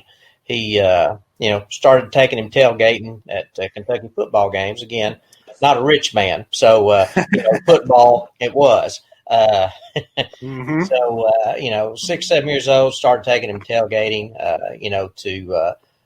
We went to a few away games, but we made the jaunt every weekend up to UK, and we had some family up there and stayed with them, and we did some awesome tailgating, and he did have a lot of good times. Like I say, when he got older, he started playing T-ball about 4, but he got kind of burnt out about 11 or 12. So that was kind of it for baseball. But then came the round ball. Okay. And which Kentucky is most famous for. And 3 years of Kentucky basketball camps, all with Tubby Smith. And Tubby. Yes, it was Patino's team. If anybody wants to, Pat, no, you're killing me there. Come get on, in there. No. I love Tubby. Yeah, great guy. Actually, I met him every year just to do that on his own time. He didn't have to. Was a pretty good testament. So, Mr. Ashton went to a Kentucky basketball camp for 3, maybe even 4 years, if I don't remember. So there he did perfect. And you gentlemen, I don't know if you play a little, on the court with him, but he did have a awesome form and jump shot. I'm not kidding. He could knock down the threes for sure. Yeah, he nailed it. Unfortunately, Mother Nature didn't bless him with a lot of height. So, being 5'6", don't really put you in a upper echelon of, basketball playing or positions. So, but he did love the sports. We got to go to a couple Braves games, so we can throw some baseball in there. Another mutual friend of yours and Y partner he ran around with was Chris Beverly, so he did get to meet some of the Titan folks here and there. So, he pretty much cared for every sport, except I never did get him involved in soccer. So it is what it is. But all the other sports, yeah, he was diehard fan, loved it. Well, something that Matt and I can attest to is what we saw later on in his life was his ability to coach sports. Matt, I know you've got probably a really good story about that here in just a second, but I worked with Ashton and Matt, and I both did running youth sports for the YMCA. And again, man, just to see the way he interacted with kids and doing this sometimes as a paid staff, but then a lot of times it's just a volunteer, and the way he invested in those kids, it really meant a lot to me as someone who was a supervisor, but then also just, I was really impacted by it because again, I could always count on him to, if we needed somebody to open up the skate park, or if we needed somebody to coach a soccer team or coach a basketball team, Ashton was the first one to definitely volunteer to do that. And Matt, I know you've got some fun stories of him coaching some basketball back in the day. Yeah, and it's just so funny because there was this one kid, I'll never forget it. I can't remember his name now to save my life. I believe his name was Kyle, but he was probably the most unathletic kid. He couldn't shoot a basketball to save his life. And I'm telling you, that kid was very uncoordinated, didn't know what he was doing. Ashton took a very special interest in this kid, and he helped him with his shot, and he went home and he worked on it religiously. And I'm talking, he did it like it was a job. He shot every single day. His mom told us he shot every single day, 100 to 200 shots a day. And he got better. And by the end of the season, I'll never forget this. It was in the playoffs, and we were going to go to the finals if we hit free throws. There was a technical, and he called on that kid to shoot the free throws. When we had, Michael, what was probably arguably the best player in YMCA basketball history on our team. Yeah. And he lets this kid shoot the free throws. And there's no one else on the floor. I think there's like 3 seconds left. And we're down one, and the kid hit the first one, and then everyone got quiet, and that kid came up and he said, "Coach, you have to let me shoot this last one." And he was saying that to me and Ashton, and the kid throws up the shot and sinks it, and then we go on to win the YMCA championship by a landslide. Yes, you did. That was the coolest thing I had ever seen in my life. Yeah, and he had so much faith in that kid. And that's all he needed was someone to be confident in him. That's all he needed. And Ashton was that guy. He came on our team that next year, and he played on that team that I coached with Cody the year after the accident happened. And he was just so excited to be a part of that with Ashton's name on those jerseys. He was so proud. Yeah, that was a good story. I remember that. In fact, I have the plaque. It's hanging in my office when y'all won that. So that's a very good story. Yeah. Yes, sir. I've got one more sports story. Then I know Kyle wants to talk about a hot tub at a certain bachelor party. So my favorite sports fan memory, I guess, with Ashton is it was 20. Let me think about this. 2013, it would have been early 2014, that spring. And it was right before he was about to go off to, was a basic training, and Kentucky was playing Louisville in the Sweet 16. Kentucky had a really up and down year. Louisville was the defending national champion, even though they stripped them of that title here lately.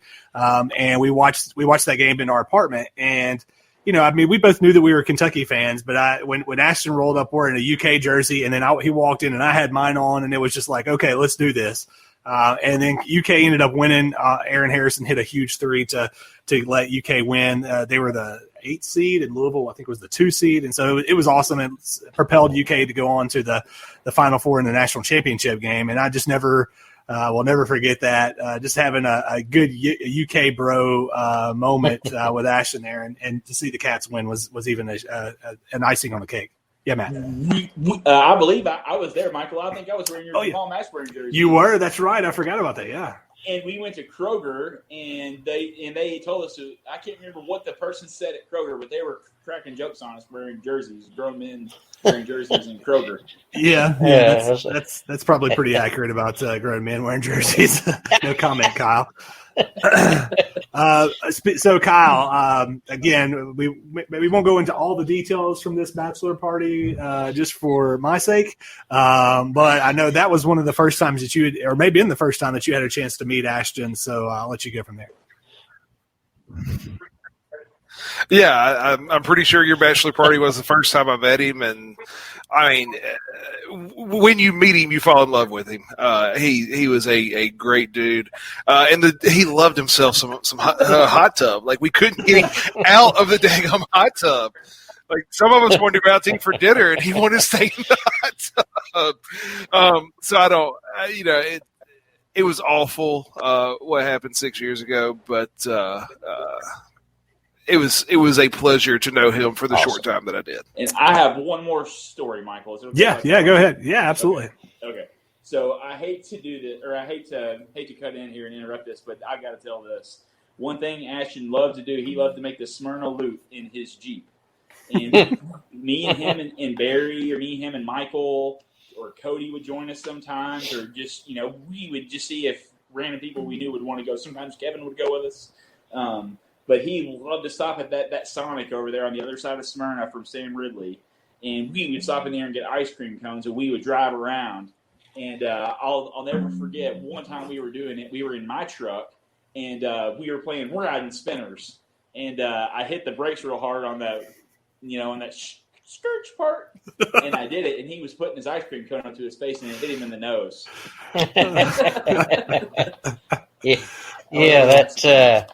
That blue Jeep was something. I'm glad it wasn't raining because you would have gotten wet, because most likely he didn't pay attention to the weather and he had the top off. So, that's another story there, working at the Y, like I say, he wasn't much on weather forecasting. And rain or shine, top would be off. So there were several times parking under the pavilion, so that was pretty good. Absolutely, good. Yeah. We're going to get into a little more talk, Pat. I specifically here in a few minutes want to talk about AMT Day because I think that's just something really cool that you guys have really put together. But I wanted to know if you would do us the honor. We have gone over the past couple of weeks. We put together a cereal bracket, and so this bracket we picked 32 cereals. That you kind of normally would see, in the shelves or in your pantry. We ranked them just like a NCAA tournament bracket, and we kind of had them going head to head. And we came up with our final four cereals in a head-to-head matchup, and you can see them on the screen here. We've got Cinnamon Toast Crunch, who is the number 1 overall seed, Captain Crunch, Fruity Pebbles, and Golden Grahams. So if you'll entertain us here and help us pick a cereal bracket champion, we'd be much obliged. Well, sure. All right. Well, sure, let's do Mike. Let's see.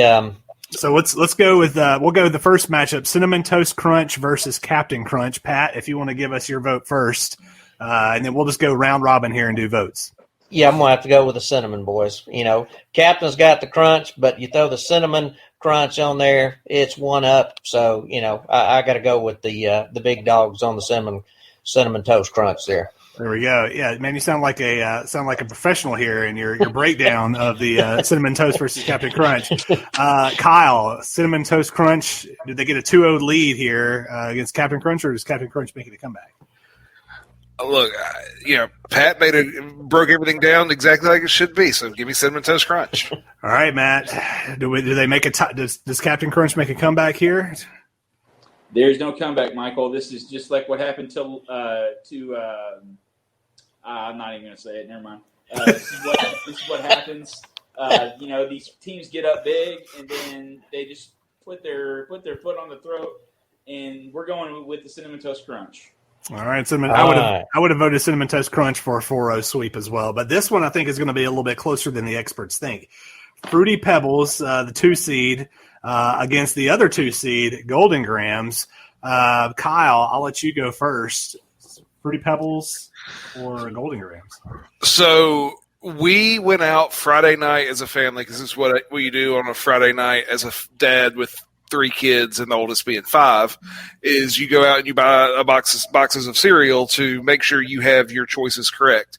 I had to go with Cinnamon Toast Crunch, 1, because it's better, and 2, because Captain Crunch has coconut oil in it, and my 3-year-old is highly allergic to tree nuts, which includes coconut, so we couldn't buy that. But we bought the other 3, and I tasted Golden Grahams and Fruity Pebbles Friday night, and I know for sure Golden Grahams is better. Okay, I'll go with the second vote here. So we did the same thing in the Draper household. We bought all 4. I let my kids taste them as well. And it was kind of a consensus across the board that Fruity Pebbles was a fan favorite in the Draper household, especially amongst my kids. So I'm going Fruity Pebbles with the win here. That's 1-1. Matt, what do you think? And then we'll let Pat either break the tie or make us a tie or pick us a winner. I am going to go with the Golden Grams myself. I've always loved those as a kid. Okay, yeah, Pat, you can either tie us up or you can send Golden Grams on to the championship. Okay. Well, gentlemen, comparing the two cereals, you just can't go wrong with Fred and Barney. I'm here to say, the Golden Graham sounds like nothing against its taste, but I think there was an old lady show about Golden Graham. So there we go. I'm going to have to go all in with the Fruity Pebbles. Okay, Fruity Pebbles. We are tied at 2-2. So Kyle, I already said the Draper kids were on board with Fruity Pebbles. What did your kids go with? We'll let the kids vote here. Well, I was actually shocked. We poured all the cereals in 3 little bowls, and they had to they go around and share them. Did you do a blind taste test? We did not do a blind taste test, no. But it was interesting. When they got done, was there any Cinnamon Toast Crunch left? No. Was there any Fruity Pebbles left? No. Was there Golden Grahams left? And did I finish the bowl of Golden Grahams? Yes. Okay. So they definitely chose Fruity Pebbles over Golden Grahams. Okay, so the kids are going to take Fruity Pebbles on to the championship. So, guys, we have got in the championship. Oh, TJ was going to vote. I tell you what, TJ, if we get a 2-2 split tie, TJ, because you're such a good listener, supporter of this show, we're going to let you give the deciding vote. But we got a final here, guys, of Fruity Pebbles versus Cinnamon Toast Crunch. Matt, I'm going to let you vote first. All right. For sure this one, home run, grand slam, walk off. We're going with the Cinnamon Toast Crunch again. Okay, Cinnamon Toast Crunch. I'll vote next, and it might have seemed like it was going to be a walk off, Kyle or Matt, but it was actually robbed at the track. So I'm going Fruity Pebbles with the big upset. Kyle, I'm going to toss it to you for the third vote. Well, when I saw the Final Four, I was hoping for Cinnamon Toast Crunch and Golden Grahams because really the only difference is the Cinnamon Toast Crunch has cinnamon on top of it.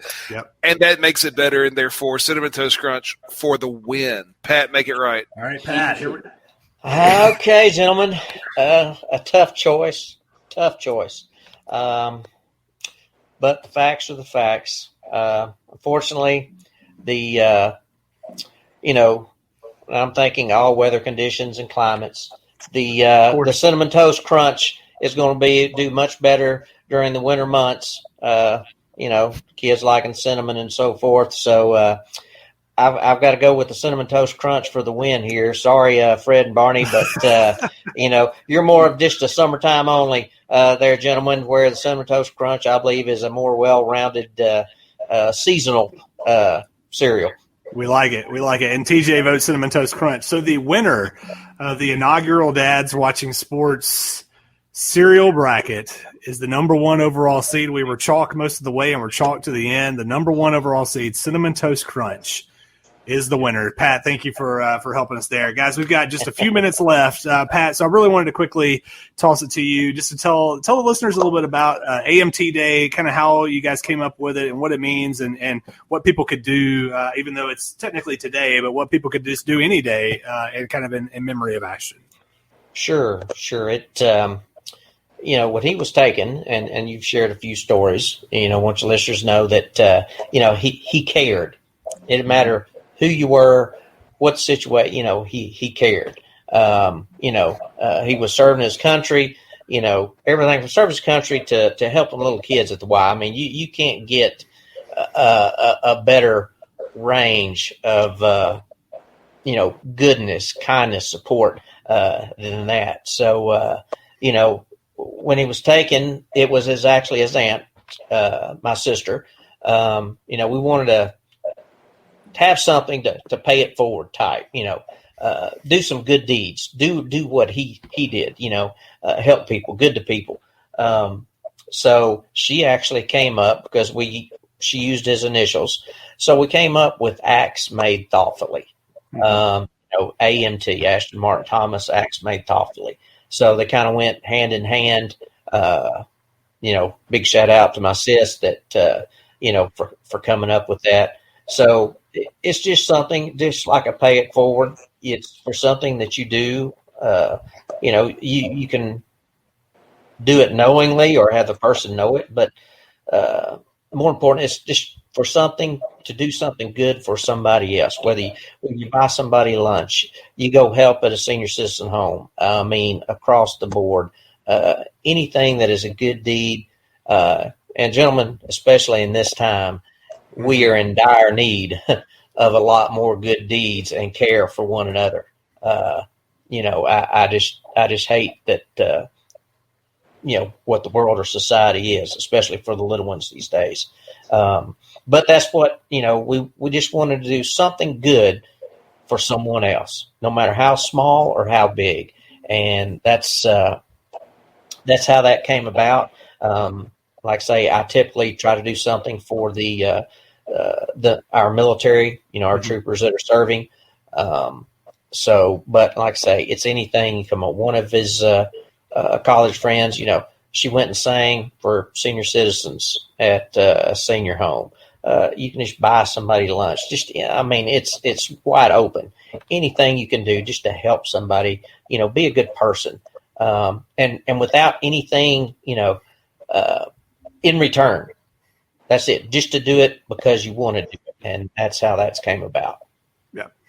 Well, I think it's awesome that y'all were able to put that together in his honor. And like you said, this is Ashton to a T. It's helping other people and not expecting anything in return, but just because that's out of the goodness of your heart. So, right. Well, we've got to get out of here, Pat. We can't thank you enough for joining us. I know it's it's a tough day. It's been a tough time, right. I know, but we can't thank you enough just to come on and help us honor Ashton in any way we can, and to continue his legacy that way. And we think about you and pray for you guys all the time, and we thank you so much for joining us on the podcast. Gentlemen, you keep it up. Like I say, with friends, it is a true testament of friendship that y'all are still remembering my son 6 years. That is awesome. That is awesome. Love you guys to death. You keep doing what you're doing.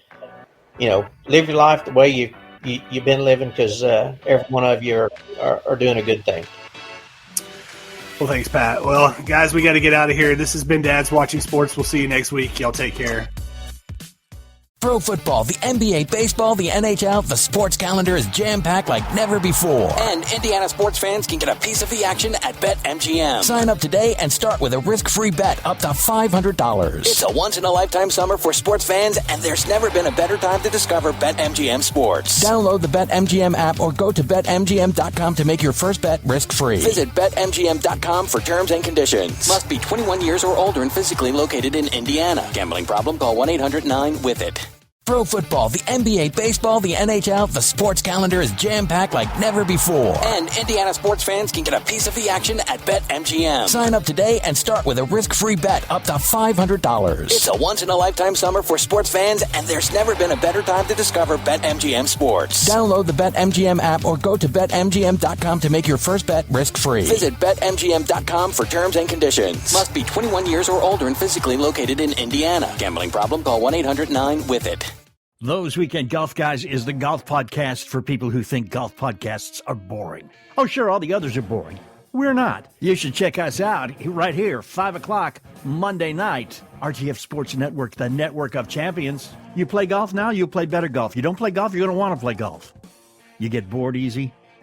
Not with us. Those Weekend Golf Guys, 5 p.m., RTF Sports Network. Check us out Monday night, 5 p.m. Monday night at 5. RTF Sports Network. Know a lot about golf. Well, we're waiting. Trust me, it's worth the wait. Those Weekend Golf Guys, every Monday night at 5 here on RTF Sports Network. Join me, John Ashton, and my co-host, Jeff Smith, Golf Digest's #1 golf instructor in Indiana. You'll learn how to play better, you'll learn how to lower your scores, and you'll learn how to laugh for a full hour. Every Monday night at 5, those Weekend Golf Guys, here on RTF Sports Network. Hey, what's going on, everybody? It's Durf from On and Off the Field with Durf and Dylan on the RTF Sports Network. And if you're looking for the best NFL podcast that gives you the on-the-field news as well as off-the-field issues, then make sure to catch On and Off the Field on Mondays, Wednesdays, and Fridays from 11 a.m. to 12 p.m. Eastern Standard Time. And if you're looking for more information about the show, head on over to onandoffthefield.com. Hey, what's going on, everybody? It's Durf from On and Off the Field with Durf and Dylan on the RTF Sports Network. And if you're looking for the best NFL podcast that gives you the on-the-field news as well as off-the-field issues, then make sure to catch On and Off the Field on Mondays, Wednesdays, and Fridays from 11 a.m. to 12 p.m. Eastern Standard Time. And if you're looking for more information about the show, head on over to onandoffthefield.com. Oh, yeah. You know, there's only one show on the RTF Sports Network that smacks this hard. On and off the field with Durf and Dylan. New season, new time slot, 11 a.m. to 12 p.m. Monday, Wednesdays, and Fridays. Only on the RTF Sports Network.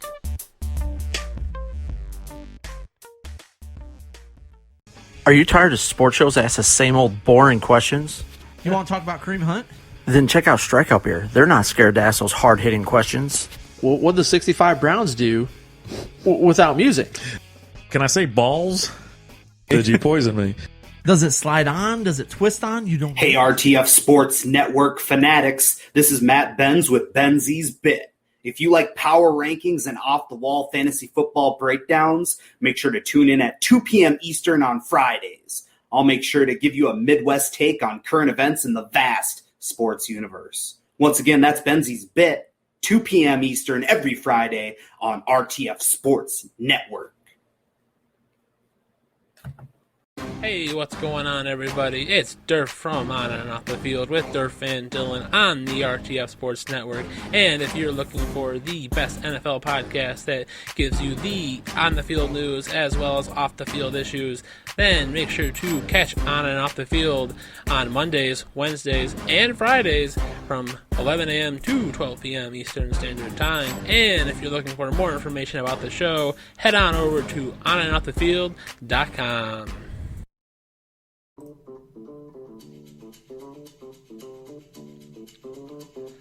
Finally, I have my own show to speak my mind about sports, and not have those two idiot co-hosts from Twist cut me off all the time. Green Bay Greg is the show to hear on the one and only RTF Sports Network.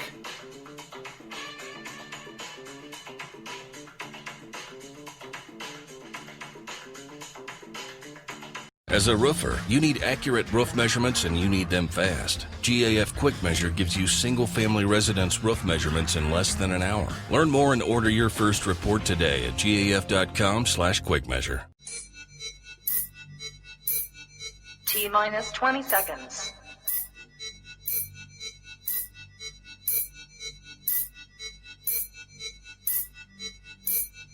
Ten, 9, 8, 7, 6, 5, 4, 3, 2, 1, 0. Yeah. Get high, rapper. Man hour. You already know. It's live. It's raw. It's going down. Like this. I'm going around and letting everybody know that they welcome to the show. It's the latest thing you ever seen, you already know. Let me introduce you to your host of the hour. It be Mike and Mike. Yeah, it's the man hour. Got the hottest plays, all the breaking news. Every rumor, every trade, every breaking bruise. Tighten up the screws. Yeah, it's going down. Have you saying what the fuck and never watered down. It's going down. I'll be rolling up. And if you buy it or you sell it, then you made the cut. Watch me flip it back. I can double up. I got sriracha for that ass, I'ma burn it up. Gotta check the rules and know that it be fair. whistle, coach throw the towel. We can do this on the field, on side of the lines. It's the man hour, though. Now we going live. And what is up, everybody? Michael Buckhouse here with the Mike and Mike Man Hour live, raw and uncut sports talk coming at you on this Tuesday edition, fresh off the hottest, greatest game of all time. Kansas City Chiefs whooped the Baltimore Ravens' butt last night. Patrick Mahomes, 5 touchdowns. Lamar Jackson, 97 yards passing. That tells it all right there, guys. But this is live, raw, and uncut sports talk. Head over to mikeandmikemanhour.com. Donate to the show. Buy a T-shirt, buy a hat, all that good stuff. Also, head over to the YouTube channel. We're live on YouTube right now, every Monday through Friday, 1 p.m. East Coast time, youtube.com/Mike and Mike Man Hour. We are giving away a hoodie over there on the YouTube page right now. All you have to do is use hashtag ManHour, and it gets you entered in to the show. We have a couple special guests here on the show tonight. We have my man, Brandon Coombs from Triple Shot Sports. Brandon, what is up? What's going on, people? Triple Shot Sports live tonight at 7 p.m. Central Standard Time, 7 to 9. We are going to be going over a whole lot of stuff, including having the boys from Twist on to talk about the atrocious power ranking by Matt Benz that was released tonight. I cannot wait to talk to this man. His power rankings made me want to kick puppies this morning. Yeah, I mean, as soon as I saw those power rankings, I'm like, dude, did you even watch NFL? Like, does he even know anything about NFL? Come on. I don't know. He's got a 1 and 2 team on there for a spoiler. He's got a 1 and 2 team on there. Right, and he still has the Ravens on there too. So, I mean, that shows you how great those picks are. But we also do have another guest there. We got Coach Tip for us filling in for Michael LeBlanc here for the next several weeks, maybe even a little longer. Tip, how are you doing today, man? What's up, guys? How are you all today? We are good. Thanks for having me. This is Tip from Tip Steaks. Get it while it's hot. Those power rankings, sometimes they can be misleading, but I can't say that I disagree with them a whole lot. There's a couple of teams we could kind of rearrange and move around, but hey, the fantasy makes it different, man. It makes you look at it differently. All right. So we're going to throw a curveball at you guys since we all three brought out the power rankings right out the bat here. Let's go ahead and let the cat out of the bag and talk about Matt Benz's power rankings from the All Access Sports Network. Benzi's bit and Twist this week in sports talk is where he's from, and should I just name them all 10 and we kind of just pick them apart, or should we start from 10 and go up, guys? What do you think about that? Hey, your show. Let's do it however you want, but either way, we're going to pick them apart.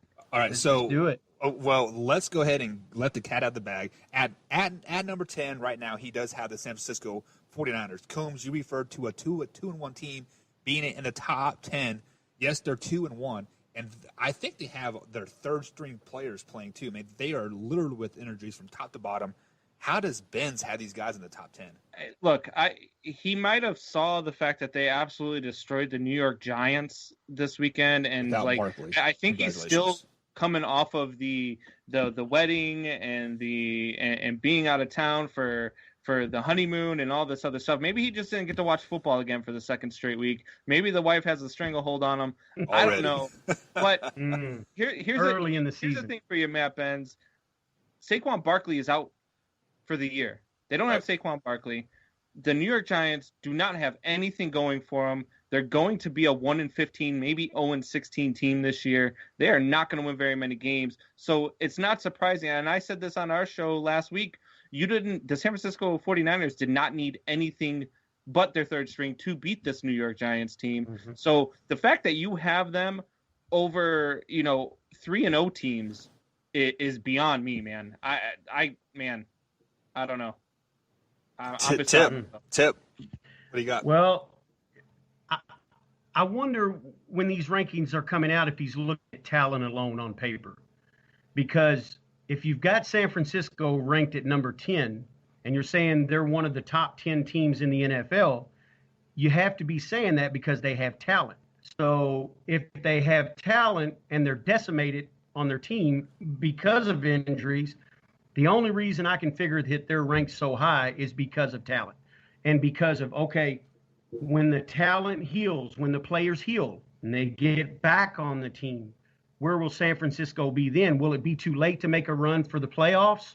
Or will they be the team that everyone expected them to be this year, which was at the beginning of the season was the number 2 ranked team, and in some instances was number 1 over Kansas City. But we clearly see that Kansas City is number 1. Clearly, you guys have not been listening to the Mike and Mike Manhour, because I had the San Francisco 49ers missing the playoffs. Like, did you really? I couldn't even have them going to the playoffs. Like, I mean, I did too.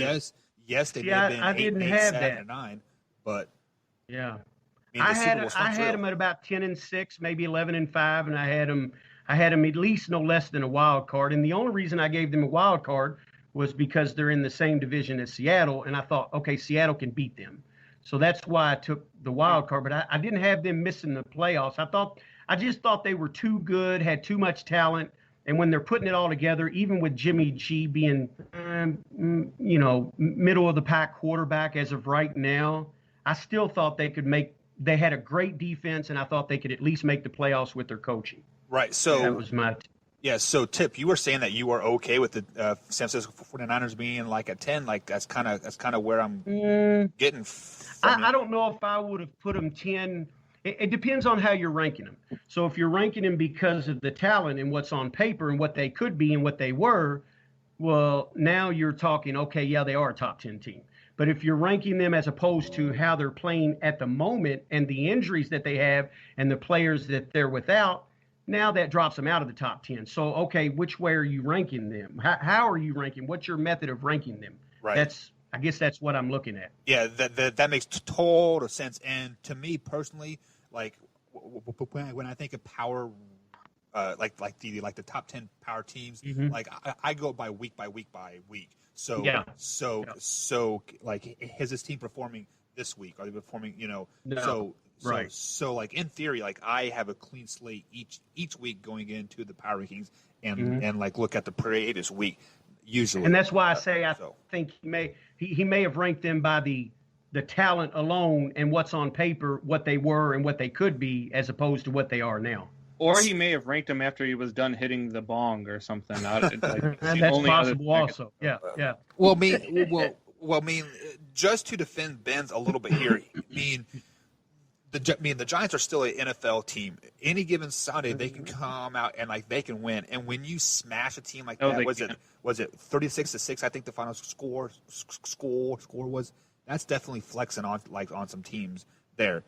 Then look and then that's looking at his number 9. Your weight around. Yeah, so and then looking at his number 9, he has the Tampa Bay Buccaneers, another 2-1 team in the top 10. Tip, what are your thoughts on that one? I like Tampa Bay. I got to be honest with you guys. I picked Tampa Bay to go to the Super Bowl in Tampa Bay this year. I have them winning the Super Bowl, Tip. I have them beating the Kansas City Chiefs. I do. Yep. I have them beating good call, Combs. Okay, that's a good call. I don't know that the Ravens are going to be in that mix unless Lamar learns how to pass and unless Brown can catch a pass. I like this guy. They definitely need a receiver, man. They're just bad on receiver. Now, you did notice last night, as a side note, going away from Tampa Bay for a minute, as a side note, when Baltimore ran the ball last night, and I know we're going to get to this in a little bit, but when they ran the ball last night, they were effective. And Kansas City didn't do But it was the passing that kills them. It's just the passing. It's just they don't have anybody, and now there's talk of OBJ. But I know we're going to get to that. But I like Tampa Bay. I think Tom Brady, even at his age, with the talent that he has around him, I think that he has the ability to lead this team in a way that they've never been led, along with the coaching staff. I like the signing of Leonard Fournette, even though I have him on my fantasy football team, and he's not done so well except for one game. But I think he will get involved in the mix and really become the back that he's been in the past. I love their receivers. If God can stay healthy, it's not looking good early. But as an all-around team, and I don't know what's going on with Gronk, and they got like 17 tight ends that they're not using, so I don't know what's going on with that situation. But I like Tampa Bay, man. I think as the season moves on, I think you could even see them move up in the rankings. They got a really young, good defense, and they're great against the run. They're learning how to be better against the pass with Whitehead. And I just think they're an up-and-coming team. And let's face it, guys, TB12 didn't go to TB except for anything to win a Super Bowl. That's it. That's all he went there for. And he's got 2 years to do it. So the only problem I have with the Buccaneers at 9 is who you have ahead of him at 8 and 7. So let's get to number 8. well, let me just throw some points here about the Bucs. I mean, they are in the top 10, I think, simply by default. By the end of the day, they are going to be a 10-6 team because look at their schedule. It is the easiest schedule that I've seen in a very, very long time. I mean, granted, what Tampa Bay went 7-9. That's why they're going to be 13-3 and not 10-6. I think they're like going to be 12-4. I was picking 12-4 is what I was going to say. Either way, they're still a wild card team, and they get beat in the first round of the playoffs. Hot take. Facts are facts. And then Matt Benz has number 8, the New England Patriots. Coombs, I'm kind of mixed feelings about how you feel about this. Look, the Patriots at the beginning of the season, I was not high on where they were going with their defensive opt-outs. And then I wasn't sure how Cam Newton would gel in New England, but they've impressed me. I think that the Patriots should be higher than 8. I think that they are definitely better than the number 7 team. I think that the New England Patriots are one of those teams that have actually shocked me. I think that Cam Newton has impressed me with the way that he handled that Sunday night game. Yeah. Even though they ended up losing, like normally when he was in Carolina, that's a time where he would tend to melt down and be disruptive on the sidelines or sit there with it hanging his head. Instead, he came out and he led them on a 5-play drive that brought them to within a touchdown. And then he came back out and had them on the 2-yard line ready to beat the Seattle Seahawks. So at Seattle. Yeah, at Seattle. And granted, there's no fans in the stands, so it's a different, it's different. But gotta put asterisks there. It's still a 3,000-mile trip, though. So. Yeah, I just think that the way that he has adopted to the Patriot way, I think the Patriots are probably a playoff team, and they might even compete with Buffalo for that division, even though I thought Buffalo was going to run away with it. Has he really adapted it to the Patriot way, or has the Patriot way adapted to Cam? I think he's adapted to the Patriot way. I think he's not hanging his head on the sidelines anymore when they get down. If he makes a mistake, he goes out and he corrects that mistake. Whereas when he was in Carolina, if he made a mistake, it ate him up for the rest of the game. But winning also cures that too, though. Yeah. Well, I think having the best coach in the history of the game helps that. Second best. Yeah. I got to be honest with you. I was real surprised too. It was almost like, oh gosh, this is night and day coming together here. What's going to happen? And man, Cam is just the way he talks. It's mature, and he just, it's really been a good match. It's been good to see. To be honest with you, I was kind of hoping it wouldn't be because I wanted to see my Dolphins, but that's not going to happen. He said his Dolphins. Yeah, I hate to admit that, man, but it's true. It's true. Yeah. So Matt Benz is chiming in here on the Facebook page. I just clicked over. He says, "Get me on this, bro." Benz, you'll be on tomorrow, man, to defend yourself. And you'll be on my show tonight, where I'm going to kick your ass, Benz. So be sure to head over to Triple Shot Sports and hit that like button, or actually go to YouTube.com and search for Triple Shot Sports. Get over to that 100. Coombs, how close are you guys to 100 now? Man, we are stalling out at like 57 right now, man. We're trying to go over there and subscribe. You win some shit. It's that freaking simple. Just go subscribe, right? So check it out. Speaking of biggest surprises, 2-1 teams. Actually, are they 2-1? Well, the 1-2. Yeah, the Saints at number 7. What the hell, Ben? Dude, ahead of the. You realize the Bears are 3-0 right now? Yeah. The worst 3-0 team in history. This guy. So you got my shot at the Dolphins. I had to get you, man. Touche, brother. If this was still going to be that quarterback, I would agree with you. But with Big Dick Nick at the helm, this is a different looking team with a quarterback that can complete passes and actually hit wide open receivers in the chest instead of 15 feet over their head. This is a completely different looking team, and the Bears are poised to be like I had them at 11-5 coming into the season with the same exact scenario. Actually, I had them losing the first 2 games and then Nick Foles taking over and them going on a run. But the way they came back against Atlanta, they do have a tough, schedule ahead of them over the next, 4 or 5 weeks. I think they come out of that probably 3-2. If things go right, maybe 4-1. So I think that they are an 11-5 team, and the way they came back, even though it was Atlanta, and I put money on it when they were down 16. I said, hey, you know what? Atlanta blows these leads. I'm putting money on this.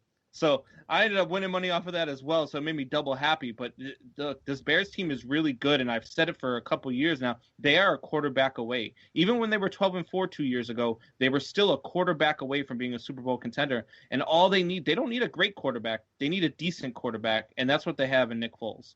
Decent for 5 games. Tip, what are your thoughts on the Saints being number 7? Oh man, can we just skip the Saints? Yeah, we can. I mean, what do you say about? Yeah, what do you say about the Saints? I mean, I hate to say it, they need Michael Thomas. Michael Thomas he's the biggest deal, and what goes with Michael Thomas is stretching the field, and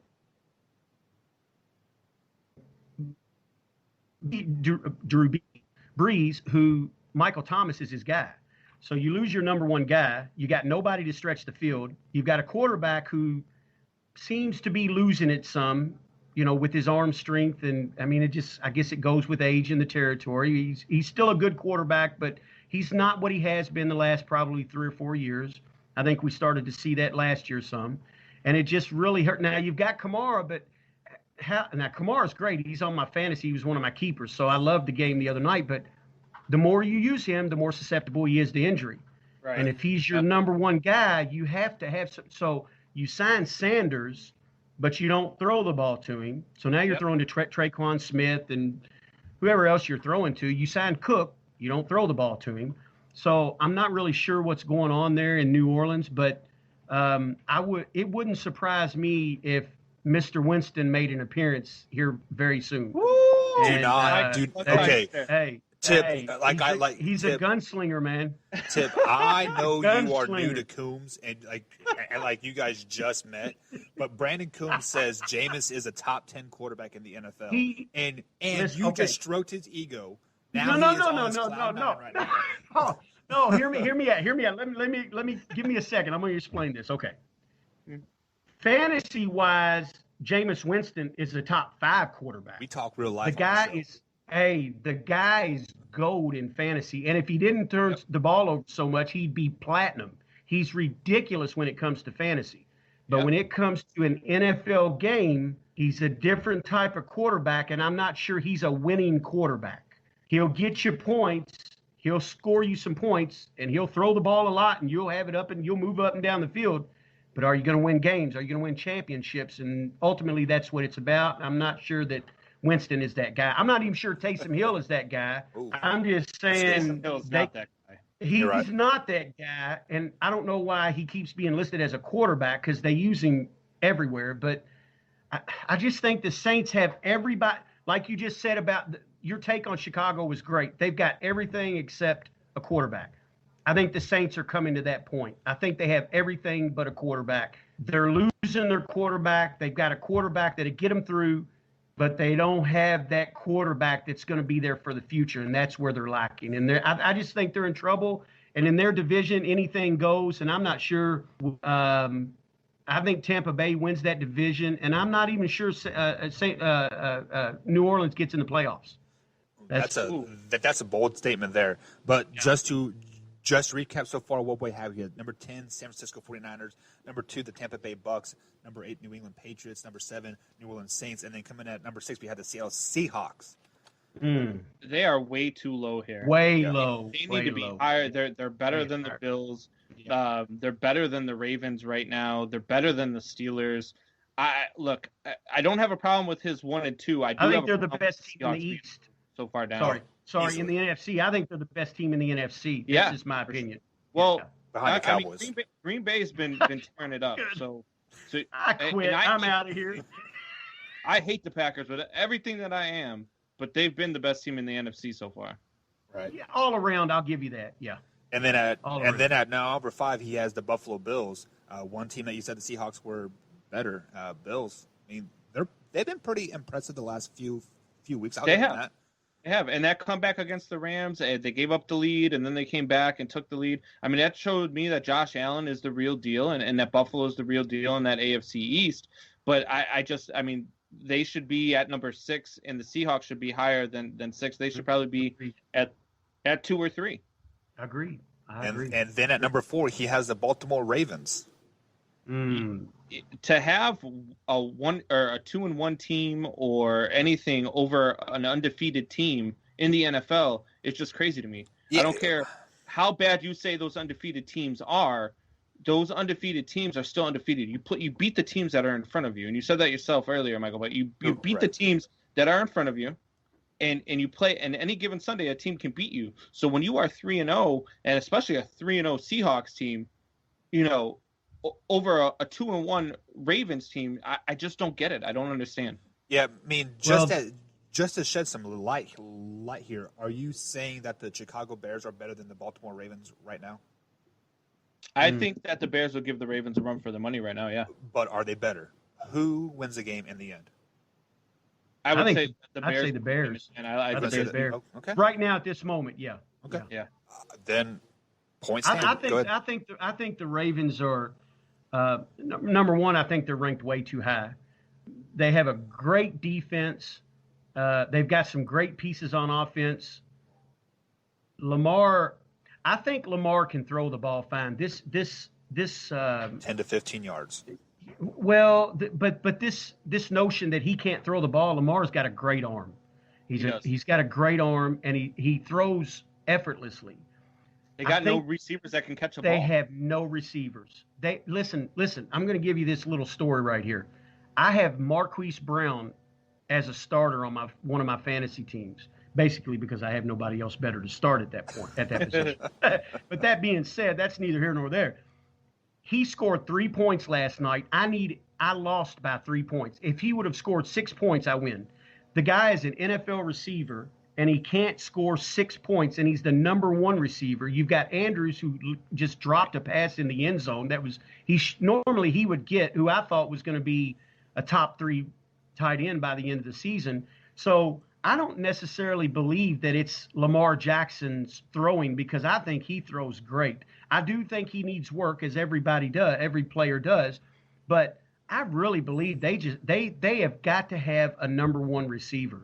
And as long as they don't have that, to me, that's the only piece that they're missing, because Dobbins seems to be a really good running back. Gus Edwards was just clearing the runway last night.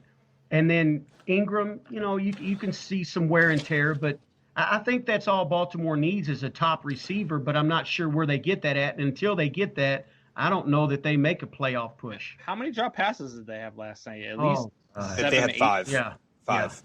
Yeah. It was just unreal. And one from Andrews was the touchdown that could have changed the momentum of the game. You just don't know. It was right in his arms. He should have had it.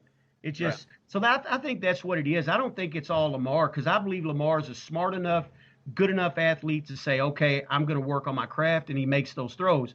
They got, like Cone said, they got to have a receiver. If they don't have a receiver, if they have a number 1 receiver, they play with Kansas City. If they don't, then they are what they are last night. Well, you guys keep bringing up receivers, and there were 3 or 4 names that were thrown out earlier back in August, like on our show alone. You had Dez Bryant. You had who else was free? Josh Gordon was a free agent. Who else am I thinking that's a free agent that got cut? Oh shit. Never mind. You mentioned Josh Gordon. He's a great athlete if he could keep himself together. And I think last year with the Patriots, I believe last year he was on his way to a big season. And I think when Belichick brought Brown in, I think that messed with Gordon's confidence, and it just messed it all up, and it screwed him up for the whole season and maybe his career, because he's not there mentally. But I think if he gets with the right team and has the right nucleus around him, I think Josh Gordon could really be a good receiver. Yeah, so you keep bringing up Lamar Jackson. Like, he could throw. All they need is a number 1 receiver. You just named 3 receivers, Josh Gordon, Dez Bryant, and Antonio Brown. All free agents still, and the Ravens aren't signing any of them because they have faith in what they have. They have faith in Hollywood Brown. They have faith in J.K. Dobbins. They have faith in Mark Ingram. But let me throw some stats out Brown, even if they sign Brown, he may not even play anyway. Because he's still got suspensions coming probably from the NFL, and you don't even know when he's going to play. But yeah, but if he's you a are great looking receiver. if you're looking to make a run, even if he's suspended for 8 games, I mean, you Yeah, can that's get him in true. January, right? So That's true. Lamar Jackson led his team in passing at 97 yards last night and rushing with 83 yards. They have Mark Ingram on the field. He only touched the ball 7 times for 30 yards. Like last night. I am not taking away the fact that Lamar Jackson is a great athlete. He is a darn good quarterback too. Let's chalk it up to the coaching. How are you a run dominant team and your tailback only touched the ball 7 times in a game? Well, first of all, Gus Edwards outran Mark Ingram all night. Well, he got 7 Dobbins catches, was too. better than Ingram. Right. But when they put Gus Edwards in there, that's why I was mentioning earlier, Kansas City doesn't have a great run defense. They've got great pass defense, safeties and cornerbacks. They've even got some decent line, but they're not great against the run. So when they put Gus Edwards in there, man, he was peeling up black asphalt, man. He was just running all over them, but they didn't stick with it for some reason. And then every time Lamar had to throw, and then you had the really bad play where the offensive lineman, they had 4th and 2, were going to go for it, and the offensive lineman, I forget his name, he jumped, and it cost them 5, and they had to go for that field goal. So that was kind of the end of the game for them. But I think their run game is where it's at. I just think you need to get a better receiver. In short answer to your question there, Mike LeBlanc, you don't hand it to Mark Ingram 25 times because Mark Ingram isn't that guy. Mark Ingram's very overrated. He's not a guy who is going to run for 120 yards on 25 carries. He's just not. He's a short yardage back. He's a good, from the 5-yard line, you need to pound the ball down and try to get in. He's that guy, but he's not a hand it to him 25 times a game guy. That offense rests on Lamar Jackson, and that's just how it goes. Everything flows through him. And that's why they're going to fail in January again. So let's go ahead and get through these last couple things here before we take a quick little break. I'm not sure the Ravens make the playoffs. Ooh, I don't know about I'm that just saying, hey, they're in there with the Steelers, and you got the AFC's loaded, man. It's got some good teams. And speaking of the Pittsburgh Steelers, Matt Benz has them coming in at number 3. Go ahead and talk on the Steelers a little bit. Man, I've never been a Steelers fan. I've never been a Big Ben fan, but I got to tell you, I got to respect the guy. He comes back from an elbow surgery and from someone who's had 2 total shoulder replacements. I know what that surgery can be like as far as your arm goes. That guy came back. He's throwing the ball. He looks better than ever. Schuster, I had Schuster last year on my fantasy team. Boy, that didn't go well. But this year, man, he's playing great. Their running game, they got Benny Snell from Kentucky, who's really, he's putting it to him. He's a great relief for Connor off the bench. He is. He really is. And their defense is, Pittsburgh's always been known for defense. So I really like Pittsburgh, and that's why I say I'm not sure Baltimore makes the playoffs. By the time, if Pittsburgh wins the division, and then you've got a couple of other teams, and they get head-to-head records or wild card. I mean, I don't know. It's because people are going to figure out, teams are going to figure out how to play Baltimore. So, you stop the pass, you make them. I mean, you stop the run, you make them pass. They can't do much. So we already know how to beat them. We already know how to beat them. Do what the Titans did to them. So I like Pittsburgh. I think they're going to win that division hands down. I don't even think it's going to be close because none of the teams in that division are really, I think, good enough to stick with them as far as offensively. And I think they're probably going to be one of the favorites for the Super Bowl at the end of the season. Big Ben looks great. He looks better than he ever did. And then coming in at number 2, Coombs talked about him a little bit earlier. We have Aaron freaking Rodgers and the Green Bay Packers. Coombs, what do you think about those guys at number 2? This team is scoring at an amazing clip so far early in the season. I didn't see this coming. I thought that the draft of Jordan Love was really going to actually weigh down Aaron Rodgers more than it was going to help him. And they've got 0 weapons. They had Devontae Adams was down, and they still went out and put up a crazy amount of points. This team is unbelievable. This Green Bay team is one that is probably going to have another 14-2 or 13-3 season, because right now, if they keep playing this way, there's not a team in the NFC that can stop them. I don't even think it's the Seattle Seahawks. I agree. And then at number 1, I think the Seahawks are messed up. I think where the Seahawks are kind of they have no run game. And they're one dimensional, and I'm not sure the Seahawks can keep this up all year long, all season long. Well, they do have a run game, and Chris. Yeah, they do have got a great run game. Jones is awesome. Yeah. So, and then coming in at number 1, obviously the Kansas City Chiefs put the beat down on the Ravens last night. My Kansas City Chiefs, RBL kind of. Oh, now they're your Kansas City Chiefs. Hey, I've been a Kansas City Chiefs fan since 1989. Okay, fair enough. Fair enough. So listen, I have no problem with his number 1 and number 2, but Matthew John Benz, if you are still listening, sir, your 3 through 10 are absolute garbage. You need to reevaluate how you watch football. Maybe it's just because the Vikings suck so bad you decided to turn the NFL off. But I don't know what's going on, buddy. But you guys want the proper? You guys want the proper top 10 here? I got it right here. The correct top 10 power rankings here. At number 10, you got the Indianapolis Colts. Phillip Rivers and those guys are going to go 10-6 this season. Win that AFC South. I mean, there's no stopping them. Coming in at number 9, I slept on the Rams this year. They have shown me a lot this season. I'm going to go with the Rams. Yes, they lost to the Buffalo Bills, but they showed heart and they fought back from 28 points down. You know, and they also beat the Dallas Cowboys. Then coming in at number 8, I had the Baltimore Ravens. The reason why I still have them in the top 10 because I still think they can win a lot of regular season games. They're still going to win 12 to 13 regular season games. They're just not going to win in January. And then coming in at number 7, I had the Tampa Bay Buccaneers, almost by default, like I said earlier. But hey, that offense is starting to look pretty good right now. Then at number 6, I got the Buffalo Bills. Number 5, Seattle Seahawks. Number 4, Pittsburgh Steelers. Number 3, the New England Patriots. Number 2, Packers, and number 1, Kansas City Chiefs. Quick you thoughts on slept that. on my Bears too. I'm not sleeping. Dude, they're still going to be 5-11. Face it. So you think the Colts are going to win that division over the Titans? Yes, I think the Titans are going to go 8-8 this season. You can praise King Henry all you want. He is going to turn into Queen Henry by week 9. He's going to be so wore out from carrying that team. That the Titans go 8-8. You don't like Tannehill? So do you not like Tannehill?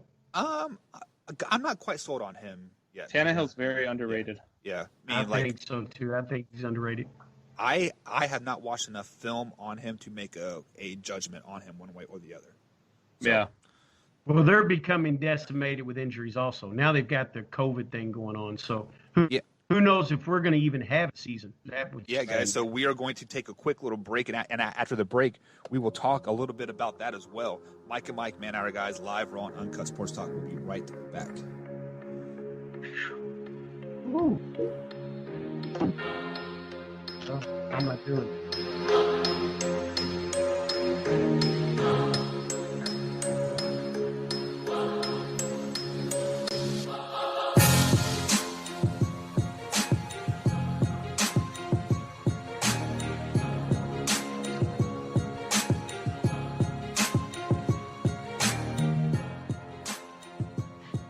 Welcome back to the Man Hour, guys. Michael Buckheiser here, live on Uncut Sports Talk. Head over to MikeandMikeManHour.com.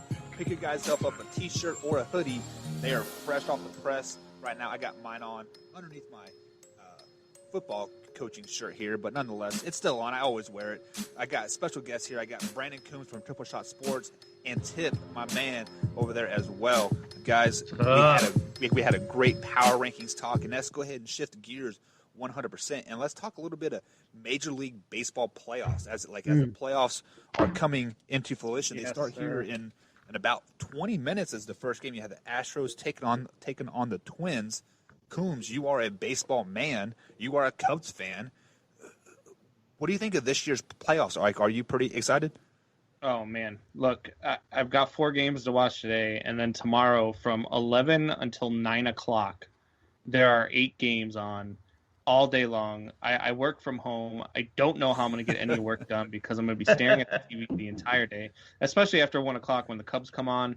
I don't understand how I'm going to get some work done. I'm going to try, but no, I'm absolutely excited about this. I think this needs to be the new norm. Like the new norm as in the eight teams from each division? Yep. And run the wild card round the same way. and then get into your divisions. Absolutely, every year. I'm a baseball guy. I'm a purist when it comes down to it. But at the same time, I'm also okay with evolving the game to get more faces, more eyes, and more younger viewers in. And I think this is a great way to do it. Tip, what are your thoughts on it? I like the format. I always thought they needed to kind of move it forward a little bit and add a couple other teams out. Sometimes you don't playoffs. You can sometimes get a team that's just hot at the moment and make it, and that's cool. But I like the format of it being more teams. I don't like not having fans. I don't like that. Right. I'm a big baseball guy too, Combs. I'm with you. I happen to be a Yankees fan, so so that's. But I don't know how they're gonna. Yeah, I don't know what they're gonna do this year. But I don't like the fans. When I try to watch a ball game, it just looks. I watch it, but it looks like football and basketball. Somehow I can get past the no fans. But with baseball, there's something there. I think they've done a great job of piping in the fan noise, though. Yeah. Yeah, I mean, I just it's not the same because baseball. I think it might be because baseball already has kind of a slow process throughout the game. It's not constant movement like basketball or football. Right. So what happens is when you get the fans, they can provide an element to kind of keep you interested. There's noise. There's always usually something going on in the stands they're going to. And now it's just really quiet, and it's just you just focus on baseball. Well, so unless you're a diehard fan like Combs, I'm not sure that people can get past the no fans, and that's hard for me to do. But I do watch it. I mean, just to add to and your I'm point glad here, it's back at period sports. Yeah, I mean, like just to add to your point there, as a Royals fan, usually this is the way our stands look anyways, come about August or about June or July, like anyway. So I am totally used to the no fans thing here. And just to add to your Yankees here, they're going to lose in the first round. They might. You know the what? Indians look good. The Indians have pitching, and the Indians have good defense, and they've got solid hitters through the middle of their lineup. And the Yankees are always decimated with injuries. It seems like Judge is always dealing with something. And then I would have thought the Yankees would have learned their lesson by signing A-Rod to a 27-year deal for $647 million, but they didn't. And now they went out and signed the guy from the Marlins. I can't think of his name now because he's hardly ever in a game, and I've forgotten all about him. But it's now you've signed him to another long, and he's always hurt. Your pitchers are always down. If you didn't hit 1,000 home runs a year, they don't play great small ball. Their defense is suspect to me. You're constantly moving parts around. You don't let anybody really get settled in a place, and some of that has to do with injuries. And I don't look for them to make a big run either. Actually, a lot of people are picking Tampa Bay and the Dodgers. I like the Indians in general, but I like the Yankees in this round to pull off the upset. Do you really? Oh, I do. okay, well, I hope you're right. I think that the Yankees will steal game one off of Bieber, and then with Garrett Cole on the mound, and then after that, I mean, all bets are up because then at that point you push Cleveland up against the wall. They have to win 2 straight, and I think that the Yankees bats can get to either if they don't get to Carrasco, they can definitely get to Plesac in game 3. Yes, yeah. So me and we will pick our World Series picks here in like a minute here, but you guys are passionate baseball. Go ahead. Real quick, just to touch on that Yankees thing. I'm sorry, Mike. The Yankees also have to be hitting, Combs, because if the Yankees aren't hitting, they don't have the pitching to do anything besides Cole. Because Tanaka, he's injured. I mean, most of their starters are injured or got some type of ailment going on. So now you have to get into your bullpen early. And I think you're right. I think if they don't jump on them game one, I think it's lights out for the Yankees because I don't believe they have the pitching past Cole. Yep. And if their hitting's not hitting, they're in trouble. And that's why I say I think Cleveland across the board has a better team, if nothing else, just because of health reasons. Yeah, and then so just to add to your points here, guys, you guys are both in favor of this new playoff format with the 8 teams. Yeah, I like it. with like the first best 2 out of 3 in the wild card round. What do you think about the shortening of the season? Because me, as like a passive baseball fan, man, like I'm not watching every game from first pitch to the last pitch. You know, like I tune in when I can, usually while I'm at work on these daytime games. I kind of like the 50, 60 game season. Yeah. What do you guys thought? So I'm not opposed to shortening the season. I don't want to see it at 50 or 60 games. I'm okay if you don't start playing regular season games until May 1st, though. Yeah. You get a lot of those April games, those early season games that get snowed out. You got bad weather. You're coming to Colorado and you got 8 inches of snow. Or you're coming to Chicago and it's 25 degrees outside and you're trying to play baseball at night. It's just, I think those are the games that you can do away with and start playing in May once that weather starts warming up. And maybe cut it down to 128 games or something like that. I think would be ideal. What are your thoughts, Tip? I honestly like less games. I love the idea Combs said about he had about May 1st. I think that's but I think maybe they should cut it off probably, I don't know, the end of August maybe. And the reason I say that is because you just mentioned it, Combs. You go into October baseball, late September, October baseball. Now you're talking, especially in New York, you could have freezing rain or hail or sleet. I mean, you never know what's going to happen. So how many ever games you can fit between the beginning of May to the end of say August, beginning of September, maybe go those 4 months. I don't know, what can you fit in there? 100 to 120 games like you were talking. I think that would probably work. And you have the playoffs say the beginning of October or maybe a little bit beyond. And I think you miss all of that bad weather, a lot of stuff. And I just think it keeps the fans' interest more because 162 games is a lot of games for fans to keep up with. And you almost have to be like Combs and be die hard to really know what's going on. So you shorten it. They could play May to the end of August and still get a 62 in. But every Sunday, every team in the league, whoever you're playing that weekend, you play those 7-inning doubleheaders every Sunday. And I like that idea. Dan Patrick came up with that. He said he thought shortening the games to 7 innings would be, and he also said not changing pitchers in the middle of an inning, letting a pitcher complete an inning. That changes the whole game. Do that, but I like the 7 innings.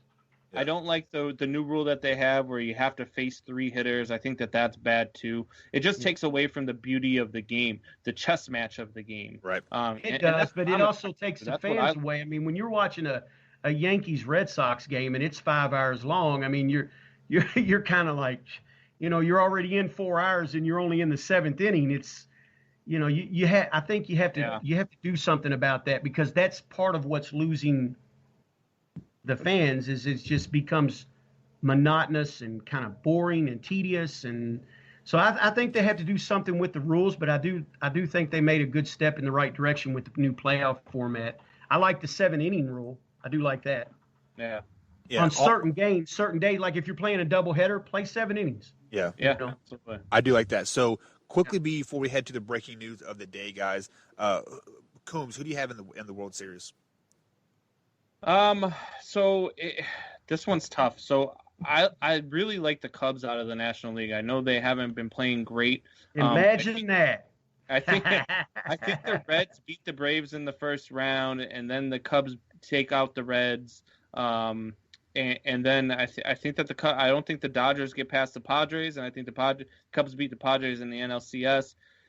And look, man, I hate to do this, and I hate to be an all-Chicago guy, but I think the White Sox, man. I think we're going to have an all-Chicago World Series. How'd I know that was coming? And who do you have winning? The Cubs? Cubs. Chicago. Chicago. Tip, who do you got in the World Series? It's been tough for me to follow because it has been an odd season. Right. I think if I had to go by what I know, what I've seen, what I've heard, what I've read, everything – I would probably have to pick the Dodgers out of the National League. I think across the board, they probably have the best team. They probably have the best pitching. I think they have the best team all around, defensively, hitters throughout the lineup. They got good manager. Got a good manager. They don't make a lot of mistakes.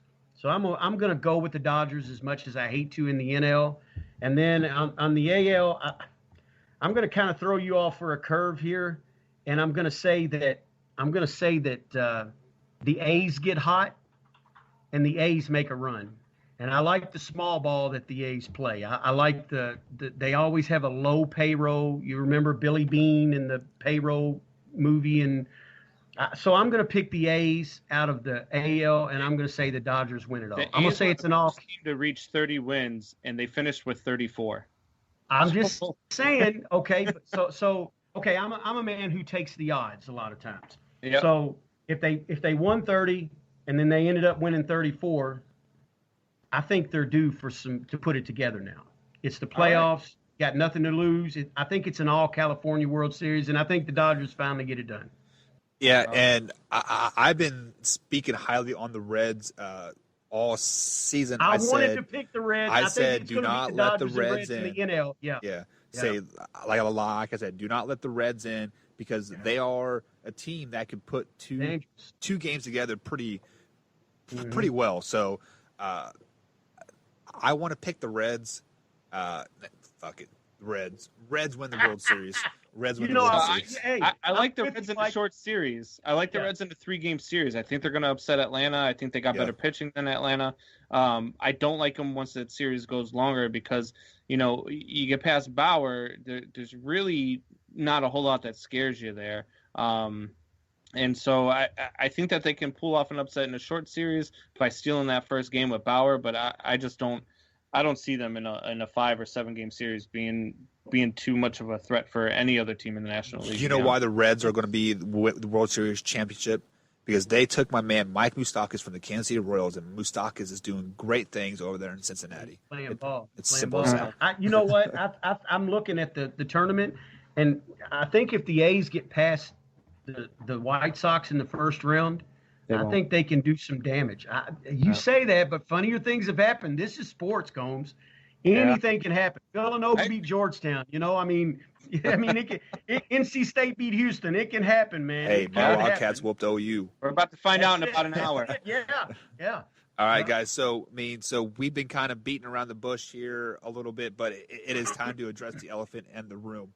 COVID-19 has officially struck the NFL. Tennessee Titans and Minnesota Vikings have shut down their practice facilities till Saturday. Let me get my numbers correctly here. There have been 3 players test positive and 5 coaches for the Tennessee Titans. No new cases for the Minnesota Vikings. So, Coombs, I'm going to come to you first. Does this make the NFL not finish the season? No. The NFL will get through it just like Major League.